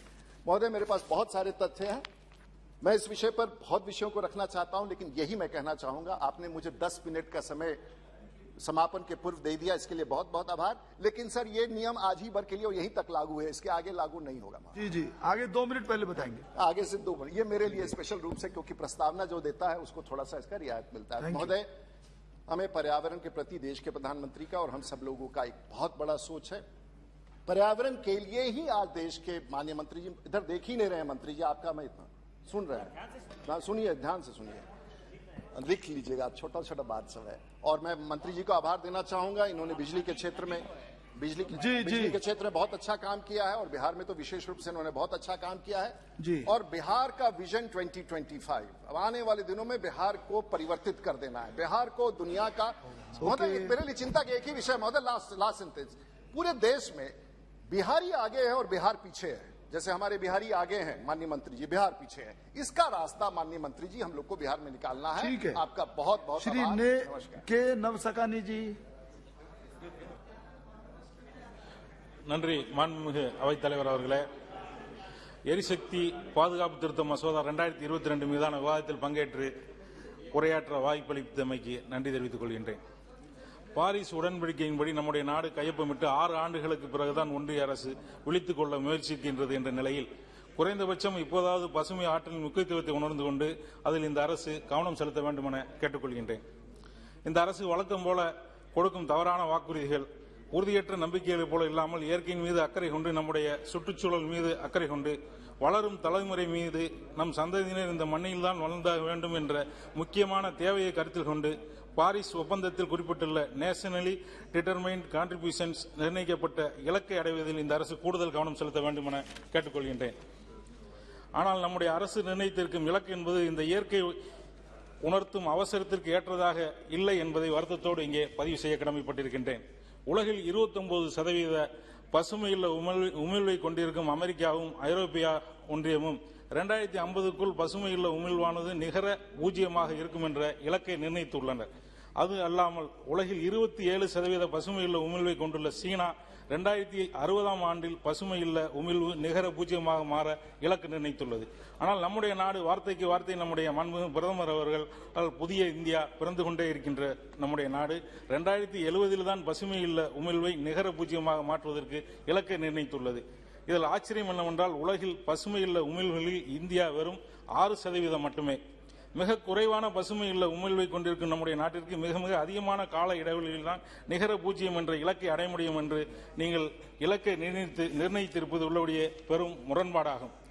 நம்மை விட பல மடங்கு அதிக பசுமையுள்ள உமிழ்வை கொண்ட நாடுகள் எல்லாம் மிக குறைவான இடைவெளியில் இதற்காக இலக்கை நிர்ணயித்திருக்கும் போது, அதனை செயல்படுத்தி வரும்போது அவர்களால் அதனை செய்ய முடியும் என்றால் அதனை ஏன் நம்மால் செய்ய முடியாது என்ற கேள்வி இங்கே முன்வைக்க விரும்புகின்றேன். இந்த அரசின் மெத்தனை போக்கை அது பிரதிபலிக்கிறது. இந்த எரிசக்தி பாதுகாப்பு திருத்த மசோதா 2022 நோக்கங்களாக தொழில்துறை, கட்டிடங்கள், போக்குவரத்து போன்ற துறைகளில் புதுப்பிக்கத்தக்க எரிசக்தி தேவையை அதிகரிப்பதற்கு முயல்கிறோம் என கூறுகிறோம். ஆனால் புதுப்பிக்கப்பட்ட எரிசக்தியை உருவாக்குவதற்கான புதிய தொழில்நுட்பங்கள், அறிவியல் கண்டுபிடிப்புகள் போன்ற எந்த தெளிவான ஆழமான திட்டங்களும் அரசியல் முழுமையாக இல்லாது வியப்பளிக்கிறது. புதுப்பிக்கப்பட்ட எரிசக்திக்கான இந்தியாவின் தேவையை அதிகரிக்கும், அதன் மூலம் நாட்டின் கார்பன் அளவை குறைக்கும், 2030க்கு முன் பாரிஸ் ஒப்பந்த கால நிலை இலக்குகளை அடையவும் இந்தியாவின் உறுதிப்பாட்டை பூர்த்தி செய்ய முயல்கிறது என இந்த அரசு கூறுகின்றது. பசுமையுள்ள உமிழ்வை கட்டுப்படுத்தும் நம்முடைய இலக்கு 2070 என மிக நீளமாக இருப்பதையும் நாம் கவனத்திலே கொள்ள வேண்டும். நம்முடைய மாண்புமிகு பிரதமர் அவர்கள் COP26 நாட்டில் பஞ்சமித்ரா பிராமிசஸ் என்ற வாக்குறுதியை உலக அரங்கில் அறிவித்தார். அந்த வாக்குறுதியை உண்மையிலேயே பஞ்சாமிர்தமாக மாற்றுவதும் அல்லது ஏட்டுச் சுரக்காய் கறிக்கு உதவாது என்ற பழமொழியைப் போல வெறும் வாக்கு உறுதியாக வைத்திருப்பதும் இந்த அரசின் நடவடிக்கையில் தான் இருக்குது என்பதை குறிப்பிட விரும்புகின்றேன். மாண்புமிகு பிரதமர் அவர்கள் தன்னுடைய பஞ்சாமிர்த வாக்குறுதியில் 2030ஆம் ஆண்டுக்குள் நாட்டின் நான் பாசில் ஃபியூல் புதை வடிவ எரிபொருள் இல்லாத எரிசக்தி திறனை 500 மெகாவாட்டாக உயர்த்துவது முதல் நோக்கம். மேலும் 2030க்குள் நாட்டின் 50% எரிசக்தி தேவைகள் புதுப்பிக்கப்பட்ட எரிசக்தி ரினியூவபிள் எனர்ஜி ஆதாரங்களை பயன்படுத்தி பூர்த்தி செய்யப்படும் என மாண்புமிகு பிரதமர் அவர்கள் கூறுகிறார்கள். அதற்கு என்ன புதிய தொழில்நுட்பத்தை நீங்கள் வைத்திருக்கிறீர்கள், என்ன மாற்று வழியை முழுமையாக திட்டமிட்டிருக்கிறீர்கள், அதை எப்படி செயல்படுத்தப் போகிறீர்கள் என்பதையும் விளக்கினால் தெளிவாக இருக்கும். உங்கள் இலக்குகளாக இருந்துவிடக்கூடாது, அதனை நிறைவேற்றுவதற்கான வழிமுறைகளையும் செயல்முறைகளையும் தெளிவாக வகுத்து செயல்படுத்த வேண்டும் என கேட்டுக்கொள்கின்றேன். இலக்குகளை அடைவதற்கு மக்களின் வரிப்பணத்தை செலவு செய்வதோடு மட்டுமல்லாமல் அந்த வரிப்பணம் வீணாகாமல் தடுப்பதற்கும் நீங்கள் குறிப்பிட்ட இலக்குகளை அடைய வழிமுறைகளை வகுக்க வேண்டும் என கேட்டுக்கொள்கின்றேன். மக்களின் வரிப்பணத்தை வீணாக்காமல் இந்த இலக்குகளை அடைய நிதி செயல்திறன் மற்றும் தொழில்நுட்பத்தில் இந்த அரசு கவனம் செலுத்த வேண்டும் என கேட்டுக்கொள்கின்றேன். விவசாயத்துறை மற்றும் நில பயன்பாடு மாற்றம் உள்ளிட்ட துறைகள் பசுமையுள்ள வாயு உமிழ்வில் கிட்டத்தட்ட 15% பங்களிக்கிறது. இந்த துறைகளில் உமிழ்வை குறைக்க அரசாங்கத்திடம் எந்த திட்டமும் இல்லை என தெரிகின்றது.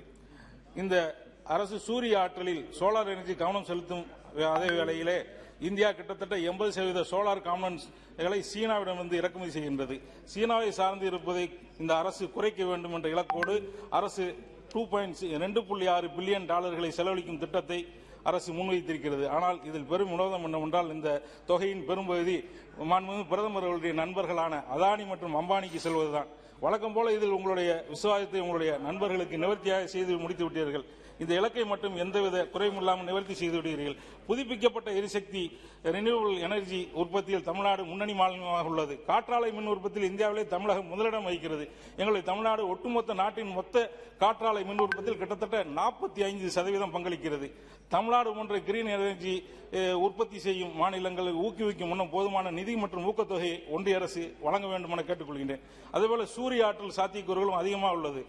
அதனை சரியான முறையில் ஆராய்ந்து பயன்படுத்த வேண்டும். கடலோர பகுதியில் குறிப்பாக என்னுடைய நாடாளுமன்ற தொகுதியான ராமநாதபுரம், அதுபோல தூத்துக்குடி, திருநெல்வேலி மற்றும் கன்னியாகுமரி மாவட்டங்களை உள்ளடக்கிய தமிழகத்தின் தென் மாவட்டங்களில் காற்றாலைகள் அதிகம் அமைப்பதற்கான சாத்தியக்கூறுகளை ஒன்றிய அரசு ஆராய்ந்து சுற்றுச்சூழலுக்கு எந்தவித பாதிப்பும் வராத வகையில் புதுப்பிக்கப்பட்ட எரிசக்தியை உருவாக்க முயற்சிக்க வேண்டும் என கேட்டுக்கொள்கின்றேன். அதேபோல தமிழகத்தின் மேற்கு மற்றும் கிழக்கு தொடர்ச்சி மலைப்பகுதிகளில் கூட குறிப்பாக கோயம்புத்தூர், பொள்ளாச்சி போன்ற பகுதியில் காற்றாலைகள் அமைப்பதற்கான சாத்தியக்கூறுகள் அதிகம் உள்ளது. அதனையும் அரசு பரிசீலித்து நடவடிக்கை எடுக்க வேண்டும் என கேட்டுக்கொள்கின்றேன். அதுபோல பயோமாஸ் என்ற தொழில்நுட்பத்தை பயன்படுத்தி உயிரியல் கழிவுகளை கொண்டு புதுப்பிக்கப்பட்ட ஆற்றலை பெறுவதற்கு ஒரு பெரும் வாய்ப்பு உள்ளது. தமிழ்நாட்டில் 21 மாநகராட்சியில் 140 நகராட்சியில் தினமும் டன் கணக்கில் உயிரியல் கழிவுகள் உருவான இதனை எரிசக்தியாக மாற்றினால் நிலக்கரி அடிப்படையிலான மின்சாரத்தை குறைக்க நமக்கு மிக சாதகமான ஒரு நிலை ஏற்படும் வாய்ப்பு இருக்கின்றது. எனவே இதில் ஒன்றிய அரசு கவனம் கொண்டு தமிழகத்திற்கு He's just finishing. शुरू करें आप आपके रिकॉर्ड में. Sir, I stand in support of the Conservation Amendment Bill 2022.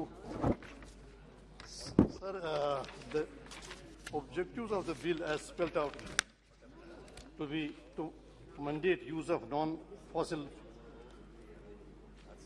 sources including green hydrogen, green ammonia, biomass, establish carbon markets, bring large residential buildings within the fold of the energy conservation regime, and enhance the scope of energy conservation. Sir, for long, industry has taken the global commons to be a dumping ground for carbon emissions, and this bill depicts an attitudinal shift. It is aimed at promoting energy conservation and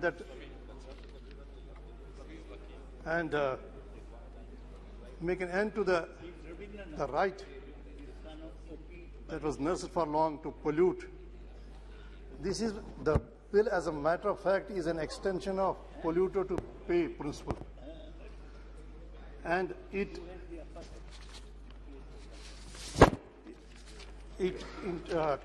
combines all the three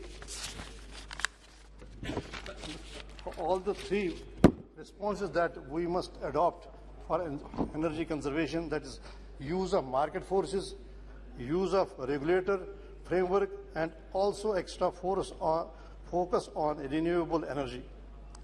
Sir, all the three have to work together if we have to achieve the targets.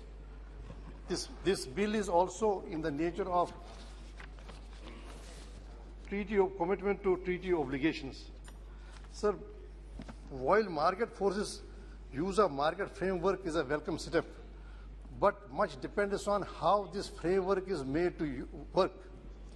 If this framework does not work as expected, then this cannot have the desired results. Whatever is done today is done a little late, because in rest of the world, this use of market framework have started much before. It was immediately after Earth Summit of 1972, Brazil Summit. But if we have started today, and if we want to employ market forces, market framework to control carbon emissions, it's a welcome step. And we must expect that this, whatever framework is provided under this law, the bill, that is made to work efficiently, and we are able to stick to or achieve the targets. So, but at the same time, we should not bid goodbye to a regulatory framework. Both should work together. And last of all, we must have extra focus, as I said, that on renewable energy. And we must encourage use of renewable energy so that we can have less and less emissions, and we can have within limits emissions. And when we just make mention of renewable energy, but what is kind of depressing is that government has not taken adequate steps to encourage use of renewable energy. And we don't find government has not incentivized it. It has not provided extra incentives for all those who use energy to fall back on or to make use of the renewable energy. Sir, in lower Himalayas and in Jammu Kashmir particularly, it is very important to incentivize use of solar energy and renewable energy, because we know that forests constitute carbon sinks. Apart from seas, oceans, forests constitute carbon sinks, and if the depleting forest line is a cause of concern for everyone, because if we don't have forests, or forests are put to danger, then an important carbon sink that is available to us, that absorbs a part of the emissions that we make, is not available. So I would request Honorable Minister to provide incentives in Jammu and Kashmir, so that, and not only in Jammu and Kashmir but all the lower Himalayas, so that forest cover that is available to the country is saved, and the emissions that are otherwise a cause of concern, not only for in our country but to entire humankind, those carbon emissions are reduced and do not play a role in climate change and ozone depletion. And at the same time, while taking every step to make the market framework that is sought to be employed a success, the industry should not be given a free hand. It should not, because only market framework independent of a regulatory framework is not going to get the desired results. We cannot give industry a free hand in making emissions only because they pay for it. Carbon trading is okay, but carbon trading has failed elsewhere because the only focus was placed on carbon trading. Carbon trading has to work side by side with the regulatory framework. We should not downplay the importance of regulatory framework where we put cap on the emissions, carbon emissions, then only we will be able to achieve whatever objectives are spelled out in this bill. And at the same time, as I requested, that we must place extra focus on use of renewable energy so that we encourage renewable energy. In absence of that, the object of the bill may not be achieved. Right. Thank you. Shri M.K. Vishnu Prasad ji. Thank you, Speaker Sir. I first of all would like to thank Honorable Shri Madam Sonia ji and Shri Rahul ji for giving me an opportunity to speak on this energy conservation bill. There are two types of energy, which we all know. One is a green energy and other one is a grey energy. Grey energy will give carbon, ash, but green energy is derived from the hydro, solar and tidal, and so many other factors. This bill mainly motivates the use of non-fossil renewable energy and discourages the use of fossil fuels. As we all know, this universe has a limited source of fossil fuels, and so according to the Paris Agreement, Honorable Prime Minister also has promised that by 2030, around 33 to 35% reduction in carbon emission will be achieved by India. We appreciate. Now let us see the salient features of the bill. The first point is usage of alternative fuels like green ammonia, green hydrogen, biomass and ethanol. I would like to say at this point of time, you know the world's largest and the cheapest producer of green hydrogen is Adani. This is a fact. Yes. So where the government is heading The bill has to be passed, no doubt. Conservation is important. Carbon emission should be restricted. But where? This bill ultimately is going to favor whom? We have to see. Hindustan should not become Adanistan or Ambanistan. Sir, it is a fact. It is a fact. No, please, अपन अपनी बात रखिए. And this bill again proposes to give a carbon emission certificate. The bill proposes to give a carbon emission certificate. We appreciate. Number 3, increase of members, governing council members of Bureau of Energy Conservation from 4 to 7. We appreciate. And of course, the 4th, who is skilled in India? How we are going to achieve this is $1 million question. Number 2, the carbon neutral companies will give the energy. We welcome it. But from where these carbon neutral companies will find the sources to produce this energy? Obviously, they will be buying from some other company. And how far they are going to be the carbon neutral companies is again a space to give. Then people have to believe the authenticity of this certification. And last, the governing body members, this Bureau of Conservation, Energy Conservation, has underutilized the funds by around 50% in the last 2 years. So this has to be checked seriously. Then most importantly, the clean energy we are talking about.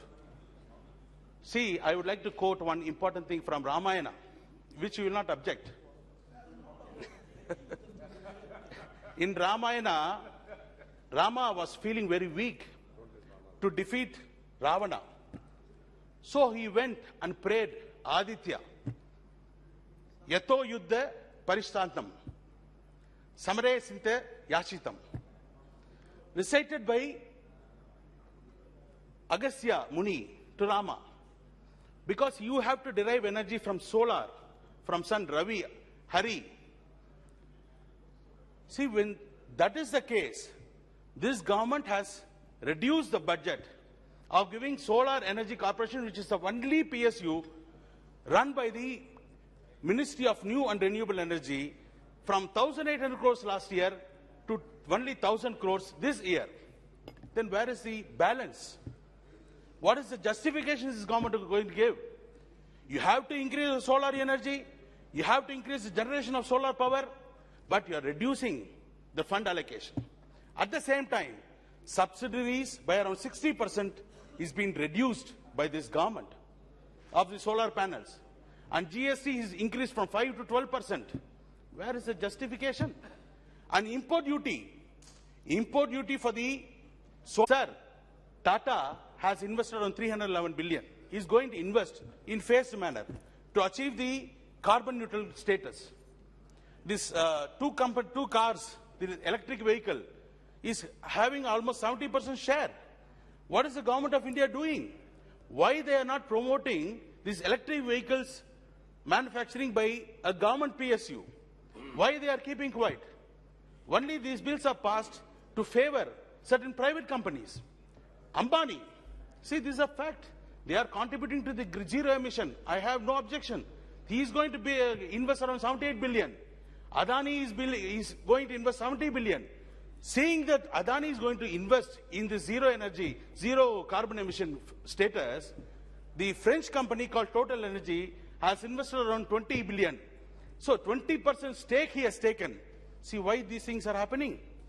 Why cannot the government support a PSU, whereas Maharatnas, around 7 companies, have invested 11 times more on fossil fuel energy? Why they cannot invest on this green energy? So these things government has to provide. And so for all these things, I strongly object. The conservation, energy conservation is very important. Honorable Minister today is passing this bill without considering us. He may consider or he may pass because of the member majority. But he is the bill is on energy conservation. But on electricity bill, he has exhausted a lot of energy. So he has to conserve the energy in order to save our country And please be brief. Excellent. Sir, I, on behalf of my party, the Biju Janata Dal, rise to support the Energy Conservation Amendment Bill 2022, which seeks to enable provisions to make the use of clean energy, including green hydrogen, mandatory and to establish carbon markets.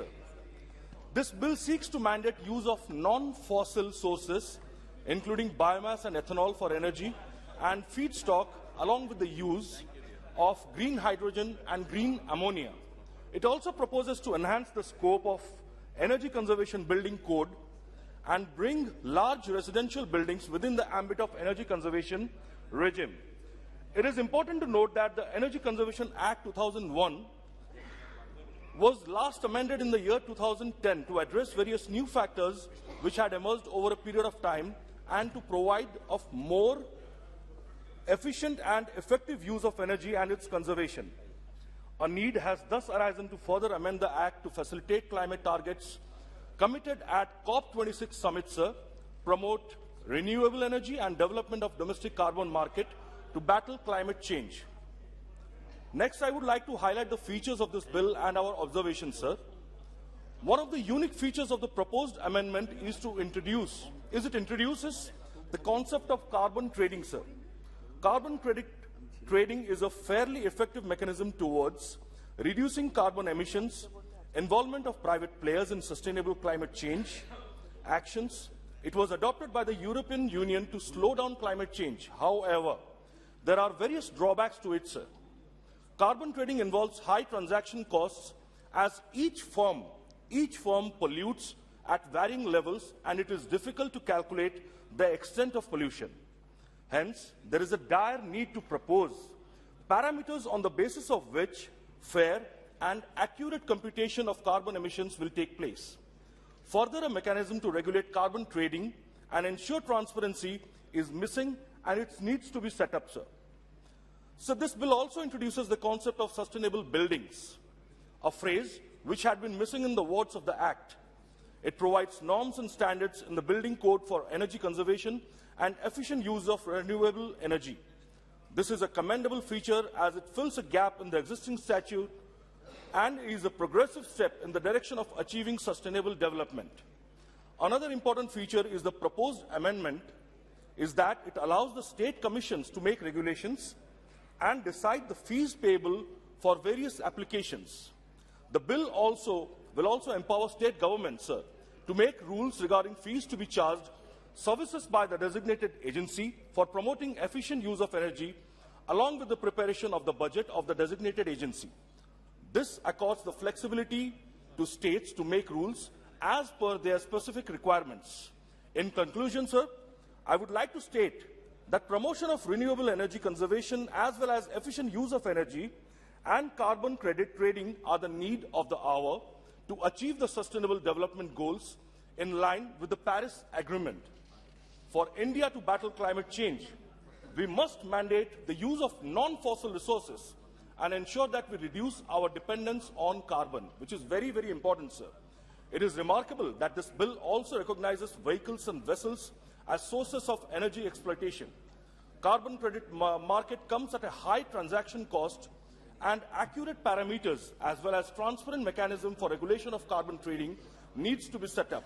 Sir, in the words of our Honorable Chief Minister, Sri Naveen Patnaik, sir, quote, sustainable management of our natural resources and bounties of Mother Earth is deeply linked to human health and better future.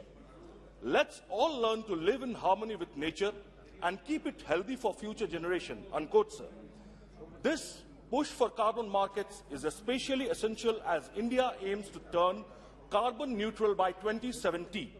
We wholeheartedly support this bill, sir. Thank you. And at the same time, hope that the government looks into some of the concerns highlighted by us on behalf of our party, the Biju Janata Dal. Thank you, sir. Jai Hind, Vande Mataram. Thanks to be brief. Shri N.K. Premchandran ji. Thank you very much, Mr. Chairman, sir, for giving me this opportunity. Sir, the Honorable Power Ministry is one of the good learned friend of mine, but I am still in utter confusion whether to support or oppose the bill. We should not. Why? So why? Because the bill is ambiguous, vague, unclear, and the intent of the legislation is not manifested in the bill. That is a basic reason by which I am in a confusion whether to support or oppose the bill. Why I will explain, sir. So the basic and the most important matter ingredient to be followed in the legislative process is what is the intent of the bill? What is the aims and objective of the bill by which it is to be achieved? Here it is quite unfortunate to note that the amendment proposal is not being manifested in the intent is not manifested in the bill. You see, sir, the original principle Energy Conservation Act of 2001, it was enacted to provide for the efficient use of energy and its conservation, for which a Bureau of Energy Efficiency is also established, and to enforce the measures of this efficient use of energy and its conservation. So none of us in this house will oppose the basic concept of efficient use of energy and its conservation. Nobody opposes it, and we fully support it because it is need of the hour, not for the present but for the future generation also. It is highly essential, so we fully support. And further, sir, it is our commitment in COP26 in Glasgow conference of parties COP26, that is the Panchamrit, the 5 important elements which the government of India has committed in that conference, 5 principles. So by this amendment, as per the statement of objects and reasons, the government intends to 1. Facilitate the achievement of Panchamrit 5 elements committed in Glasgow. 2. Promote renewable energy and development of carbon market to fight climate change. And number 3, introduce a new scheme of carbon trading and mandate use of non-fossil energy sources. Sir, here I do support all these efforts at 3 provisions or 3 issues relating, the provisions relating to the efforts at 3 issues. That is, mandate use of non-fossil energy sources by prescribing minimum consumption of non-fossil energy sources, number 1. And number 2, bringing large residential buildings under the regime of energy conservation. And number 3, strengthening the Bureau of Energy Efficiency by increasing the number of board of members, and all these things I do support. Sir, except the new concept of carbon market, I have very serious apprehension, for which I am seeking a detailed clarification from the Honorable Energy Minister. Sir, this is a new concept incorporated in this bill. I reasonably apprehend that the amendment bill is designed with the sole intent to facilitate carbon trading. Sir, I draw your attention. It is very interesting to note that what is meant by carbon trading, or what is meant by this carbon trading or carbon market, it is not being defined in the bill. That is my strong objection. See, if you see, according to my limited information, limited knowledge, on the basis of my reference, my homework, I could understand what is carbon trading. Sir, carbon trading is a system of countries meeting the national carbon dioxide reduction by buying carbon credit as earned when a firm funds a project for a technology that is less polluting than the other option. For example, carbon emission is less for gas-based power plants than the diesel, where the amount of carbon saved is the credit. This is my information, or this is my knowledge. But here in this bill, I would like to ask or seek the Honorable Minister, please explain where the carbon trading or the carbon credit scheme is explained. Nothing is explained. Then what for the Parliament? The Parliament has the authority to know what is meant by carbon credit scheme. Sir, Section 2DB. Section 2DB is the definition clause or the explanation clause for the carbon credit scheme. It means a scheme for the reduction of carbon emission notified by the central government under clause W of Section 14. It is means in Section 2DB it is stated that it will be specified in clause W of Section 14. What Section 14W says? The central government may, in consultation with the Bureau of Energy Efficiency, specify the carbon credit scheme. Who knows what is carbon credit scheme? The Parliament has the authority. It is a prerogative of the Parliament to know what is a carbon credit scheme. And Section 13, and there also it is explained. In Section 13, subclause TE, the Bureau of Energy Efficiency has the power to recommend to the central government on the requirements to be specified in the carbon credit scheme. what are the requirements to be explained or incorporated in the carbon credit scheme will be recommended by the Bureau of Energy Efficiency. 14W will explain or specify a scheme, and definition says that it will be as per 14W. I would like to know from the Honorable Minister, what is carbon credit scheme according to this legislation? According to this legislation, there is no specific clear-cut definition as far as the carbon credit scheme is concerned. Sir, I will convey within two suggestions. That means, that means you are putting the Parliament in darkness, for which some ulterior motives I apprehend. Only my apprehension, some ulterior motives are there. So for which I am seeking a clarification from the Honorable Minister. Sir, I am putting two suggestions. Number one, it is very important to distinguish between trade within the country and between the countries. Sir, I caution the government not to lose our control. Not to lose our control over the forests to corporates in the name of carbon trading. Sir, number two, further I urge upon the government of India should use the UN forums to argue for the carbon reduction, and please remove the shortcuts like carbon trading. Sir, because climate change is a very serious issue, to resolve this, the world requires actual reduction in carbon emission. Sir, 2 sentences. The carbon emitters may avoid actual reduction in carbon emission in the name of carbon trading.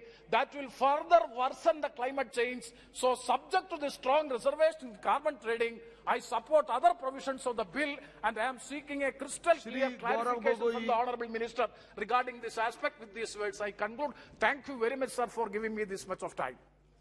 जरा संक्षेप में गौरव जी। पूरा sir, क्योंकि हमारे पिछले जो वक्ता थे कार्बन मार्केट, कार्बन ट्रेडिंग पे उन्होंने काफी बात रखी, तो वही मैं कुछ सुझाव आपके द्वारा सरकार को देना चाहूंगा। और ये सच है कि इसको लेके बहुत सी हमारी डाउट्स है, कंसर्न्स है, तो शायद बेहतर होगा कि सरकार इस बिल को आने वाले समय में स्टैंडिंग कमेटी में रेफर करे, ताकि कार्बन मार्केट, कार्बन ट्रेडिंग हम अच्छी तरह से किस प्रकार से भारत में लागू कर पाए, उसके प्रति हमारी विचार विमर्श स्टेक होल्डर्स के साथ हो। तो सबसे पहले मेरी सरकार से ये गुजारिश रहेगी कि जब वो ये एमिशंस ट्रेडिंग की बात करते हैं, तो सरकार लेजिस्लेशन के द्वारा एमिशंस पर एक कैप बनाए, एक हार्ड कैप इंट्रोड्यूस करे, तो ताकि हाई एमिशन जो एंटिटीज है उनको पता चल जाए कि कौन से कैप तक वो एमिट कर सकते हैं और किसके बाद वो कार्बन ट्रेडिंग कर रहा हुआ है। दूसरी बात यह है कि जो कंपनीज जो वास्तविक में कार्बन ट्रेडिंग अच्छी तरीके से कर सकते हैं, तो उनको हमें इंसेंटिव देना चाहिए, और जो लोग नहीं कर पा रहे, जो कंपनीज नहीं कर पा रहे, इसमें वो चोरी कर रहे हैं, तो उनके लिए भी आप स्ट्रिक्ट पेनल्टी आप लाइए इस लेजिस्लेशन में, जो आज वर्तमान इस लेजिस्लेशन में नहीं है। तीसरी बात, एक और चीज जो हमने कार्बन ट्रेडिंग को साथ देखा हुआ है, खासकर की पावर जनरेशन में, तो पश्चिमी देशों में क्या हुआ है कि वहां पे जब भी कार्बन ट्रेडिंग या किसी प्रकार के नए पॉलिसी से कंपनी पर extra burden, extra compliance burden आता है, तो वो पूरा का पूरा बर्डन ग्राहकों को देते हैं। तो ऐसा बहुत हुआ है कि companies they want the power sector transverse the burden of these emissions trading to the consumer, और कहीं ना कहीं इसलिए हमें डर उस सुबह के इलेक्ट्रिसिटी बिल के साथ भी है कि अगर आप पूरा प्राइवेटाइज करेंगे तो हम अपने गरीब को आने वाले समय में अगर कोई निजी कंपनी बहुत ज्यादा टैरिफ बढ़ा दे तो हम गरीब और किसानों को कैसे बचा के रखेंगे। चौथा जो हमारा ये सुझाव सरकार की तरफ से ये है कि आपको रेवेन्यू मिल सकता है एमिशंस ट्रेडिंग के साथ, आपको बहुत अच्छा रेवेन्यू आपको मिलने का ये है, लेकिन इस रेवेन्यू को लेकर आप कहां जाएंगे? इस रेवेन्यू को लेकर सिर्फ ना सिर्फ आप अपने स्टेट फिस्कल या जो आपका फिस्कल हेल्थ है उसको ठीक कर सकते हैं, लेकिन वास्तविक में आज आप जो सबसे ज्यादा गरीब है, कृषक है, उनको मदद कर सकते हैं। उनको जो एनर्जी कॉस्ट आज दुनिया में बढ़ गया है, आज सबके अगर आप गांव में जाएं, क्षेत्र में जाएं, तो सब बोल रहे हैं कि आज इलेक्ट्रिसिटी बिल बढ़ रहा है, आज पैसे देना है। तो इसीलिए जो भी आपको रेवेन्यू मिले उससे जाके गांव में, छोटे छोटे कस्बों में, छहरों में लोगों को उसको सहायता मिले, वो आप देखिए। और तीसरी जो हमारी जो चीजें हैं, हाँ 5, 6 और 7 3 और बस बोलनी है, तो वो वहां से 3 आ गया। तीन जो आखिरी के जो 3 पॉइंट है कि सबसे पहले ये तो आपने रिडक्शन पावर जनरेशन की बात कर दी कि ये हमारी पावर रिन्यूएबल्स आएंगे, ये विंड्स आएंगे, ये सोलर्स आएंगे, हाइड्रो पावर्स आएंगे, लेकिन ग्रिड का क्या होगा? क्या आज हमने उस प्रकार के ग्रिड बनाए हैं जो हाइब्रिड मॉडल में चल पाए, जो ग्रिड थोड़ा हाइड्रो पावर से चला ले, जो ग्रिड थर्मल से चलाए, जो ग्रिड विंड से चलाए, सोलर से चलाए। इस प्रकार के ग्रिड्स पर क्या हमने रिसर्च किया है, क्या हमने इन्वेस्ट किया है, कहीं आपने पायलट किया है? क्योंकि अगर हम सिर्फ प्रोडक्शन करें और ट्रांसमिशन और डिस्ट्रीब्यूशन में ध्यान न दें तो ये सिर्फ आपका प्रोडक्शन में रह जाएगा। अगर आप तीसरा, आज हम समुद्र से घिरे हुए हैं, इंडियन ओशन हमारे दक्षिण में है, तो आज एक टाइडल एनर्जी को लेकर भी आज बहुत से it's a huge form of renewable energy कि जो वेव्स के नीचे जो टाइड्स है उसके से टाइडल एनर्जी में आज ऐसे कुछ छोटे छोटे देश है जो टाइडल एनर्जी में सबसे आगे हो गए हैं। आज स्कॉटलैंड जैसा एक छोटा देश टाइडल एनर्जी में बहुत आगे हो गया। हम कब आगे होंगे ये हम जानना चाहते हैं। इसलिए हमारी गुजारिश है कि आप रिसर्च एंड डेवलपमेंट में जोर दें, नई एनर्जी, नए स्टार्टअप्स में जोर दें।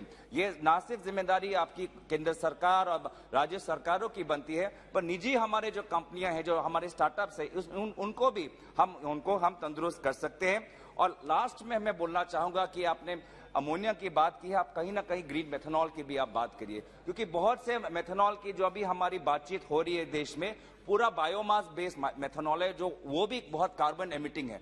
जो बायोमास बेस्ड मेथनॉल की हम जनरेशन की बात कर रहे हैं वो भी बहुत हाई एमिटिंग है। तो इसलिए ग्रीन मेथनॉल जो इलेक्ट्रॉनिक से आए उस पे भी आप जोर दीजिए। और लास्ट में यही बोलना चाहूंगा कि जो भी हमने रिन्यूएबल प्रोजेक्ट्स देखे हैं वो अच्छा लगता है कि वो तमिलनाडु में है, अच्छा लगता है कि आपके स्टेट राजस्थान में है, लेकिन हमको भी चाहिए कि उत्तर पूर्वांचल में जहां पे सोलर इंटेंसिटी है, आप वहां पे सोलर एक ऐसा टेक्नोलॉजी करें ताकि उत्तर पूर्वांचल में भी हम रिन्यूएबल एनर्जी कर पाए। हाइड्रो पावर के साथ हमने किया है, लेकिन हाइड्रो पावर हमेशा हमारे एनवायरमेंट और बायोडाइवर्सिटी के साथ हम बहुत कंसर्न है। तो मैं चाहूंगा कि रिन्यूएबल एनर्जी और मेथनॉल बायोमास पे आप लोग अच्छी तरीके से रिसर्च करके उत्तर पूर्वांचल में भी ग्रीन इंडिया में भाग लेने का एक मौका हमें दें। धन्यवाद। श्रीकांत सिंधे जी, डॉक्टर श्रीकांत सिंधे नहीं है तो मंत्री जी उनको बुला दीजिए। Manoj Rajoria 2 minute. Doctor Manoj Rajoria 2 minute. 2 minute केवल, ओनली 2 मिनट। 2 मिनट जी। धन्यवाद माननीय सभापति महोदय जी। मैं आज एनर्जी कंजर्वेशन अमेंडमेंट बिल 2022 के समर्थन में खड़ा हुआ हूं। मैं धन्यवाद देता हूं हमारे प्रधानमंत्री जी को और हमारे ऊर्जा मंत्री जी को कि जिस तरीके से 2014 में आने के बाद में देश के प्रत्येक व्यक्ति को बिजली पहुंचाने का काम माननीय प्रधानमंत्री जी के नेतृत्व में देश में किया जा रहा है, उसी की एक कड़ी के रूप में ये विधेयक आज लोकसभा के अंदर लाया जा रहा है।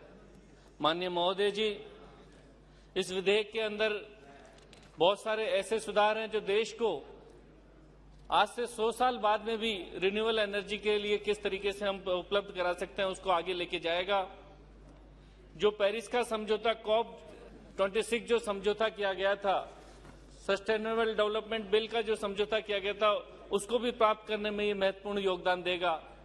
1 नेशन 1 ग्रिड जो हमने बनाई है, उसके माध्यम से, रिन्यूएबल एनर्जी के माध्यम से, ग्रीन एनर्जी के माध्यम से किस तरीके से देश रिन्यूएबल एनर्जी के स्रोतों को बढ़ाता जाएगा और जो फॉसिल एनर्जी है, जो पारंपरिक ऊर्जा के स्रोत है जिससे कार्बन एमिशन बहुत ज्यादा होता है, उसको कैसे कम किया जाएगा, इसके क्षेत्र में ये बिल बहुत महत्वपूर्ण योगदान करेगा।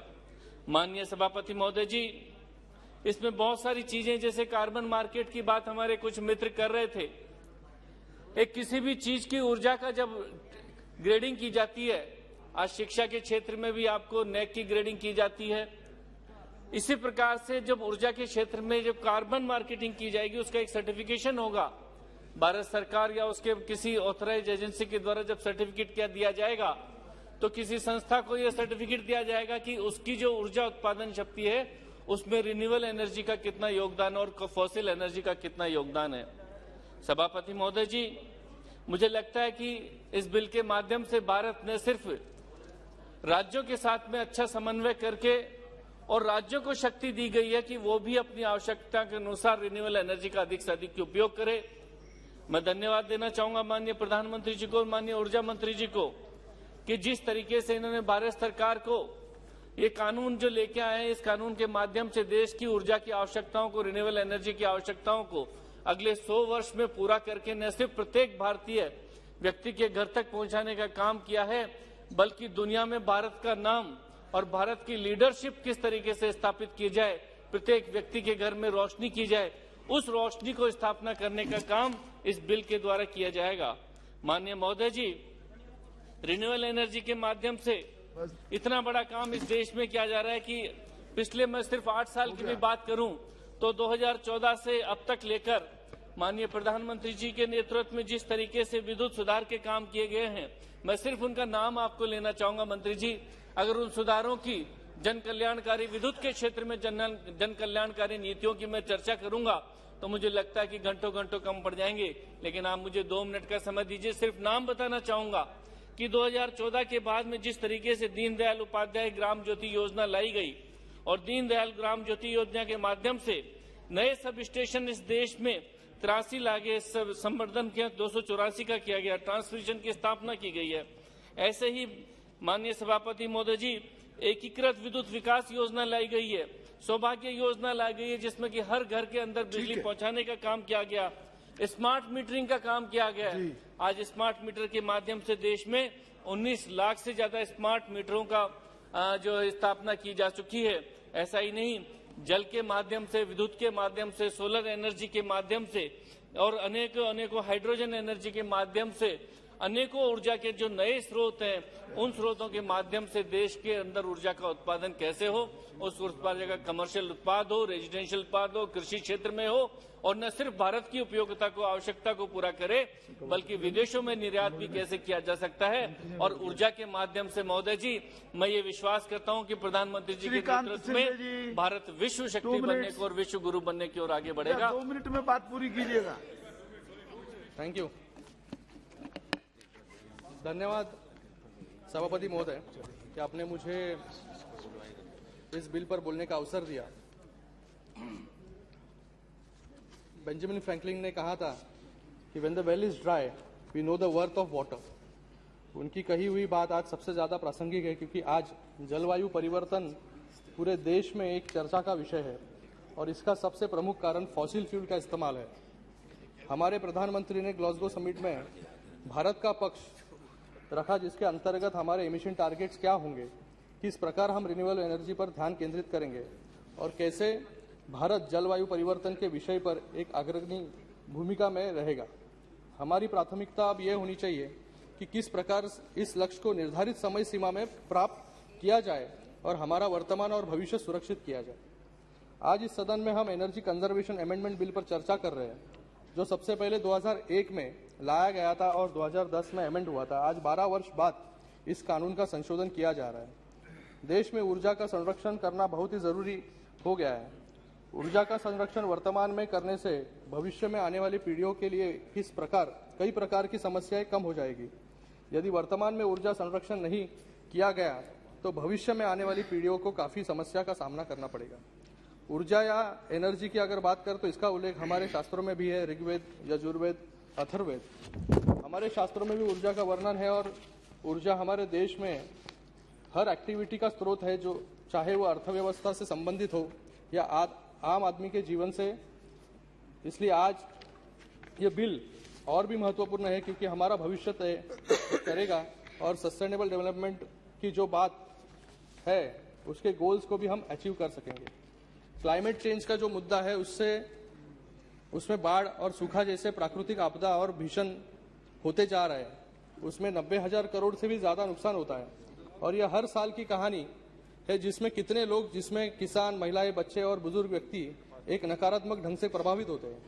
आज सदन में चर्चा और संवाद हो रहा है और मुझे भरोसा है कि सरकार एक सकारात्मक एक्शन प्लान की संरक्षा करेगी क्योंकि यह विषय राजनीतिक नहीं बल्कि राष्ट्रीय हित और हमारे विकास से संबंधित है।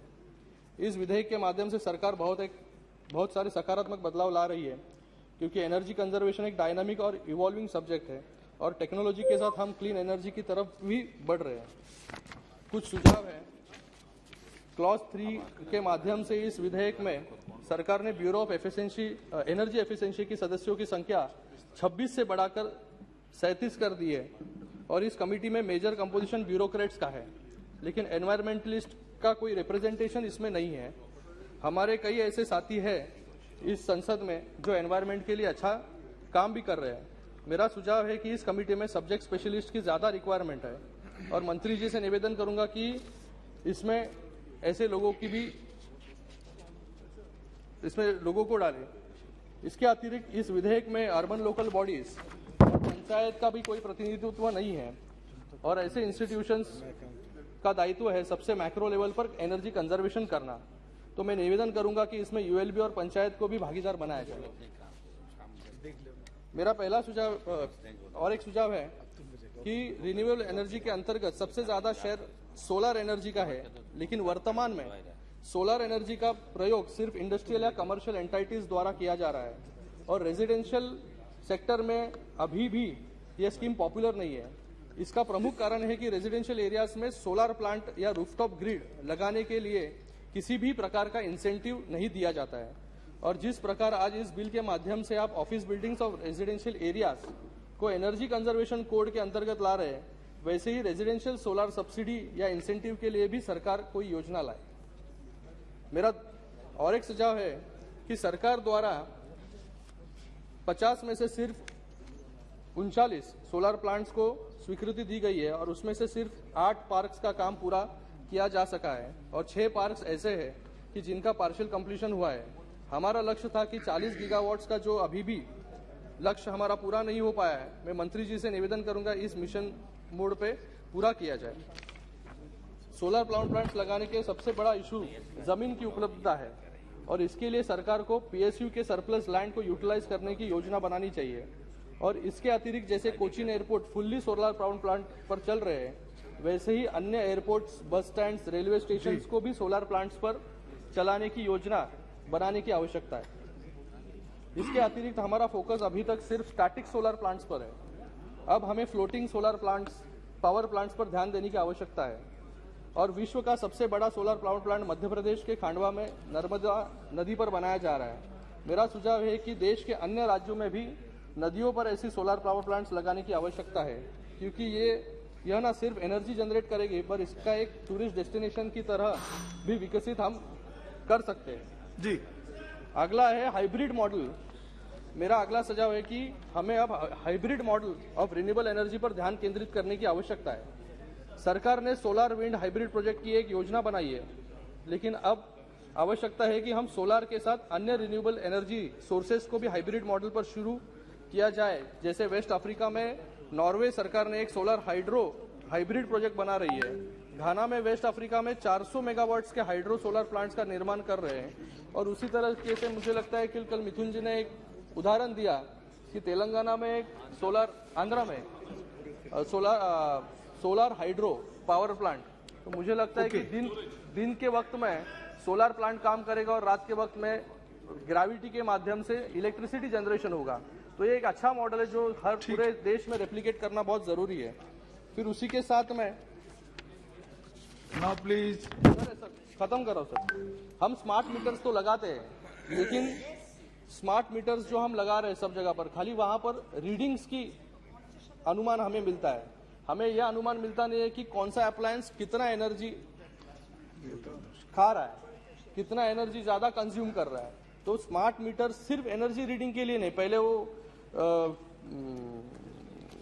जो मीटर्स थे पुराने उसको खाली चेंज करके डिजिटाइज किया गया और उसको स्मार्ट मीटर कहा गया। तो अगर मुझे लगता है कि आने वाले समय में जैसे बाहर के देशों में है कि कौन सा अप्लायंस कितना एनर्जी कंज्यूम कर रहा है, तो एनर्जी सेविंग के लिए हम प्रयत्न कर सकते हैं और एनर्जी कम यूटिलाइज हो सकता है। सर खत्म, last point. International best practices bringing in learning outcomes from other countries on energy efficiency measures could be relevant to maximize the gains from energy efficiency. For example, Japan has developed a carbon reduction reporting system for small and medium enterprises, which involves both mandatory and voluntary reporting to the Tokyo municipal government. Based on these inputs, the Tokyo municipal government then educates the SMEs about EE strategies to gear them in a desirable direction. In Curitiba, Brazil, an improved public transportation system has led to one of the lowest per capita gasoline consumption in Brazil despite the second highest car ownership rate. तो इन सुझावों के साथ मैं अपनी बात समाप्त करता हूँ और ये बहुत अच्छा विधेयक है कि मैं इसको माननीय मंत्री जी कुछ सुधारों की भी आवश्यकता है। मैं उम्मीद करता हूँ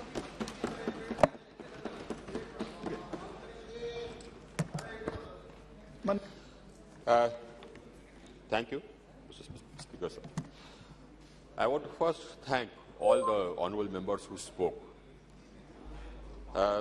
जगदम्बिका पाल जी, महुआ मैत्रा जी, जयदेव गल्ला जी, निधुन रेड्डी जी, संतोष कुमार जी, गिरीश चंद्र जी, रंजीत रेड्डी जी, अधीर रंजन चौधरी जी, सुप्रिया सुले जी, Rajiv Pratap Rudy ji, K Nawaz ji, Hasan Masoodi ji, GS Paun ji, Vishnu Prasad ji, Anubhav Mohanty ji, NK Premachandran ji, Gaurav Gogoi ji, Manoj Rajoria ji, Shinde ji.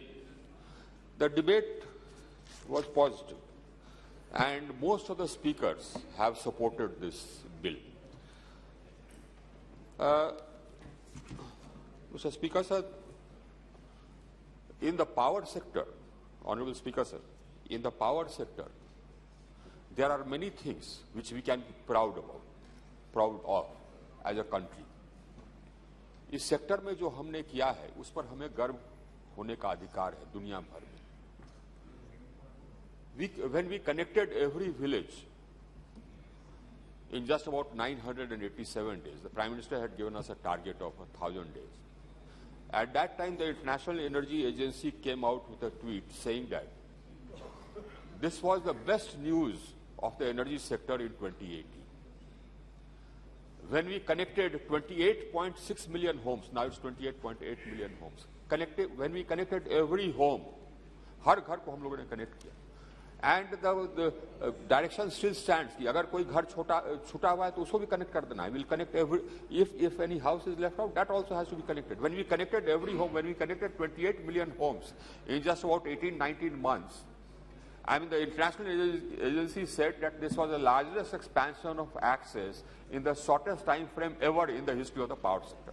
We've done this as a country. I mean, in one stroke, we connected every village, every home. We converted our country from power deficit to power surplus. I mean, today we have about 400,000 megawatts installed capacity.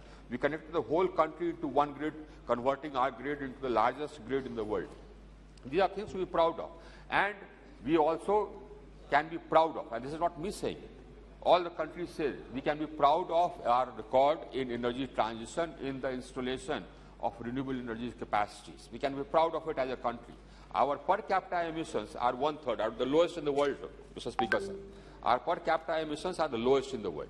Despite that, we have emerged as the only large economy and only G20 country whose energy transition actions are consonant with a sub-2 degree rise in global temperature.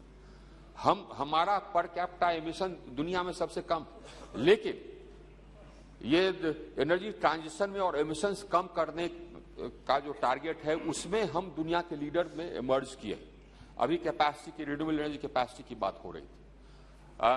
अध्यक्ष महोदय, हमारी आज हम लोगों ने, जैसे कि हमने पिछली बार भी कहा था, हम लोगों ने आज अपनी हमारी स्थापित क्षमता हो गई है नॉन फॉसिल फ्यूल की 1,67,000 मेगावाट और करीब 82,000 मेगावाट हमारा अंडर इंस्टॉलेशन. जिस गति से हमने रिन्यूएबल एनर्जी, ये नॉन फॉसिल हुआ, उसमें से न्यूक्लियर आप निकाल दें तो हमारी रिन्यूएबल एनर्जी कैपेसिटी जो कि स्थापित है 1,61,000 मेगावाट और 72,000 मेगावाट हमारा अंडर इंस्टॉलेशन है. तो लोग कह रहे थे कि हम लोगों ने we had promised that by 2022 will establish 175 gigawatts of capacity, renewable energy capacity, and we have missed it. But this is the position, we have not missed the target. We are not only on the target, in fact, we are ahead of the target. We would have been much ahead of the target if the COVID had not intervened. Because remember, I'm talking about only renewable energy capacity, I'm not adding nuclear. My renewable energy capacity is installed is 161 gigawatts and 72 gigawatts is under installation. We have had the fastest rate of growth of renewable energy capacity in the world, bar none. जिस गति से हमने renewable energy capacity अपने जोड़ा है, ये दुनिया में सबसे तेज गति है. ये हम नहीं कहते, the whole world says it. So we have, I mean, we as a country can be proud of it. One of our NDCs we've fulfilled 9 years in advance, capacity. Now my capacity is more than 40%. My established non-fossil capacity is more than 40% of my total capacity. It's 41%. And just a minute, let me just, I've got it. Just hold it. No, just hold on. Just, एक बार फिर आपको बता दूं, मैं सभी मंत्रियों और सभी सदस्यों को कहता हूं, कोई भी माननीय सदस्य उठ भी जाए तो आप उनका जवाब मत दिया करो, मेरे बिना permission. Thank you, Mr. Speaker, sir. So, as I said, our rate of renewable energy capacity addition has been the fastest in the world. It's not me saying it. The whole world says it. We have emerged as the most attractive destination for investment in renewables. This is not me saying. This is the whole world saying it. And this is something which has happened by, shall we say, a consensus. Now, in many countries, you will find that there is not much of a consensus insofar as energy transition is concerned. Many developed countries, there is no consensus. In our country, there is a consensus. ये हमारे देश में सभी लोग, सभी राज्य इस बात पर सहमत हैं कि हाँ साहब, सो हमें रिन्यूएबल एनर्जी कैपेसिटी लगानी चाहिए, हमको एनर्जी ट्रांजिशन करना है, हमको अपने एमिशंस कम करना है। एक एनडीसी तो जैसे कि हमने कहा कि we achieve 9 years in advance, दूसरा एनडीसी हमने प्लेज किया था पेरिस में। ये दो प्लेज किए थे, एक तो कि हम साहब सो 2030 तक अपना कैपेसिटी जो है पावर जनरेशन कैपेसिटी उसका 40% हम कर देंगे नॉन फॉसिल से, वो हमने 21 में कर दिया। दूसरा हमने कहा था कि हम अपने एमिशंस इंटेंसिटी को घटाएंगे as against 2005 levels by 33 to 35% by 2030। Already हमारा जो अचीवमेंट है इट्स नियरिंग 30, तो उसका भी हम बिफोर टाइम हम लोग अचीव कर देंगे। आइए सब लोगों के ये सहमति से हुआ।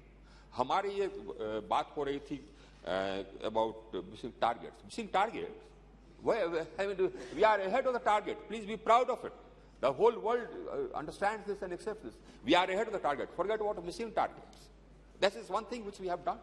We can be proud of in the energy sector. Now, basically, people talked about the achievement of the Bureau of, and you know how the Bureau of Energy Efficiency has fallen short of its utilization of its budget. The purpose is not to not % spending the money. The purpose is that have you achieved what you have set out to achieve, and they have. As I said, हमारा जो emissions reduction हुआ है, that is because of the Bureau of Energy Efficiency. कैसे emissions reduction हुआ? हम लोगों ने industry में अपना CO2 का emissions, ये परफॉर्म अचीव ट्रेड हमारा स्कीम, उसके अंतर्गत हमने एमिशंस रिडक्शन यानी ब्यूरो ऑफ एनर्जी एफिशिएंसी ने एमिशंस रिडक्शन अचीव किया of 106 million tons of CO2 per annum. हर साल उतना हम लोगों ने जो स्टेप्स किया है उसका एफिशिएंसी जो बढ़ा है। बहुत सारे सेक्टर्स में उसके जो ये एनर्जी यूटिलाइजेशन का जो एफिशिएंसी है वो 20% से लेकर के 24% तक बढ़ा है। और इसी कारण हमारे बहुत सारे इंडस्ट्रीज कॉम्पिटिटिव हो गए दुनिया में। जितने मेजर इंडस्ट्रीज है they become competitive because of the increasing efficiency, और जो इन्होंने टारगेट सेट किया उसे कारण हुआ। ये सिर्फ इंडस्ट्री में 106 million ton of CO2 emissions reduction per annum, हम पूरा ये आपको बता ही देते हैं कि कैसे कैसे इनका ये अचीवमेंट रहा। इनका जो स्टैंडर्ड्स एंड लेबलिंग प्रोग्राम है उसमें CO2 emissions reduction 51 million ton per annum रहा।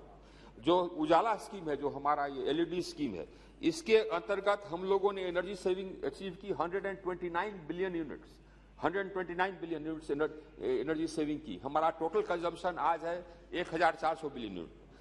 जो हमारा उजाला स्कीम है इसके अंतर्गत CO2 एमिशंस का रिडक्शन हमने 105 मिलियन टन पर एनम किया। इसी कारण जो हमने जो टारगेट दिया था कि बाय 2030 हम अपना एमिशंस रिडक्शन कर देंगे बाय 33-35%, इसी कारण तो हम अचीव कर रहे हैं।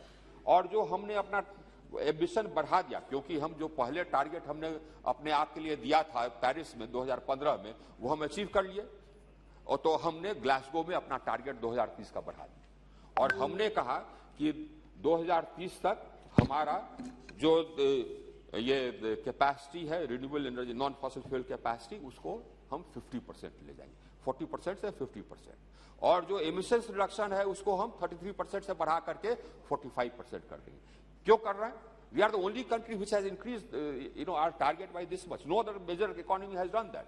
We have done it because we not only achieved our target, but ladies and gentlemen, but honourable members, we achieved our target before time.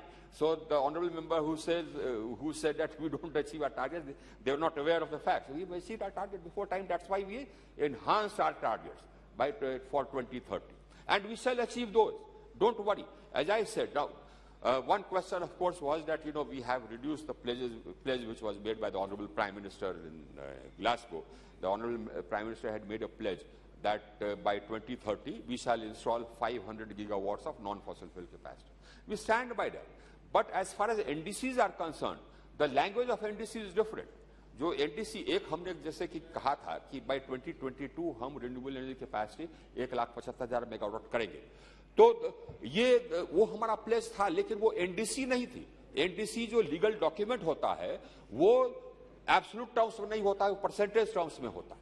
तो परसेंटेज टर्म्स में हमने कहा था कि हमारी जो पावर जनरेशन कैपेसिटी होगी वो 40% हम ये रिन्यूएबल एनर्जी से करेंगे, बाय नॉन फॉसिल फ्यूल से करेंगे।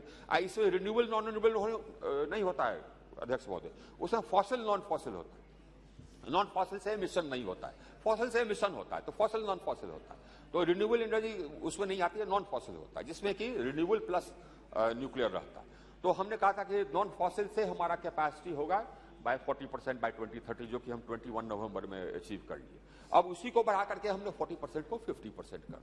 इसमें एब्सोल्यूट टर्म्स में 500 गीगावाट या 450 गीगावाट की बात नहीं कही आती। तो what you read in the newspapers was actually our the pledge being translated into action in terms of the United Nations framework on climate change. That is the language which is followed. And similarly, the other language which is followed is emissions intensity, which we have again increased our ambition from 33% to 45%. So our progress in renewable energy, our progress in energy transition is something to be proud of. I am proud of it. Every Indian can be proud of it, because we've done something which other major economies have not done. And despite the fact that our per capita emissions are the lowest in the world. Why did we do it? Why did we do it? Because we believe it. And not only the government, I believe every Indian believes in the environment. We are the only society which, worships nature, which worships trees, which worships water. We are the only society which worships the sun, the giver of energy. So therefore we believe in it. We believe in, the energy, the conservation, we believe in the environment. And that's why we are doing this. Now the set of amendments which we have brought before you, this will take that forward. This will take that forward.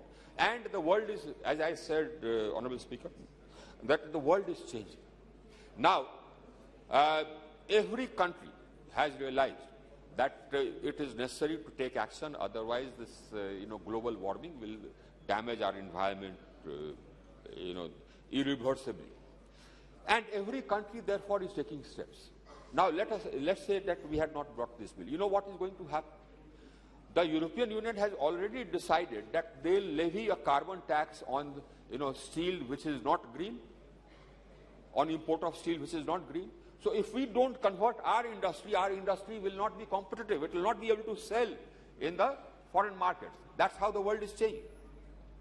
They are going to put carbon tax on every product which we try to export, or if we don't make those products green products. The future is going to be green products. That is one. The second, of course, is the fact that this is our golden opportunity to change from being a net importer of energy to being a net exporter of energy. Honorable Speaker, sir, we have all the advantages.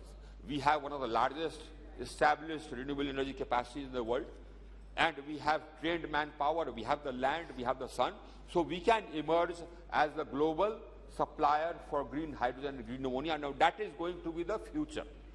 And different countries, European countries as well, the developed economies have already started tying up sources of green hydrogen and green ammonia.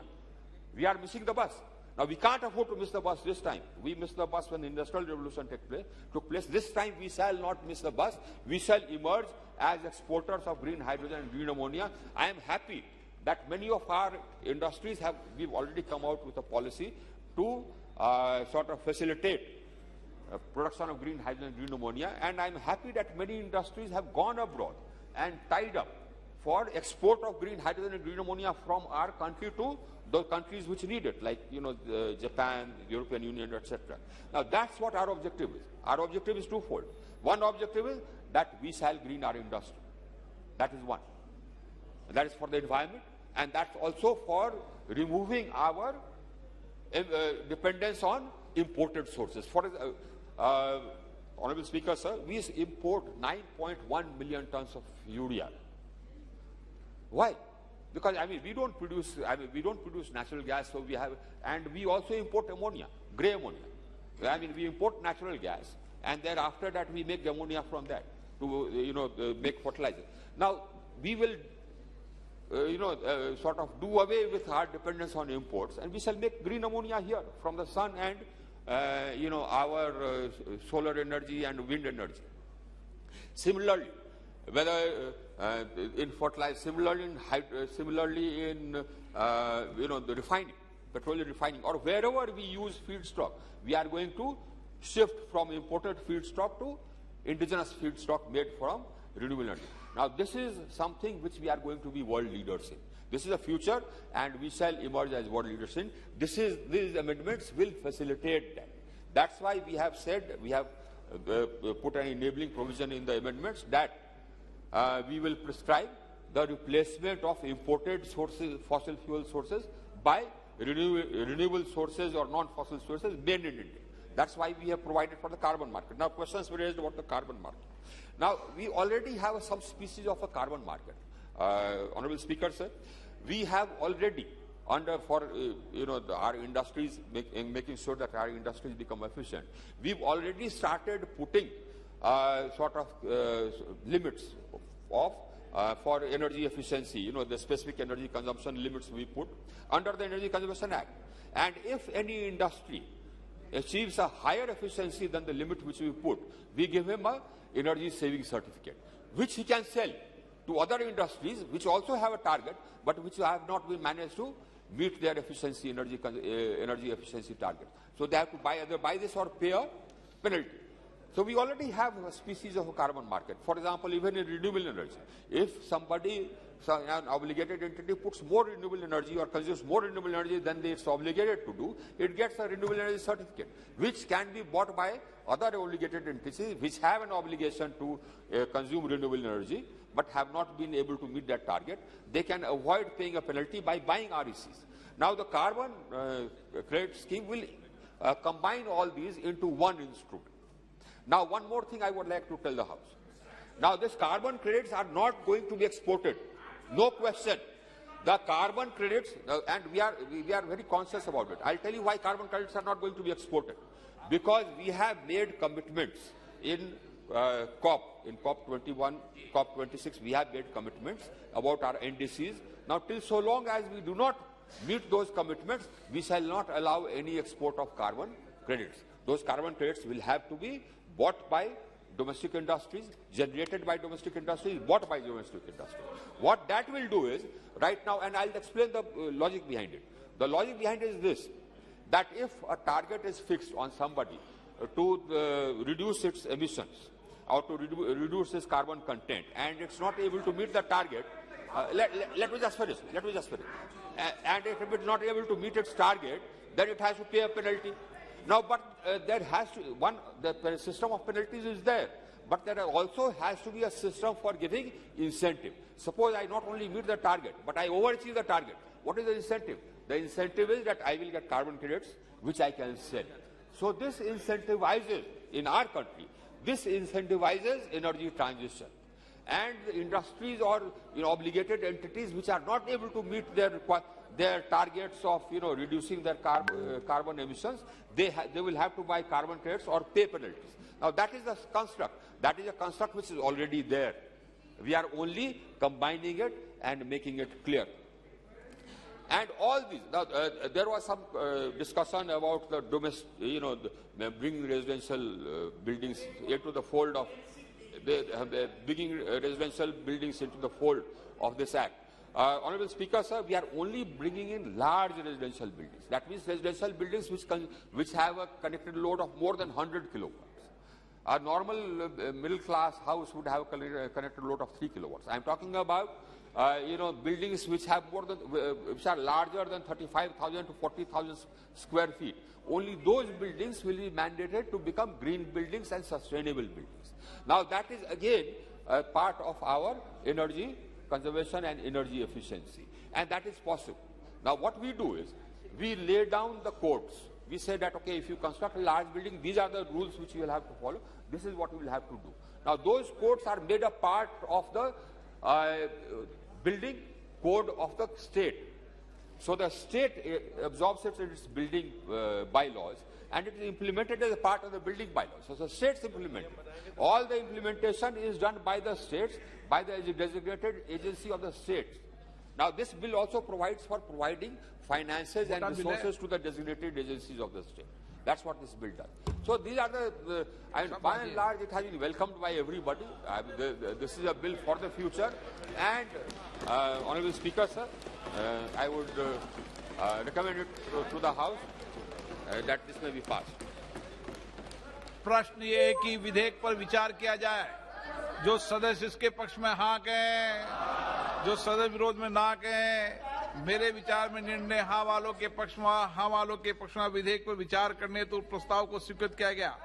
अब सभा विधेयक पर खंडवार विचार करेगी। Shri N.K. Premachandran जी, संसद संख्या 11। Yes, sir.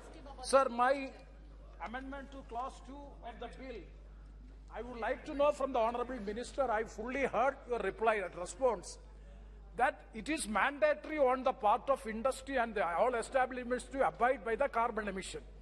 One industry is not able to comply the direction. No या no more. So I am not, sir, one second. No 2 पर बोलना, अभी 11 चल रहा है. Class 2 में I am moving the amendments, sir. I am moving the amendments and seeking a clarification. प्रश्न ये कि N.K. प्रेमचंदन द्वारा प्रस्तुत संशोधन संख्या 11 को स्वीकृत किया जाए। जो सदस्य के पक्ष में हाँ कहें, जो सदस्य विरोध में ना कहें। मेरे विचार में निर्णय ना वालों के पक्ष में, ना वालों के पक्ष में संशोधन स्वीकृत हुआ। श्री N.K. प्रेमचंदन जी, संशोधन संख्या 12। सर, संसद संख्या 12। Yes, I am moving, sir. I am moving. प्रश्न है कि N.K. प्रेमचंद द्वारा प्रस्तुत संशोधन संख्या 12 को स्वीकृत किया जाए। जो सदस्य इसके पक्ष में हाँ कहें, जो सदस्य विरोध में ना कहें। मेरे विचार में निर्णय ना वालों के पक्ष में, ना वालों के पक्ष में संशोधन स्वीकृत हुआ। श्री सोगत राय जी, संशोधन संख्या 22। माननीय सदस्य खड़े होकर बोला करो, बैठ कर मत बोला करो। सर, नॉट मूविंग, ये ठीक बोला आपने। आजकल आप थोड़ा अप्रोप्रिएट इंस्ट्रक्शन दे रहे हैं, ठीक है। प्रश्न है कि खंड 2 विधेयक का अंग बने। जो सदस्य इसके पक्ष में हाँ कहें, जो सदस्य विरोध में ना कहें। मेरे विचार में निर्णय हाँ वालों के पक्ष में, हाँ वालों के पक्ष में खंड 2 विधेयक का अंग बना। श्री A.M. आरिफ, संशोधन संख्या 1 और 2। Not moving. Not moving. Okay. Shri M.K. Raghavan, संशोधन संख्या 3।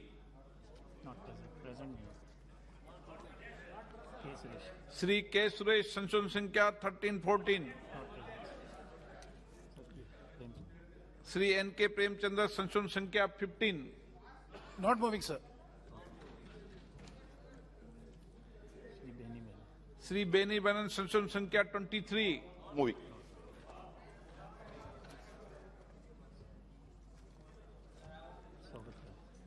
श्री सोगत राय जी, संशोधन संख्या 24 से 27। Sir, moving in page 3। प्रश्न है कि श्री सोगत राय द्वारा बोलने दीजिए, अमेंडमेंट तो मूव करे। Sir, in page 3 for lines 33 to 36, substitute one expert in power sector and the principal secretary of the Ministry of Power, or if there is no principal secretary, the secretary in charge of Ministry of Power, and one official each from the power department of the major states, including West Bengal, to be appointed by the central government. As it is, he has formed a very omnibus and cluttered Bureau of Energy Efficiency. I think it should be less bureaucratic. प्रश्न है कि श्री सोगत राय द्वारा प्रस्तुत संशोधन संख्या 24 से 27 को स्वीकृत किया जाए। जो सदस्य इसके पक्ष में हाँ कहें, जो सदस्य विरोध में ना कहें। मेरे विचार में निर्णय ना वालों के पक्ष में, ना वालों के पक्ष में संशोधन अस्वीकृत हुआ। प्रश्न है कि खंड 3 विधेयक का अंग बने। जो सदस्य इसके पक्ष में हाँ कहें, जो सदस्य विरोध में ना कहें। मेरे विचार में निर्णय हाँ वालों के पक्ष में, हाँ वालों के पक्ष में खंड 3 विधेयक का अंग बने। श्री M.K. राघवन जी, श्री N.K. प्रेमचंद्र जी संशोधन संख्या 16। Sir, census Sankhya 16, Bureau of Energy Efficiency authorized any agency in the country, not outside the country. Let the companies be inside the country. Domestic companies may be authorized. Foreign companies have to be omitted. That is my amendment. Moving, sir. प्रश्न है कि Shri N.K. Premchandra द्वारा प्रस्तुत संशोधन संख्या 16 को स्वीकृत किया जाए। जो सदस्य इसके पक्ष में हाँ गए, जो सदस्य विरोध में ना गए, मेरे विचार में निर्णय ना वालों के पक्ष में संशोधन स्वीकृत हुआ। प्रश्न है कि खंड 4 और 5 विधेयक का अंग बने। जो सदस्य इसके पक्ष में हाँ गए, जो सदस्य विरोध में ना गए, मेरे विचार में निर्णय हाँ वालों के पक्ष में खंड 4 और 5 विधेयक का अंग बना। श्री N.K. प्रेमचंद्र जी संशोधन संख्या 17 से 2020। All the amendments are relating to extension of period. I am moving, sir. प्रश्न ये है कि N.K. प्रेमचंद्र द्वारा प्रस्तुत संशोधन संख्या 17 से 20 स्वीकृत किया जाए। जो सदस्य के पक्ष में हाँ गए, जो सदस्य विरोध में ना गए, मेरे विचार में निर्णय ना वालों के पक्ष में संशोधन अस्वीकृत हुए। श्री सौगत राय जी संशोधन संख्या 28 और 29। Not moving, sir. प्रश्न है कि खंड 6 विधेयक का अंग बने। जो सदस्य इसके पक्ष में हाँ गए, जो सदस्य विरोध में ना गए, मेरे विचार में निर्णय हाँ वालों के पक्ष में खंड 6 विधेयक का अंग बना। श्री N.K. प्रेमचंद्र जी संशोधन संख्या 21। Sir, last amendment, that is any agency, let it be any competent agency. It's a positive amendment. Can very well accept it if the honorable minister decides. I am moving, sir.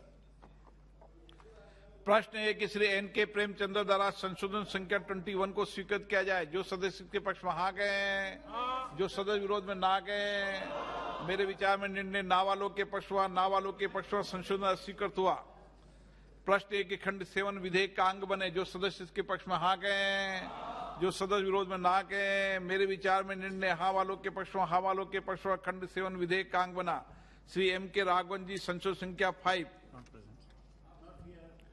फिर माननीय सदस्य, एक बार माननीय सदस्य में व्यवस्था दे दूं, ये वोट वॉइस वोट से होते हैं, इसलिए हाथ खड़ा करने की तकलीफ मत करो। आप मुंह से भी बोल सकते हो।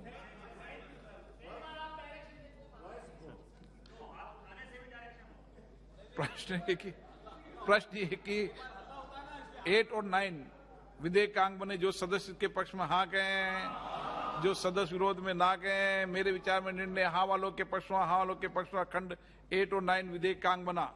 श्री M.K. राघवन जी, श्री रितेश पांडे संशोधन संख्या 30। To move this amendment. In place, I'd like to add, after page 6, line 12, provided that the appropriate government shall financially support through its various program policies and subsidies, or by arranging a mechanism through which appropriate loans for individuals, communities, public buildings, residences, companies, commerce, industries, and agriculture units that intend to buy equipment or necessary infrastructure for using renewable energy for the purpose of personal consumption. प्रश्न है कि श्री रितेश पांडे द्वारा प्रस्तुत संशोधन संख्या 30 को स्वीकृत किया जाए। जो सदस्य इसके पक्ष में हाँ गए, जो सदस्य विरोध में ना गए, मेरे विचार में निर्णय ना वालों के पक्ष में संशोधन स्वीकृत हुआ।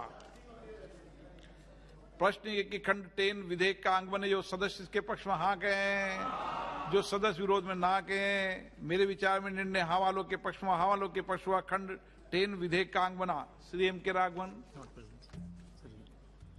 श्री रितेश पांडे संशोधन संख्या 31। Sir, I'd like to move this amendment, but quickly एक छोटा सा। Okay, no. Sir, एक मिनट। प्रश्न है कि श्री रितेश पांडे द्वारा प्रस्तुत संशोधन संख्या 31 को स्वीकृत किया जाए।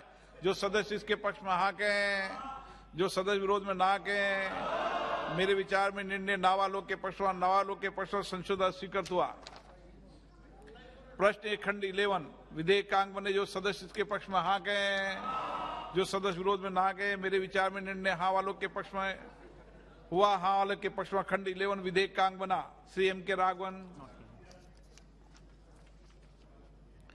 प्रश्न के खंड 12 से 18 विधेयक का अंग बने। जो सदस्य इसके पक्ष में हाँ गए, जो सदस्य विरोध में ना गए, मेरे विचार में निर्णय हाँ वालों के पक्ष में खंड 12 से 18 विधेयक का अंग बना। प्रश्न है कि खंड 1 अधिनियम सूत्र विधेयक का पूरा नाम विधेयक का अंग बने। जो सदस्य इसके पक्ष में हाँ गए, जो सदस्य विरोध में ना गए, मेरे विचार में निर्णय हाँ वालों के पक्ष में खंड 1 अधिनियम सूत्र और विधेयक का पूरा नाम विधेयक का अंग बने। मंत्री जी प्रस्ताव करें कि विधेयक को पारित किया जाए। So I beg to move that the bill be passed. प्रश्न है कि विधेयक को पारित किया जाए। जो सदस्य इसके पक्ष में हाँ कहें, जो सदस्य विरोध में ना कहें। मेरे विचार में निर्णय हाँ वालों के पक्ष में, हाँ वालों के पक्ष में प्रस्ताव स्वीकृत हुआ, विधेयक पारित हुआ। आइटम नंबर 25, नई दिल्ली अंतर्राष्ट्रीय मध्यस्थम केंद्र संशोधन विधेयक 2022। माननीय मंत्री जी, मेरा सभी सदस्यों से आग्रह है कि अपने वक्तव्यों को संक्षिप्त करें। 5:15 पर मंत्री जी वक्तव्य देंगे और 5:30 बजे मैं अपनी बात को कहूंगा। Honorable Speaker, sir, I beg to move that the bill further to amend the New Delhi International Arbitration Center Amendment Bill 2022 as introduced in the Lok Sabha on 5th August 2022 be taken into consideration. कुछ बोलेंगे आप इस विषय पे? Sir, I am moving this amendment bill with the intention of having a world-class arbitration center in India. In 2009, we all are aware that we had passed the New Delhi International Arbitration Act, and after that, we had already established this said center on 13 Please, June the House be in order, please. 2022. Please. And in this regard, we have started the process of the appointment of chairperson. In the meantime, as the situation is dynamic and we see the situation globally, we felt that an amendment is very important to ensure that the objective of the act which we had passed is taken to its logical end. In the process, we are today making a very, very short amendment, and the proposal of today's amendment is: 1, the name of New Delhi International Arbitration Center be changed to India International Arbitration Center, and 2, enable the New Delhi International Arbitration Center to specify by regulations the manner of its discharge of various functions. So, sir, as the Honourable Speaker has given a very limited time, I would be responding to the queries and observations made by the honourable members. So I would like to explain whatever is possible in detail while I respond to the debate of this discussion. I would like to request the honourable member, this is a very, very specific bill with a specific objective to ensure that India becomes an international hub of arbitration. As the country is growing, we would like our business to grow, and in the process, the support and the views of all the honourable members are important. So, without any much objection, I expect that all the members would support this bill unanimously. Thank you, sir. Yes, thank you very much, ministers. Now, Sri Amar Singh to open the discussion. Thank you, sir. Be very brief. Be very brief. I will be very brief, sir.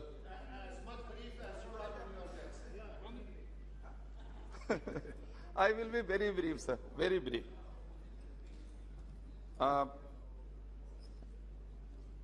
Chairman, sir, as Honourable Minister has explained, that there is amendment in the 2019 Act to, 1, change the name of New Delhi International Arbitration Center to India International Arbitration Center. The second is, there is an amendment in the section 15, I think, that all the rules, the regulation would be framed how to run it. Now, arbitration is a very good alternative method of disposal of the cases or disputes, or you can say dispute resolution. It's a very good method. And it has been going on in this country since ancient times. I mean, before independence, British era, even before that, our panchayats, our elders, all used to do it. Britishers tried to bring law in 1889 and 1940. Then Government of India also brought one law in 1995, that was also establishment of International Center. And now in 19, this New Delhi International Arbitration Center. Sir, we all support arbitration center and alternative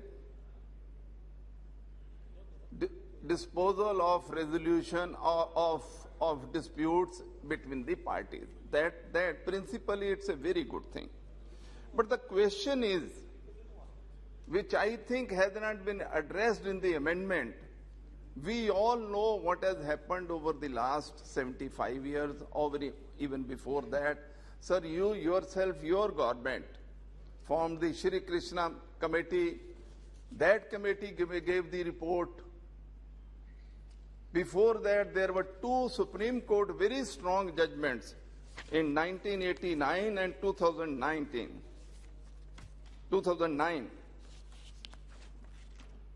And the 2009 Supreme Court judgment, Union of India versus Singh Builders Syndicate, they say that there is a very, very unfortunate delays, high cost, frequent and sometimes unwarranted judicial interruptions at different stages are seriously hindering the growth of arbitration in India. That is a Supreme Court judgment. And this was 2009. Shri Krishna report also tells us the same thing, because we don't have statutory backup. There is lack of experts in the country.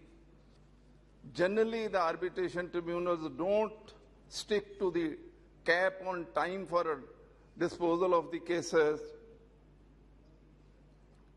And various departments in Government of India and state governments, they appoint their own officers as arbitrators. That leads to litigation. And contrary to the belief that arbitration perhaps is the end of the issue, unfortunately, because in India, because the law, the order is not mandatory, it's not binding, so people can still go for appeals. Appeal, and unfortunately in this country, we all know there are over 4 crore cases pending in various courts in the country. Sir, you are a law minister.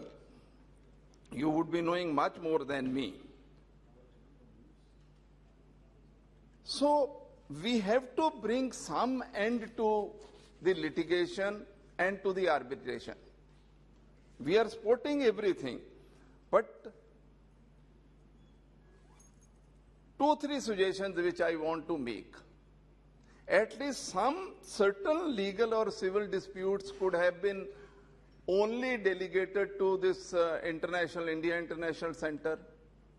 There should be some clause in the law that the order would be mandatory, or there would be 1 or 2 appeals to High Court or Supreme Court.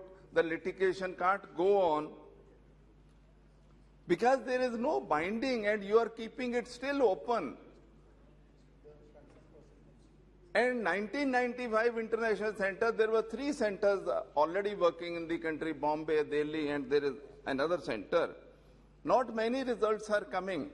People are preferring Singapore Center, International Center. Why are they preferring? Because the orders are mandatory. And international experts are sitting on those tribunals. And the disposal is quite quick. Even Indian businessmen, Indian corporates, they are all going to Singapore for their disposal. But we are not touching those issues, because of which people are going outside the country. People are going to Paris, people are going to London. Your intention is very good. But I don't find anything in the amendment which would lead to really solid results in the country. That is what my point is. Because we cannot, the name changing is good. India International Center would give some, New Delhi could have given a city-centric impression. That's good. But what happens to the orders? There is no finality of the order. There is no time limit. 60 days you have given in the act, but no order is passed in 60 days. What is the provision to finish it in 60 or 70 or whatever days? I mean, there are so many practical problems in the arbitration issue. Unless we take up all those issues, simply changing the names, I don't think, and especially in disputes resolution, it is the weaker sections of the society. It is the people with the lesser money. I mean, not the big corporate, smaller MSME, all those people. These are the people who are the sufferers because they can't afford the. I mean, those lawyers which go to London and to Singapore. So please bring this law again. Thank you. And bring those amendments which are really needed to make this law effective. Thank you, sir. Thank you very much. Now, Ramesh Bidudi ji.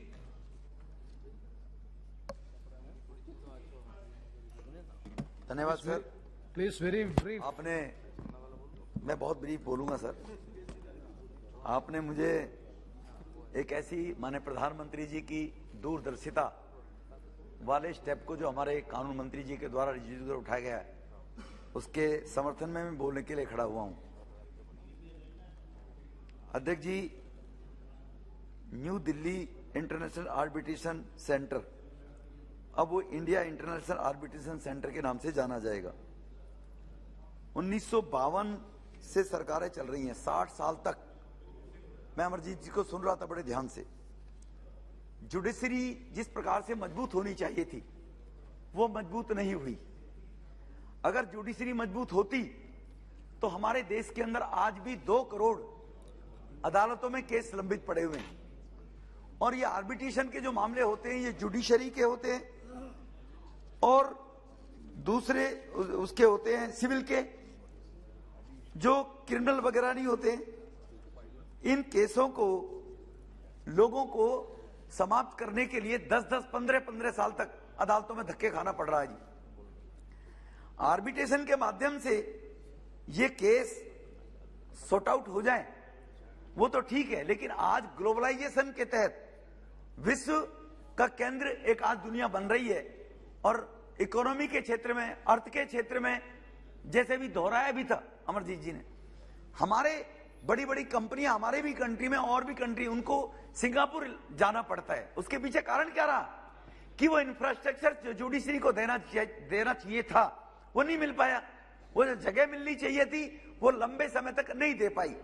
और इसका नाम new Delhi international arbitration के नाम से लोग समझते होंगे ये दिल्ली के या राज्य के ही आर्बिट्रेशन के मामलों को निपटाने के लिए सक्षम होगा। एक साइकोलॉजी भी इंटरनेशनल लेवल के लोगों पर इसका फर्क पड़ता होगा सर हमारे देश में लेजिस्लेशन, जुडिशरी और एग्जीक्यूशन, ये 3 संस्थाओं के द्वारा लोकतंत्र की संचालना होती है। 1980 का अगर दशक याद करें तो वो काला अध्याय कहा जाएगा कि 1980 के दशक में जब अदालतों को अपने हाथ में काबू करने का प्रयास किया तब की प्रधानमंत्री जी ने, और जो मेरिट है मेरिट से छोड़कर जूनियर अपने चहेते ऐसे लोगों को, अभी भी जो देश में शोर मचा था, रिवार्ड वापसी गैंग बहुत सक्रिय हुआ था, वो उन्हीं प्रकार की सरकारों के द्वारा ऑब्लाइज करे हुए लोगों को वो एहसान उतारने के लिए रिवार्ड वापस कर रहे थे। वो सब लोग, सारे के सारे लोग, ऐसे लोगों को जब ये उनकी जूनियर लोगों को सीनियर के ऊपर जज बनाने का मामला आया तो जुडिशरी को 1993 में आदेश करना पड़ा और उस आदेश के तहत ये जज भी अब हम ही अपॉइंट करेंगे और लोकतांत्रिक पद्धति को 1980 में धक्का लगा। आज मैं झारखंड, छत्तीसगढ़, बिहार ऐसे राज्यों की अगर बात करूं, वहां पर जजों के पास उनके कानून जो मुकदमे लड़ रहे हैं उन मुकदमों को निपटाने के लिए, चाहे हम बात करें उनकी जो उनका स्टाफ है, चाहे बात करें इंफ्रास्ट्रक्चर्स की, वो पूरे के पूरे नहीं। आज भी जजों के कई अदालतों में देखेंगे राज्यों में जाकर एसी तक उनके दफ्तरों में नहीं है। इसके कारण से ये जो सिविल मैटर है और ये आर्बिट्रेशन के मामले माध्यम से निपटाए जाए और वो जल्द तरीके से निपटाए जाए। इसलिए इसका नाम बदलकर जो रखा गया वो मैं बाद में आऊंगा सर, लेकिन आर्बिट्रेशन क्यों लाया गया, आर्बिट्रेटर की क्यों आवश्यकता पड़ी? क्योंकि हमारी जो अदालतें हैं वो अदालतें समय पर लोगों को उनको न्याय देने में सक्षम नहीं थी, और इससे एक मैसेज चला गया कि जस्टिस डिलेड इज जस्टिस एनर्ड, कि जो जस्टिस डिनाइड, कि जो जस्टिस डिले हो रहे हैं तो लोग ये समझ के बैठ जाते थे कि 10 साल 15 साल हो गए और 15 साल के भी अगर मुझे न्याय मिला तो ना के बराबर ही हो गया वो न्याय। ऐसी स्थिति देश में लंबे समय तक ये बनी रही, और इसके जिम्मेवार कौन है ये भी पूरा देश जानता है। 66 वर्ष तक राज करने वाले लोग इसके जिम्मेवार है सर। जुडिशरी को किसी भी प्रकार से वो जो इंफ्रास्ट्रक्चर देने की बात हुई, तो आर्बिट्रेशन भी जब 1995-96 में बनाया गया, उससे पहले तो लगातार इतने लंबे समय तक 1940 का अंग्रेजों का बनाया आर्बिट्रेटर कानून चल रहा था देश के अंदर। नहीं सर, मुझे 5 मिनट बोलने दीजिए सर। 5 मिनट हो गया? नहीं सर, 5 मिनट में और मांग रहा हूँ आपसे सर। नहीं, तो मेरी और पार्टी के लोगों का टाइम मुझे दे दीजिए ना, ये पार्टी का तो टाइम इसीलिए स्पीकर का जो मैं कह रहा था कि स्टेनोग्राफर, टाइपराइटर, इनकी व्यवस्था न होने के कारण से हम लोगों को जो वरीयता के आधार पर जिसका व्यक्ति को न्याय मिलना चाहिए उनके सिविल मैटरों के अंदर, वो नहीं मिल पा रहा था सर। इसीलिए इसका नाम बदलकर अब मैं असली पॉइंट पर आता हूं कि इसको इंडिया इंटरनेशनल नाम रखने का इसका लॉजिक क्या रहा होगा।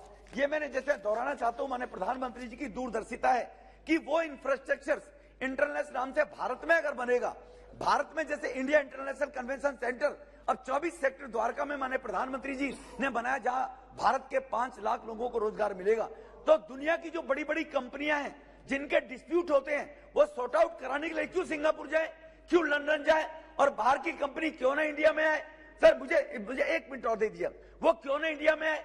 अगर वो लोग यहाँ पर इंफ्रास्ट्रक्चर डेवलप होगा, इंटरनेशनल का नाम पूरी दुनिया में जाएगा, तो ग्लोबलाइजेशन के तहत वो बड़ी कंपनियां अगर अपने आर्बिट्रेटर, क्योंकि 2 पक्षों में झगड़ा होता है, आर्बिट्रेशन के अंदर एक जज उसके अनुसार हो, एक अनुसार हो, एक तीसरे के अनुसार हो, ये व्यवस्था होती है, तीनों मिलकर उस समस्या को सुलझा ले। और अगर वो यहाँ पर आएंगे तो यहाँ हमारे यहाँ के लोगों को, चाहे होटल के मामले में हो, चाहे वो कार ड्राइविंग एयरपोर्ट के मामले में हो, बाहर की इकोनॉमी हमारे देश में आएगी, बाहर के लोग सिंगापुर अगर न्याय देने के लिए भारत की जो क्रेडिबिलिटी दुनिया में बढ़ रही है उसके अनुसार भारत में आने के लिए लोग प्रयास करेंगे, जिसके कारण से यहाँ पर इसको हमारे भारत के अंदर इकोनॉमी के आधार पर भी, अर्थव्यवस्था के आधार पर भी बाहर की मुद्रा हमें अच्छी खासी संख्या में मिलेगी। तो इसीलिए जो माननीय कानून मंत्री जी ने इस कानून को लाने की बात कही है, इसके लिए मैं एक सुझाव जरूर देना चाहूंगा कि आर्बिट्रेशन के अंदर भी जो मुकदमे चल रहे हैं, जो लंबित पड़े रहते हैं, वो टाइम बाउंड कम से कम होने चाहिए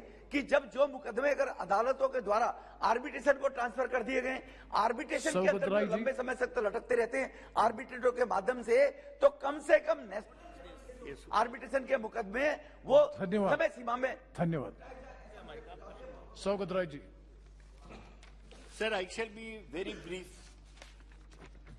There is something known as superfluous legislation. जो legislation का कोई दरकार नहीं है. This is such a legislation. This government does not know its mind.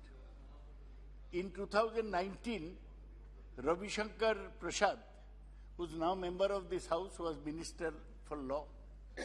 He converted the name of International Center of Alternative Dispute Resolution into New Delhi International Arbitration Center in Delhi. Now, Mr. Rijiju, who is now the law minister, though he is not a practicing lawyer himself, unlike Ravi Shankar Prasad, wants to leave his stamp on the ministry. So he has called this International Arbitration Center Act. The main moot question is simply this, that there is neither any objection nor any support, because as I said, it's a superfluous legislation. Has the government been able to make India a center of arbitration? Singapore is such a small place, city-state. You see, most of the companies go for international arbitration to Singapore, including the Ambanis, Adanis. They have got international connections, and they go to Singapore. Why the government has not made any progress in last 3 years to make New Delhi a major center of arbitration? Because arbitration is an alternative way. In our country, courts take years and years. Courts are only there to benefit lawyers, not the litigants. So arbitration is a shorter form, though whether it's perfect law or not, I don't know, because they make one retired judge arbitrator. And judges as arbitrators make more money than they used to make at judges. Please. And ultimately, when the arbitration award comes, as salary, arbitration award. When the arbitration award comes, then somebody goes again in litigation to court. He is professor and lawyer both. So I would like to know from the Honorable Minister, you are changing a name, it's all right, you will leave your stamp on the ministry. But what is it that the government is doing to make India a better center for international arbitration? Thank you. Which are the companies that are there? Now, there are big law firms in this country, Khaitan and Company, this, that, Amarchand, Mangaldas. These are all there, people go to them. But none of the top international law firms have set up big offices in India. And our big lawyers have gone abroad. Harish Salve, who often pleads for this government, stays in London and sometimes does his pleading through video messaging. So I would like the minister really to develop this arbitration. As an alternative, it will reduce the burden on the courts. It will give quick relief to litigants. Yes. Thank you. So with that I say that I have nothing to say either in favor of the bill nor against the bill. Thank you, It's a Dr. superfluous Kalyanuthi legislation. Veeraswamy. It should be dealt with as such. Thank you, sir. Thank you. Sir, thank you very much, sir. Thank you for giving me an opportunity to speak on this New Delhi International Arbitration Center Amendment Bill 2022. Sir, there is no doubt that we require a bill of such nature, sir. We definitely need an international arbitration center in India, because right now the number of disputes that exist, all these disputes, which goes into several thousands of crores, is being heard in Singapore because we do not have a robust arbitration mechanism in India, sir. Sir, in fact, this bill was actually brought in 2019, and in that bill, they had said that the act will allow the central government to provide for removing any difficulty in implementing the act up to 2 years. Sir, after 2 years, from 2019, within 3 years, they have found that they have had several difficult drafting errors in this act. So when you are preparing a bill, the lackadaisical manner in which they have been preparing bills has already been referred to by the Supreme Court Chief Justice, sir. He has said that the Parliament is passing bills without taking into consideration about the complete details, where there is not adequate amount of debates happening, or referring it to the standing committees to make sure that the bill has all the provisions which need to be taken into consideration, because the Supreme Court CJI, he has mentioned that passing bills without all these considerations creates a havoc in the judicial system, sir. The judges are facing immense trouble in interpreting these bills, and subsequently we come back. It is very sad to note that a bill which was brought in 2019, within 3 years, you want to bring an amendment to this. Can't we even prepare a bill which can last for at least a few decades before you want to seek an amendment? And similarly, the same way that it was seen, we have seen that the problems with the farm bills and so many other bills which the government has brought in without taking into consideration the opposition voices or the voices of the people. So I request that this government take adequate time to ensure that all the provisions are contained in this bill, sir. Sir, in this bill, we are not talking about any provision. We are talking only about the international arbitration, where these things can last for several thousand crores. But there are so many companies which have disputes which can be much meager, sir. It can be about 50 crores or 10 crores who cannot afford to go to these kind of centers. So I would request some kind of an arbitration provision can be provided to those people also. And similarly, when we are asking people to keep shifting from Chennai to Delhi every time, the traveling and everything is becoming a problem. In fact, our Honorable Chief Minister also asked for Supreme Court bench to be placed in Chennai, sir. So I would request that the Law Minister to kindly consider that, so that a bench is made available in Chennai and if possible in all the regions, sir, in Calcutta and Mumbai also. And similarly, we wish that there can be a provision for virtual arguments. I mean, like where now during the pandemic, we have found that several courts have been functioning where they have been functioning virtually. Thank you, This can be taken into a definite positive aspect for the Law Ministry to consider. Thank you very much. Shri Lav Krishna ji, Lav Shri Krishna. Thank you, sir. Thanks for allowing me to speak on New Delhi International Arbitration Center Bill. As Saugata Roy said, there's not much in this, just the change of the name of the bill, name of the center. Sir, this is I believe this is the second time or third time that we are speaking something about arbitration in the last 3 years, sir. But again and again we will be speaking about it, but somehow the arbitration center doesn't come up in Delhi. No business happen in Delhi, but the arbitration actually happens either in London or in Singapore. So even the best of the minds, best of the lawyers, best of them are going and practicing overseas, but are not coming to Delhi and doing it, sir. So yes, we totally support this bill, that change of the name and everything. But sir, arbitration as it is that we are speaking right now, we are only talking about the higher level, wherein between the corporates and everything, sir. But last time also I spoke about it. It is not just with the corporate level arbitration that is required in this country, sir. With the amount of cases that are pending in this country, there needs to be a thinking. As Kiran Rijiju is a very forward-thinking minister, there should be a thought that should be there, wherein we can have some arbitration at a lower level, so that these pending cases are dealt at that level itself. Say we have local adalat and all those institutes that are there, but they don't have enough power.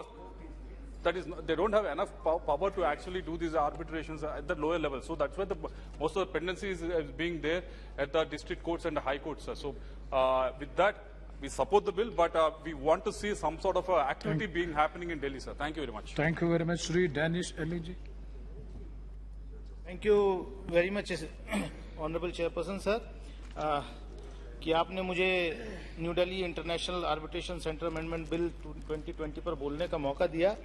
Sir, सबसे पहले तो मैं यही कहूंगा कि arbitration अगर करना है तो पहले हमारा जो जुडिशियल स्ट्रक्चर है उसकी तरफ हमें ध्यान देना चाहिए कि किस तरीके से करोड़ों की तादाद में केसेस जो हैं वो पेंडिंग हैं और उसके लिए सरकार को जो करना चाहिए नहीं कर पा रही है। मैं आपको एक एग्जांपल देना चाहता हूं सर कि जहां पर डिस्ट्रिक्ट बने हुए एक डेकेड से ज्यादा हो गया, वहां पर डिस्ट्रिक्ट कोर्ट्स की बिल्डिंग नहीं है। ये इंफ्रास्ट्रक्चर गवर्नमेंट को क्रिएट करना है। हाई कोर्ट की बेंच पश्चिमी उत्तर प्रदेश में कई दशकों से मांग है, आज तक नहीं हो पा रही, लेकिन कुछ ना कुछ बहाना मिलता है। Arbitration centre, international arbitration centre Delhi में बने, नो डाउट बनना चाहिए, लेकिन यहां भी क्या हो रहा है सर, आजकल मैं माफी के साथ चाहूंगा कि जो बड़े बड़े लॉयर्स हैं, मतलब आपदा में अवसर तलाश लिया गया। माफ कीजिए, मैं माननीय लॉ मंत्री जी से कहूंगा कि जो बड़े लॉयर्स हैं वो तो लंदन में भी बैठ के, दूसरे कंट्रीज में बैठ के वीडियो कॉन्फ्रेंसिंग से जो है काम कर लेते हैं, लेकिन जो हमारे यहां पर हैं उनको ये कहां का, मतलब मुझे नहीं, क्योंकि I am not a lawyer, लेकिन सच्चाई ये है कि जो गरीब आदमी हैं उसको न्याय मिलना इतना मुश्किल है आज की डेट में कि वो नहीं हायर कर सकता बड़े लॉयर्स। जो किसान की समस्या, जो गरीब की समस्या है, जो मान लीजिए जो डेमोक्रेसी को बचाने की इस देश में कोशिश कर रहे हैं, जुबैर जैसे जर्नलिस्ट लोग या दूसरे जर्नलिस्ट जो उनको जेलों में रखा जाता, वो बड़े लॉयर हायर नहीं कर सकते। मैं आपके माध्यम से इतना ही कहना चाहूंगा कि देश के अंदर जुडिशियल सिस्टम के अंदर लॉ मिनिस्टर साहब को आर्बिट्रेशन अच्छे से करना चाहिए, इंफ्रास्ट्रक्चर डेवलप करना चाहिए। ठीक है, अंतरराष्ट्रीय आर्बिट्रेशन इंडिया में हो, उसके लिए हम समर्थन करते हैं, लेकिन हमें अपने गिरेबान में झांक के देखने की जरूरत है। बहुत धन्यवाद। धन्यवाद। श्रीमती सुप्रिया सुले जी। Thank you, sir. I stand here to just ask two very small questions to the Honorable Law Minister of India. He has brought in this bill. I can't believe he has just brought it to change the name. I mean, there's really nothing else. I mean, this is really lack of colossal waste of time for Parliament if you've just got it for that. I can't, it's just appalling. I have two questions to ask you. This is not for the common man. This is the new Delhi International Arbitration Center. So this is obviously for the big boys. Now, two questions that I need you to clarify to me. That a reply of Government of India in Rajya Sabha said the high network individuals of India are leaving India. My friend Pinaki Mishra also spoke at length last week about it, that most high network individuals are leaving this country and prefer a foreign passport over an Indian passport. Now that's point number one. Point number two is that a lot of my colleagues talked about all the big lawyers, the big boys who are lawyers who are leaving, prefer arbitration in England, they prefer to live in England. So there's not just all the big investors leaving, but even the brain drain, all the big lawyers are preferring to leave India. So have you ever thought of that for a moment, that here you're trying to make an international center, but the so-called creme de la creme of India, be it the intellectual lawyers, be it the industry, let's not take a socialist line, let's take for a moment a capitalist line which your government likes. So why are we making sure that all these people who create wealth in this country, create jobs in this wealth, are leaving this country? And give you two small examples. Look at KN Energy. This happened in your duration, as well as the Reliance British Petroleum issue, or the Amazon Future Group and the Reliance dispute. They have not chosen India as an option. Future Group is almost becoming an NP, unfortunately, which had one of the finest companies in this country.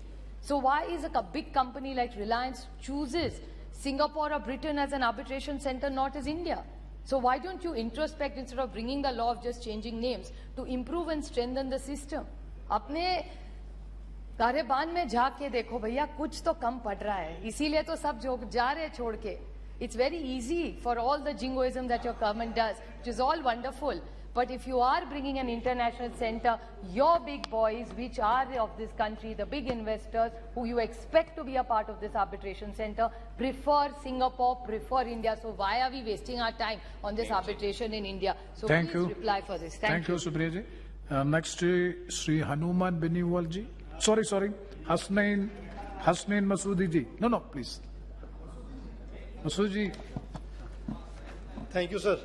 Sir, an efficient adjudicative mechanism has key role in promoting investment, industrial growth, and generation of employment and overall development. Sir, the investors, domestic and foreign, feel encouraged and confident to invest if they find that country has an efficient justice delivery mechanism. And the alternate dispute resolution mechanism has, over the years, emerged as the main source of key role in adjudication of the disputes. In that background, the bill is a right step in the right direction, because most of the honourable members have voiced the concern that why should people flock to other places for arbitration. It is because we did not have an efficient mechanism here in the country. And if the change itself may not convey much, but it does give an impression, or it does at least belie the impression that no, we don't have an efficient adjudicative mechanism or alternate dispute mechanism, arbitration in the country. And when people flock to, or people go to Hong Kong, or people go to other Singapore or go to other places. They go, or London, they go because there is a clause in the agreement that jurisdiction at London. And why do they insist on it once they enter into an agreement with our investors or who collaborate with them? Because they say that we don't have an action mechanism in the country or in dispute mechanism in the country. So we also readily agreed on it. Once we have in place an action mechanism, now, I mean, what is proposed by the Honourable Minister, and because Section 15 tells us that the Centre will facilitate arbitration, once that is there, that argument or that plea will no more be available to our investors. And I think that this is the right step in the right direction. I stand. Thank you. Thank you, Shri Hanuman Beniwal ji. सभापति महोदय, आज राजस्थान के अंदर एक आस्था का जो केंद्र है खाटू श्याम जी, एक सेकंड साहब, उस मंदिर के प्रांगण में मंदिर के अंदर दर्शन को लेकर भगदड़ मच गई। लाखों लोग थे, इंटेलिजेंसी फेल थी वहां की, 3 लोगों की मौत हो गई, कई दर्जन लोग घायल हो गए। उसके अंदर मेरा निवेदन था कि अंदर टीम भेजे और वहाँ एक सीआई को सस्पेंड करके आप संदेश नहीं दे सकते। क्या है विषय, क्या है? एक सेकंड साहब, क्या है कांग्रेस की इसी सरकार, कांग्रेस की इसी सरकार में 2010 में मेहरानगढ़ के अंदर सैकड़ों लोग मारे गए थे साहब। एक सेकंड, मेरा निवेदन स्पीक ऑन द बिल। एक सेकंड, एक सेकंड साहब, कांग्रेस की सरकार के अंदर मेहरानगढ़ में सैकड़ों लोग मारे गए थे। मेरा निवेदन है, निवेदन सुनिए, बिल पे आ रहा हूँ साहब, bill pay. You speak on the bill. Bill pay बोल रहा हूँ, आप bill pay. Yes, please. Bill pay बोल रहे भाई। Nothing will be. आप लोग Yes, please. Yes. क्यों जबरदस्ती? Yes, please. एक सेकंड रुको था। Nothing. No, nothing. No. You please speak on the bill. मैं बिल पे ही बोल रहा हूँ। Honorable Speaker has given you permission to speak. No. That cannot be. That cannot be. No. मैं इनके खिलाफ नहीं, अजय रंजन जी आपके खिलाफ थोड़े बोल रहा हूँ, बैठो आप यार, कैसी बात? आपने आर्बिट्रेशन बिल से बोलो, आप आर्बिट्रेशन बिल से बोलो। वो मेरा सभापति जी, मेरा निवेदन है कि ऐसी घटनाओं की पुनरावृत्ति नहीं हो। नहीं, please. Nishikant Dubey ji. I've already given that. धन्यवाद सभापति महोदय। मैं माननीय मंत्री जी द्वारा लाए हुए इस बिल के समर्थन में खड़ा हुआ। मैं सुन रहा था सबों को सर, पिछले 75 साल में जो शिफ्ट हुआ है, माहौल जो इस देश का शिफ्ट हुआ है, उसमें इसकी कितनी आवश्यकता है। जब से हमने स्टार्ट किया 47 के बाद, तो लाइसेंस, परमिट और कोटा राज में चले गए सर। एक सर्टेन जो है बिजनेस हाउस ही बिजनेस कर सकता है, उसको सर्टेन सेगमेंट में लाइसेंस मिल सकता है, उसको परमिट मिल सकता है, कोटा मिल सकता है। मैं किसी के ऊपर ब्लेम देने के लिए नहीं खड़ा हुआ उसको। और दूसरा जो सरकार ने किया आजादी के बाद, कि सरकार को बिजनेस करना है। यदि स्टील बनाना है सरकार को बनाना है, सीमेंट बनाना है सरकार को बनाना है, कोई भी बिजनेस हो, कार बनाना है सरकार को बनाएगा, पिन बनाना है सरकार को। और 1-2 जो बिजनेसमैन थे जो कि लाइसेंस, परमिट, कोटा राज में थे। इस कारण से इस तरह के कोई डिस्प्यूट हमारे यहां नहीं डेवलप हुए। 1990 के बाद लिबरलाइजेशन स्टार्ट हुआ और अब कोई ऐसा सेक्टर नहीं है। भारत सरकार ने एक पॉलिसी के तहत यह फैसला किया है और धीरे धीरे जो मुझे लग रहा है कि सारे बिजनेस सरकार खत्म कर देगी। और सरकार का जो बेसिक काम है, जो इस पार्लियामेंट का बेसिक काम है कानून बनाना, या सरकार का जो बेसिक काम है पॉलिसी में जाना, हमको लगता है कि 1-2 सेक्टर को छोड़कर मैक्सिमम जगह सरकार को वहीं जाना चाहिए। और यही पूरी दुनिया का रीत है।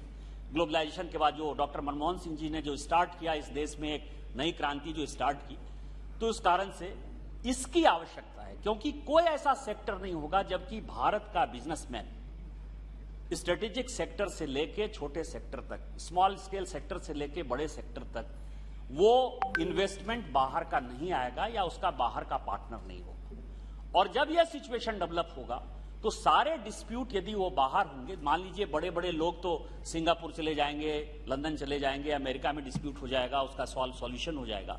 लेकिन जो हमारे स्मॉल स्केल इंडस्ट्री, जो छोटे लोग हैं, उनके जो डिस्प्यूट होंगे, उस डिस्प्यूट के लिए शायद उनके पास इतना पैसा नहीं होगा, उस एग्रीमेंट का वो पार्ट नहीं होगा। तो मेरा मंत्री जी से यह है कि आपने बहुत अच्छा बिल लाया है। मेरा एक छोटा सा सुझाव होगा कि जो ये कंपनियां एग्रीमेंट करती हैं दूसरे कंपनियों के साथ या दूसरे देश के साथ, उसमें इस पॉइंट को जरूर जोड़ा जाना चाहिए कि कोई भी डिस्प्यूट यदि होता है तो वो डिस्प्यूट इंडिया के अंदर हम उसको रिजॉल्व करेंगे। ये दिल्ली में जो हम ये डिस्प्यूट मैकेनिज्म बना, आर्बिट्रेशन सेंटर बना रहे हैं, यदि हम ये कर पाए तो जो लोगों के कंसर्न है कि ब्रेन ड्रेन हो रहा है, बाहर के लोग जा रहे हैं, और हमने देखा भी है कि बड़े बड़े डिस्प्यूट में चाहे एंट्रिक्स देवास का मामला हो, चाहे वोडाफोन का सवाल हो, जिस किसी भी सरकार ने किया हो, उसके कारण हम लोगों को काफी नुकसान सहना पड़ा। और एयर इंडिया का तो ऐसा हो गया कि एयर इंडिया के सारे एसेट ही पूरे दुनिया भर में जब्त होने लगे एंट्रिक देवास के कारण। तो मुझे लगता है कि यदि उस एग्रीमेंट का पार्ट हम बना देंगे तो इसका फायदा हो पाएगा। और जिस चीज के लिए माननीय मोदी जी इस बिल को लेकर आए हैं, आप बिल को लेकर आए हैं, वो उसका जो है सॉल्यूशन हो जाएगा। आपने मुझे वक्त दिया, इन्हीं शब्दों के साथ जय हिंद, जय भारत। बहुत बहुत धन्यवाद। Next honourable minister response. बहुत बहुत धन्यवाद सभापति जी। जैसे मैंने प्रारंभ में अनुरोध किया उसी प्रकार से हमारे सदस्यों ने बहुत लंबा बात नहीं रखते हुए, और एक हिसाब से हम ये भी मान सकते हैं कि 100% मेंबर्स ने सपोर्ट किया है। इवन दादा भी, उन्होंने सपोर्ट शब्द इस्तेमाल नहीं किया, फिर भी उन्होंने भी सपोर्ट किया, ये हम उसका भाव को समझ सकते हैं। सर, जैसे मैंने शुरू में कहा, ये एक छोटा अमेंडमेंट है, लेकिन कभी कभी एक छोटा अमेंडमेंट बड़ा काम कर जाता है। A small step can be a giant leap at times. इसको ये मत समझे कि बहुत छोटा अमेंडमेंट है, इसका प्रभाव बड़ा होगा। कभी कभी लोग कहते हैं नाम में क्या रखा है, कभी कभी नाम ही सब कुछ होता है।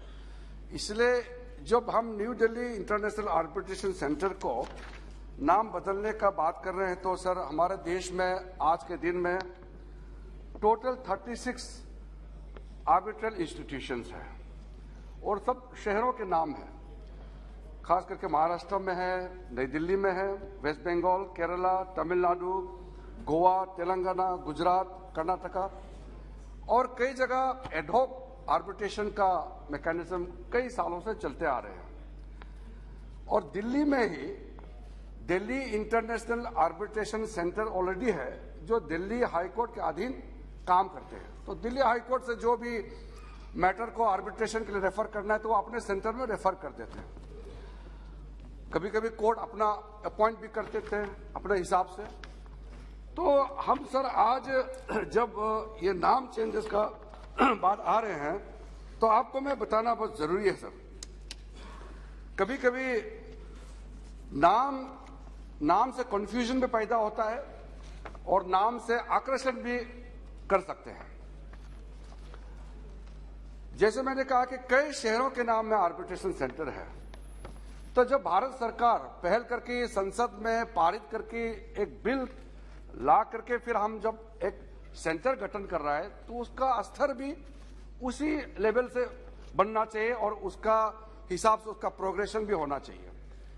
जब हम इंटरनेशनल आर्बिट्रेशन सेंटर का बात करते हैं तो उसमें कई चीज हमको देखना पड़ता है, और इसमें ऐसे कंफ्यूजन भी नहीं होना चाहिए कि ये जो नई दिल्ली इंटरनेशनल आर्बिट्रेशन सेंटर है, this is one of the arbitration centre in the country, ऐसा भी नहीं लगना चाहिए, क्योंकि it is a centre of the national importance. Parliament का एक्ट से जब पास करता है तो उसका एक महत्व होता है।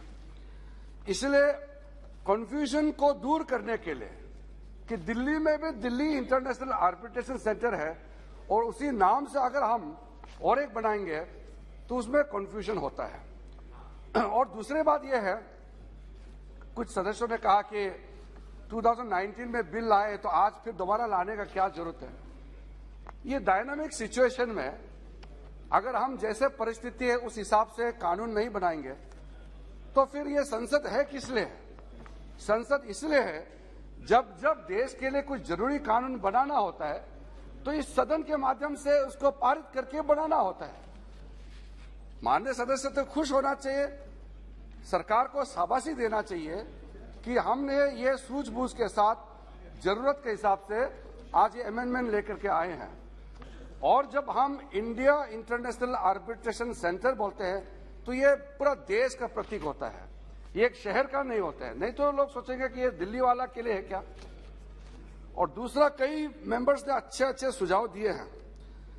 मैं सर पूरा सुझाव को एक सम्मिलित करके एक साथ जवाब देना चाहता हूं। सबसे पहले तो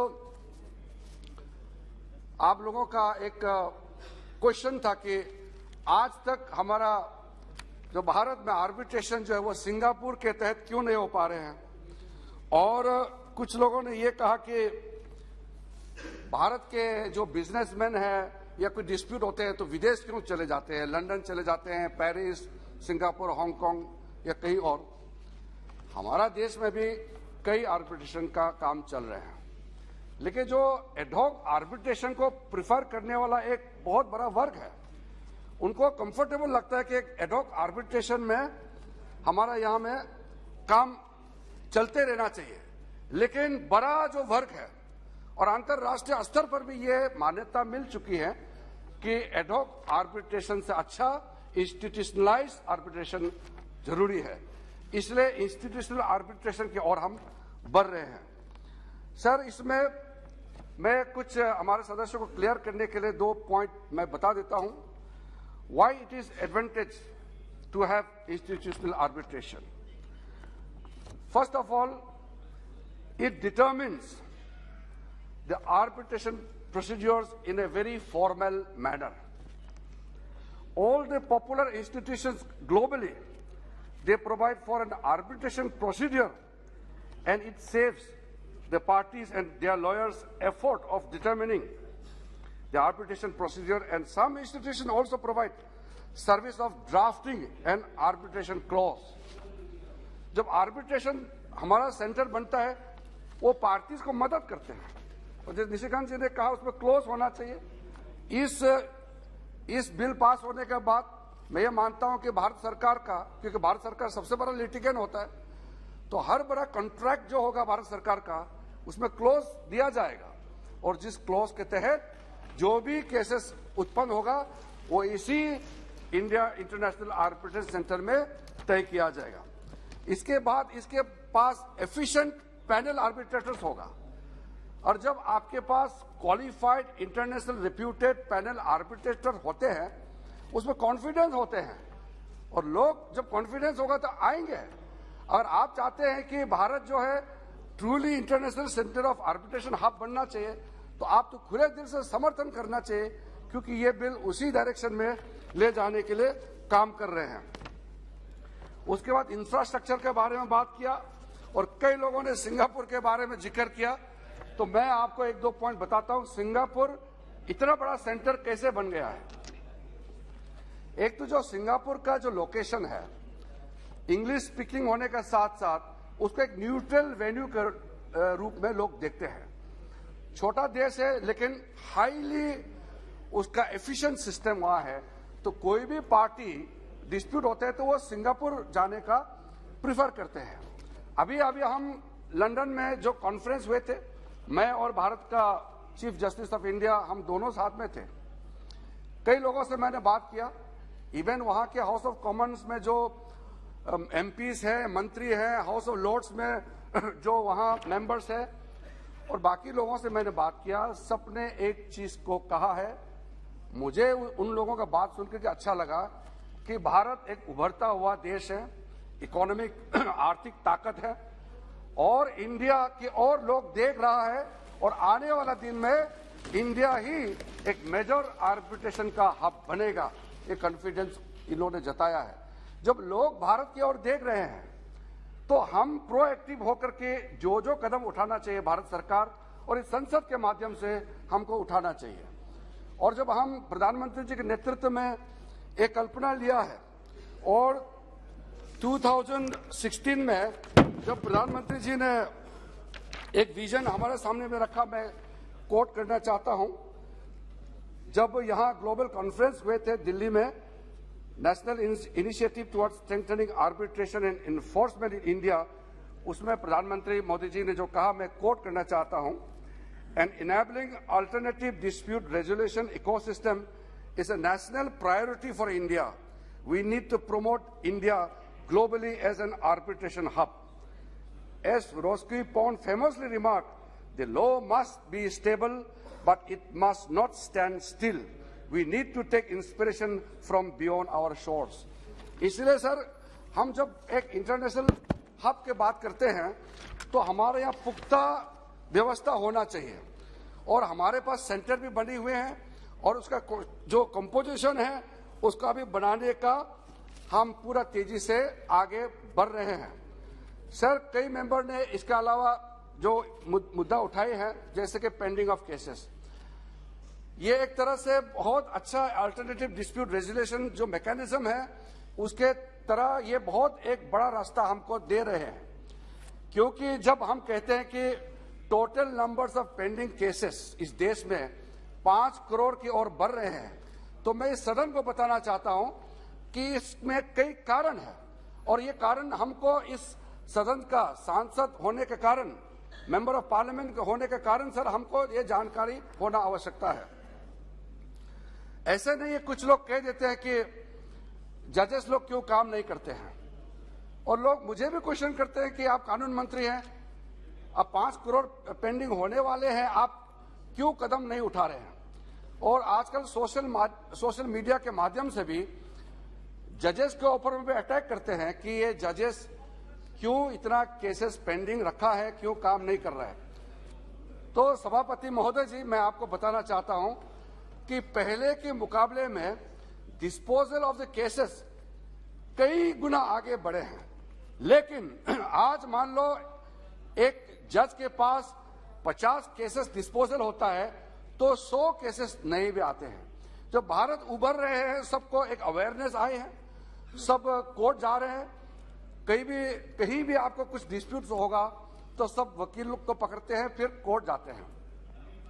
तो जिसके हिसाब से मैं मानता हूं कि जो पेंडिंग ऑफ केसेस है ये बहुत तेजी से आगे बढ़ रहे हैं, तो इसका चिंता सबको करना चाहिए, सरकार को भी करना चाहिए और इस सदन को भी करना चाहिए और साथ साथ जुडिशरी को भी इसको चिंता करना चाहिए, क्योंकि सर लगभग 80% से ज्यादा केसेस पेंडिंग तो लोअर कोर्ट्स में है और लोअर कोर्ट्स का जो जजेस है, डिस्ट्रिक्ट जजेस है, सेशन कोर्ट्स के जजेस होते हैं, सबऑर्डिनेट कोर्ट्स होते हैं, उनके जजेस का नियुक्ति राज्य सरकार से बातचीत करके हाई कोर्ट के देखरेख में होते हैं, उसमें भारत सरकार सीधा हस्तक्षेप नहीं करते हैं।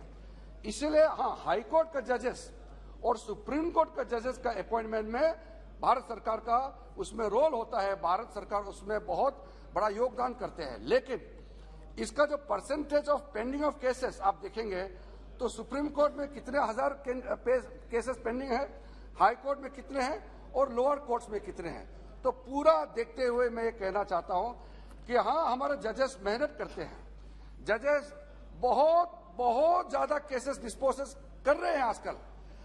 एक एवरेज में एक जज सुप्रीम कोर्ट में भी एवरेज में एक जज कम से कम 40-50 केसेस को डिस्पोज करते हैं। दुनिया में कहीं नहीं होते ऐसा, सिर्फ भारत में होते हैं, लेकिन इतना बड़ी संख्या में केसेस आते हैं, उसको डिस्पोज करने में जितना भी करें लेकिन उसका संख्या बढ़ते जा रहा है। इसका चिंता सबको मिलकर करना है। इंफ्रास्ट्रक्चर का मुद्दा उठाया है, मैं आपको दावे के साथ कहता हूं, आंकड़ा अभी मैं नहीं कहूंगा, लंबा हो जाएगा, मैं बाकी जो क्वेश्चन आवर होते हैं उसमें भी मैं बताता हूं कि 2014 के बाद जिस स्पीड से हमने इंफ्रास्ट्रक्चर दिए हैं वो काफी नहीं हो सकते हैं, लेकिन पहले के मुकाबले 3 गुना हमने बढ़ाया है। जितना भी जो हाई कोर्ट से नीचे का जितना भी कोर्ट्स का इंफ्रास्ट्रक्चर है, कई गुना हमने उसको बढ़ाया है, लेकिन हम सपोर्टिव रोल प्ले करते हैं, सेंट्रल स्पॉन्सर्ड स्कीम्स के माध्यम से हम देते हैं, हमारे जस्टिस डिपार्टमेंट उसको देख रेख करके ऑब्जर्वेशन करते हैं, मॉनिटर करते हैं, लेकिन राज्य सरकार उसको बहुत ही प्रोएक्टिव रोल प्ले करना पड़ेगा। तो राज्य सरकार और हम मिलकर के इसको देखना है, ये कोई विवाद का विषय नहीं है, मिलकर के काम करने का चीज है। सर, क्योंकि आपने एक समय दिया है, मेरा पास कुछ तर्क था, लेकिन अभी 5:30 होने वाले हैं, अगर आप 5 मिनट देंगे तो शायद मैं 5 मिनट में खत्म कर सकते हैं, 2 मिनट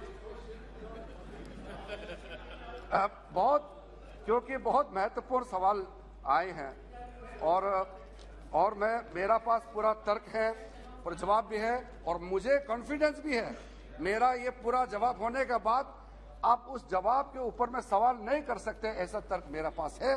फिर भी मुझे समय का मर्यादा को याद रखना है, इसलिए मुझे ज्यादा अभी कहने का इजाजत नहीं है। मुझे इसका स्पीकर साहब ने इजाजत नहीं दिया है, लेकिन मैं फिर से माननीय सदस्यों को धन्यवाद देता हूं, खास करके जिन्होंने इस डिबेट में हिस्सा लिया है। डॉक्टर अमर सिंह जी, रमेश बिदुरी जी, प्रोफेसर सौगता रॉय जी। प्रोफेसर सौगता रॉय के बारे में जरूर मैं कहूंगा कि आप पढ़े लिखे जरूर हैं, लेकिन पढ़े लिखे होने के साथ साथ नए जो घटनाएं होते हैं, जो अपडेट होते हैं, उसको भी पढ़िए। आप कुछ सवाल करते हैं, आपने जो एक मुझे क्वेश्चन किया बिल्कुल गलत। आपने कहा कि जो इंटरनेशनल ये centre of alternative dispute resolution को हमने खत्म करके ये NDIAC बनाया, ऐसा बिल्कुल नहीं है। वो जो ICADR वो इंडिपेंडेंट बॉडी है, इसको खत्म करके हमने एक नहीं बनाया।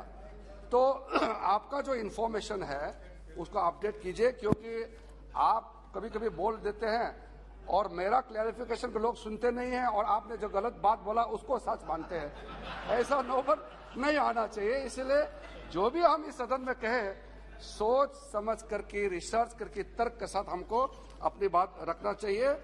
सर, मैं विश्वास रखता हूं कि इस अमेंडमेंट के बाद जब हम नई दिल्ली इंटरनेशनल आर्बिट्रेशन सेंटर को इंडिया इंटरनेशनल आर्बिट्रेशन सेंटर के रूप में हम स्थापित करेंगे, तो प्रधानमंत्री नरेंद्र मोदी जी के नेतृत्व में भारत जरूर global hub of international arbitration बनेगा, और बिजनेसेस हमारे पास बाहर से भी आएंगे। और हिंदुस्तान के अंदर में इतना ताकत है कि हम अपने बिजनेसमैन, अपने कॉर्पोरेट हाउस, अपने लोगों के दम से इंडिया का जो पोजीशन है दुनिया में, एक one of the top international arbitration nation के रूप में उभर के आएगा। बाकी सदस्यों सबने, आपने जो मुझे इसमें समर्थन दिया है, साथ साथ में हमारे वीरास्वामी कलानिधि जी, कृष्णा देवालू जी, दानिश अली जी, सुप्रिया सुले जी, और जस्टिस रिटायर्ड हसनैन मसूदी, ये जज साहब है, रिटायर्ड जज है, जम्मू कश्मीर हाई कोर्ट में जज रहे हैं, और उन्होंने उस दिन कश्मीर में जा करके जो अच्छे बातें कही हैं मेरे बारे में, हमारे सरकार के बारे में, प्रधानमंत्री जी के बारे में, मैं आपको सैल्यूट करता हूं। आप जज है, सच बात आप कहते हैं, और आपने कहा कि जम्मू कश्मीर हाई कोर्ट के लिए भारत सरकार ने जो भी कदम उठाया सराहनीय है, आपने कहा, इसलिए मैं आपको धन्यवाद देता हूं। साथ साथ हनुमान बेनीवाल जी को मौका दिया था, लेकिन उन्होंने अपने बात नहीं कह पाया, वो दूसरे विषय में चले गए। निशिकांत दुबे जी ने अपने तर्क सरकार के पक्ष में रखा, और साथ साथ आप जो सदस्य नहीं बोले, फिर मन से आपने समर्थन दिया है, मुझे मालूम है। इसके लिए पूरे सदन को बहुत बहुत धन्यवाद। प्रश्न है कि विधेयक पर विचार किया जाए। जो सदस्य इसके पक्ष में हाँ कहें, जो सदस्य विरोध में ना कहें। मेरे विचार में निर्णय हाँ वालों के पक्ष में विधेयक पर विचार करने हेतु प्रस्ताव को स्वीकृत किया गया। अब सभा विधेयक पर खंडवार विचार करेगी। प्रश्न है कि खंड 2 से 15 विधेयक का अंग बने। जो सदस्य इसके पक्ष में हाँ कहें, जो सदस्य विरोध में ना कहें। मेरे विचार में निर्णय हाँ वालों के पक्ष में खंड 2 से 15 विधेयक का अंग बना। प्रश्न ये कि खंड 1 अधिनियम सूत्र और विधेयक का पूरा नाम विधेयक का अंग बने। जो सदस्य इसके पक्ष में हाँ कहें, जो सदस्य विरोध में ना कहें। मेरे विचार में निर्णय हाँ वालों के पक्ष में खंड 1 अधिनियम सूत्र और विधेयक का पूरा नाम विधेयक का अंग बने। मंत्री जी अब ये प्रस्ताव करें कि विधेयक को पारित किया जाए। I request that the bill may be passed. प्रश्न ये कि विधेयक को पारित किया जाए। जो सदस्य इसके पक्ष में हाँ कहें, जो सदस्य विरोध में ना कहें। मेरे विचार में निर्णय हाँ वालों के पक्ष में प्रस्ताव स्वीकृत हुआ, विधेयक पारित हुआ।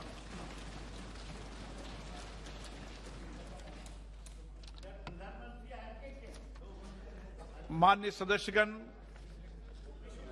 आज संध्या को 6 बजे संसद के बाल योगी ऑडिटोरियम में हमारे माननीय उपराष्ट्रपति जी, राज्यसभा के सभापति श्री वेंकैया नायडू जी का विदाई समारोह आयोजित किया जा रहा है। मेरा सभी माननीय सदस्यों से आग्रह है कि वह सभी इस समारोह में सम्मिलित हो। माननीय सदस्यगण, 17वीं लोकसभा का 9वां सत्र अब अपनी समाप्ति की ओर है। ये सत्र 18 जुलाई 2022 को आरंभ हुआ तथा 8 अगस्त 2022 को संपन्न हुआ। हमारे लिए ये प्रसन्नता का विषय है कि 18 जुलाई 2022 को 4 नए सदस्यों द्वारा शपथ लिए जाने के बाद अब सभा में कोई स्थान रिक्त नहीं है। संसद के दोनों सदनों के माननीय सदस्यों द्वारा भारत के निवर्तमान राष्ट्रपति श्रीमान रामनाथ कोविंद जी को 23 जुलाई 2022 को संसद भवन के केंद्रीय कक्ष में विदाई दी गई। भारत गणराज्य की नवनिर्वाचित माननीय राष्ट्रपति श्रीमती द्रौपदी मुर्मू जी का शपथ ग्रहण समारोह संसद भवन के केंद्रीय कक्ष में 25 जुलाई 2022 को आयोजित किया गया। माननीय सदस्यगण, इस सत्र में कुल 16 बैठकें हुई, जिनकी कुल अवधि 44 घंटे 29 मिनट रही। इस सत्र के दौरान सभा द्वारा महत्वपूर्ण विधायी एवं अन्य कार्य किए गए। इस सत्र के दौरान 6 सरकारी विधेयक पुनः स्थापित किए गए तथा कुल मिलाकर 7 विधेयक पारित किए गए। पारित किए गए कुछ महत्वपूर्ण विधेयक हैं: राष्ट्रीय डोपिंग रोधी विधेयक 2022, वन्य जीव संरक्षण संशोधन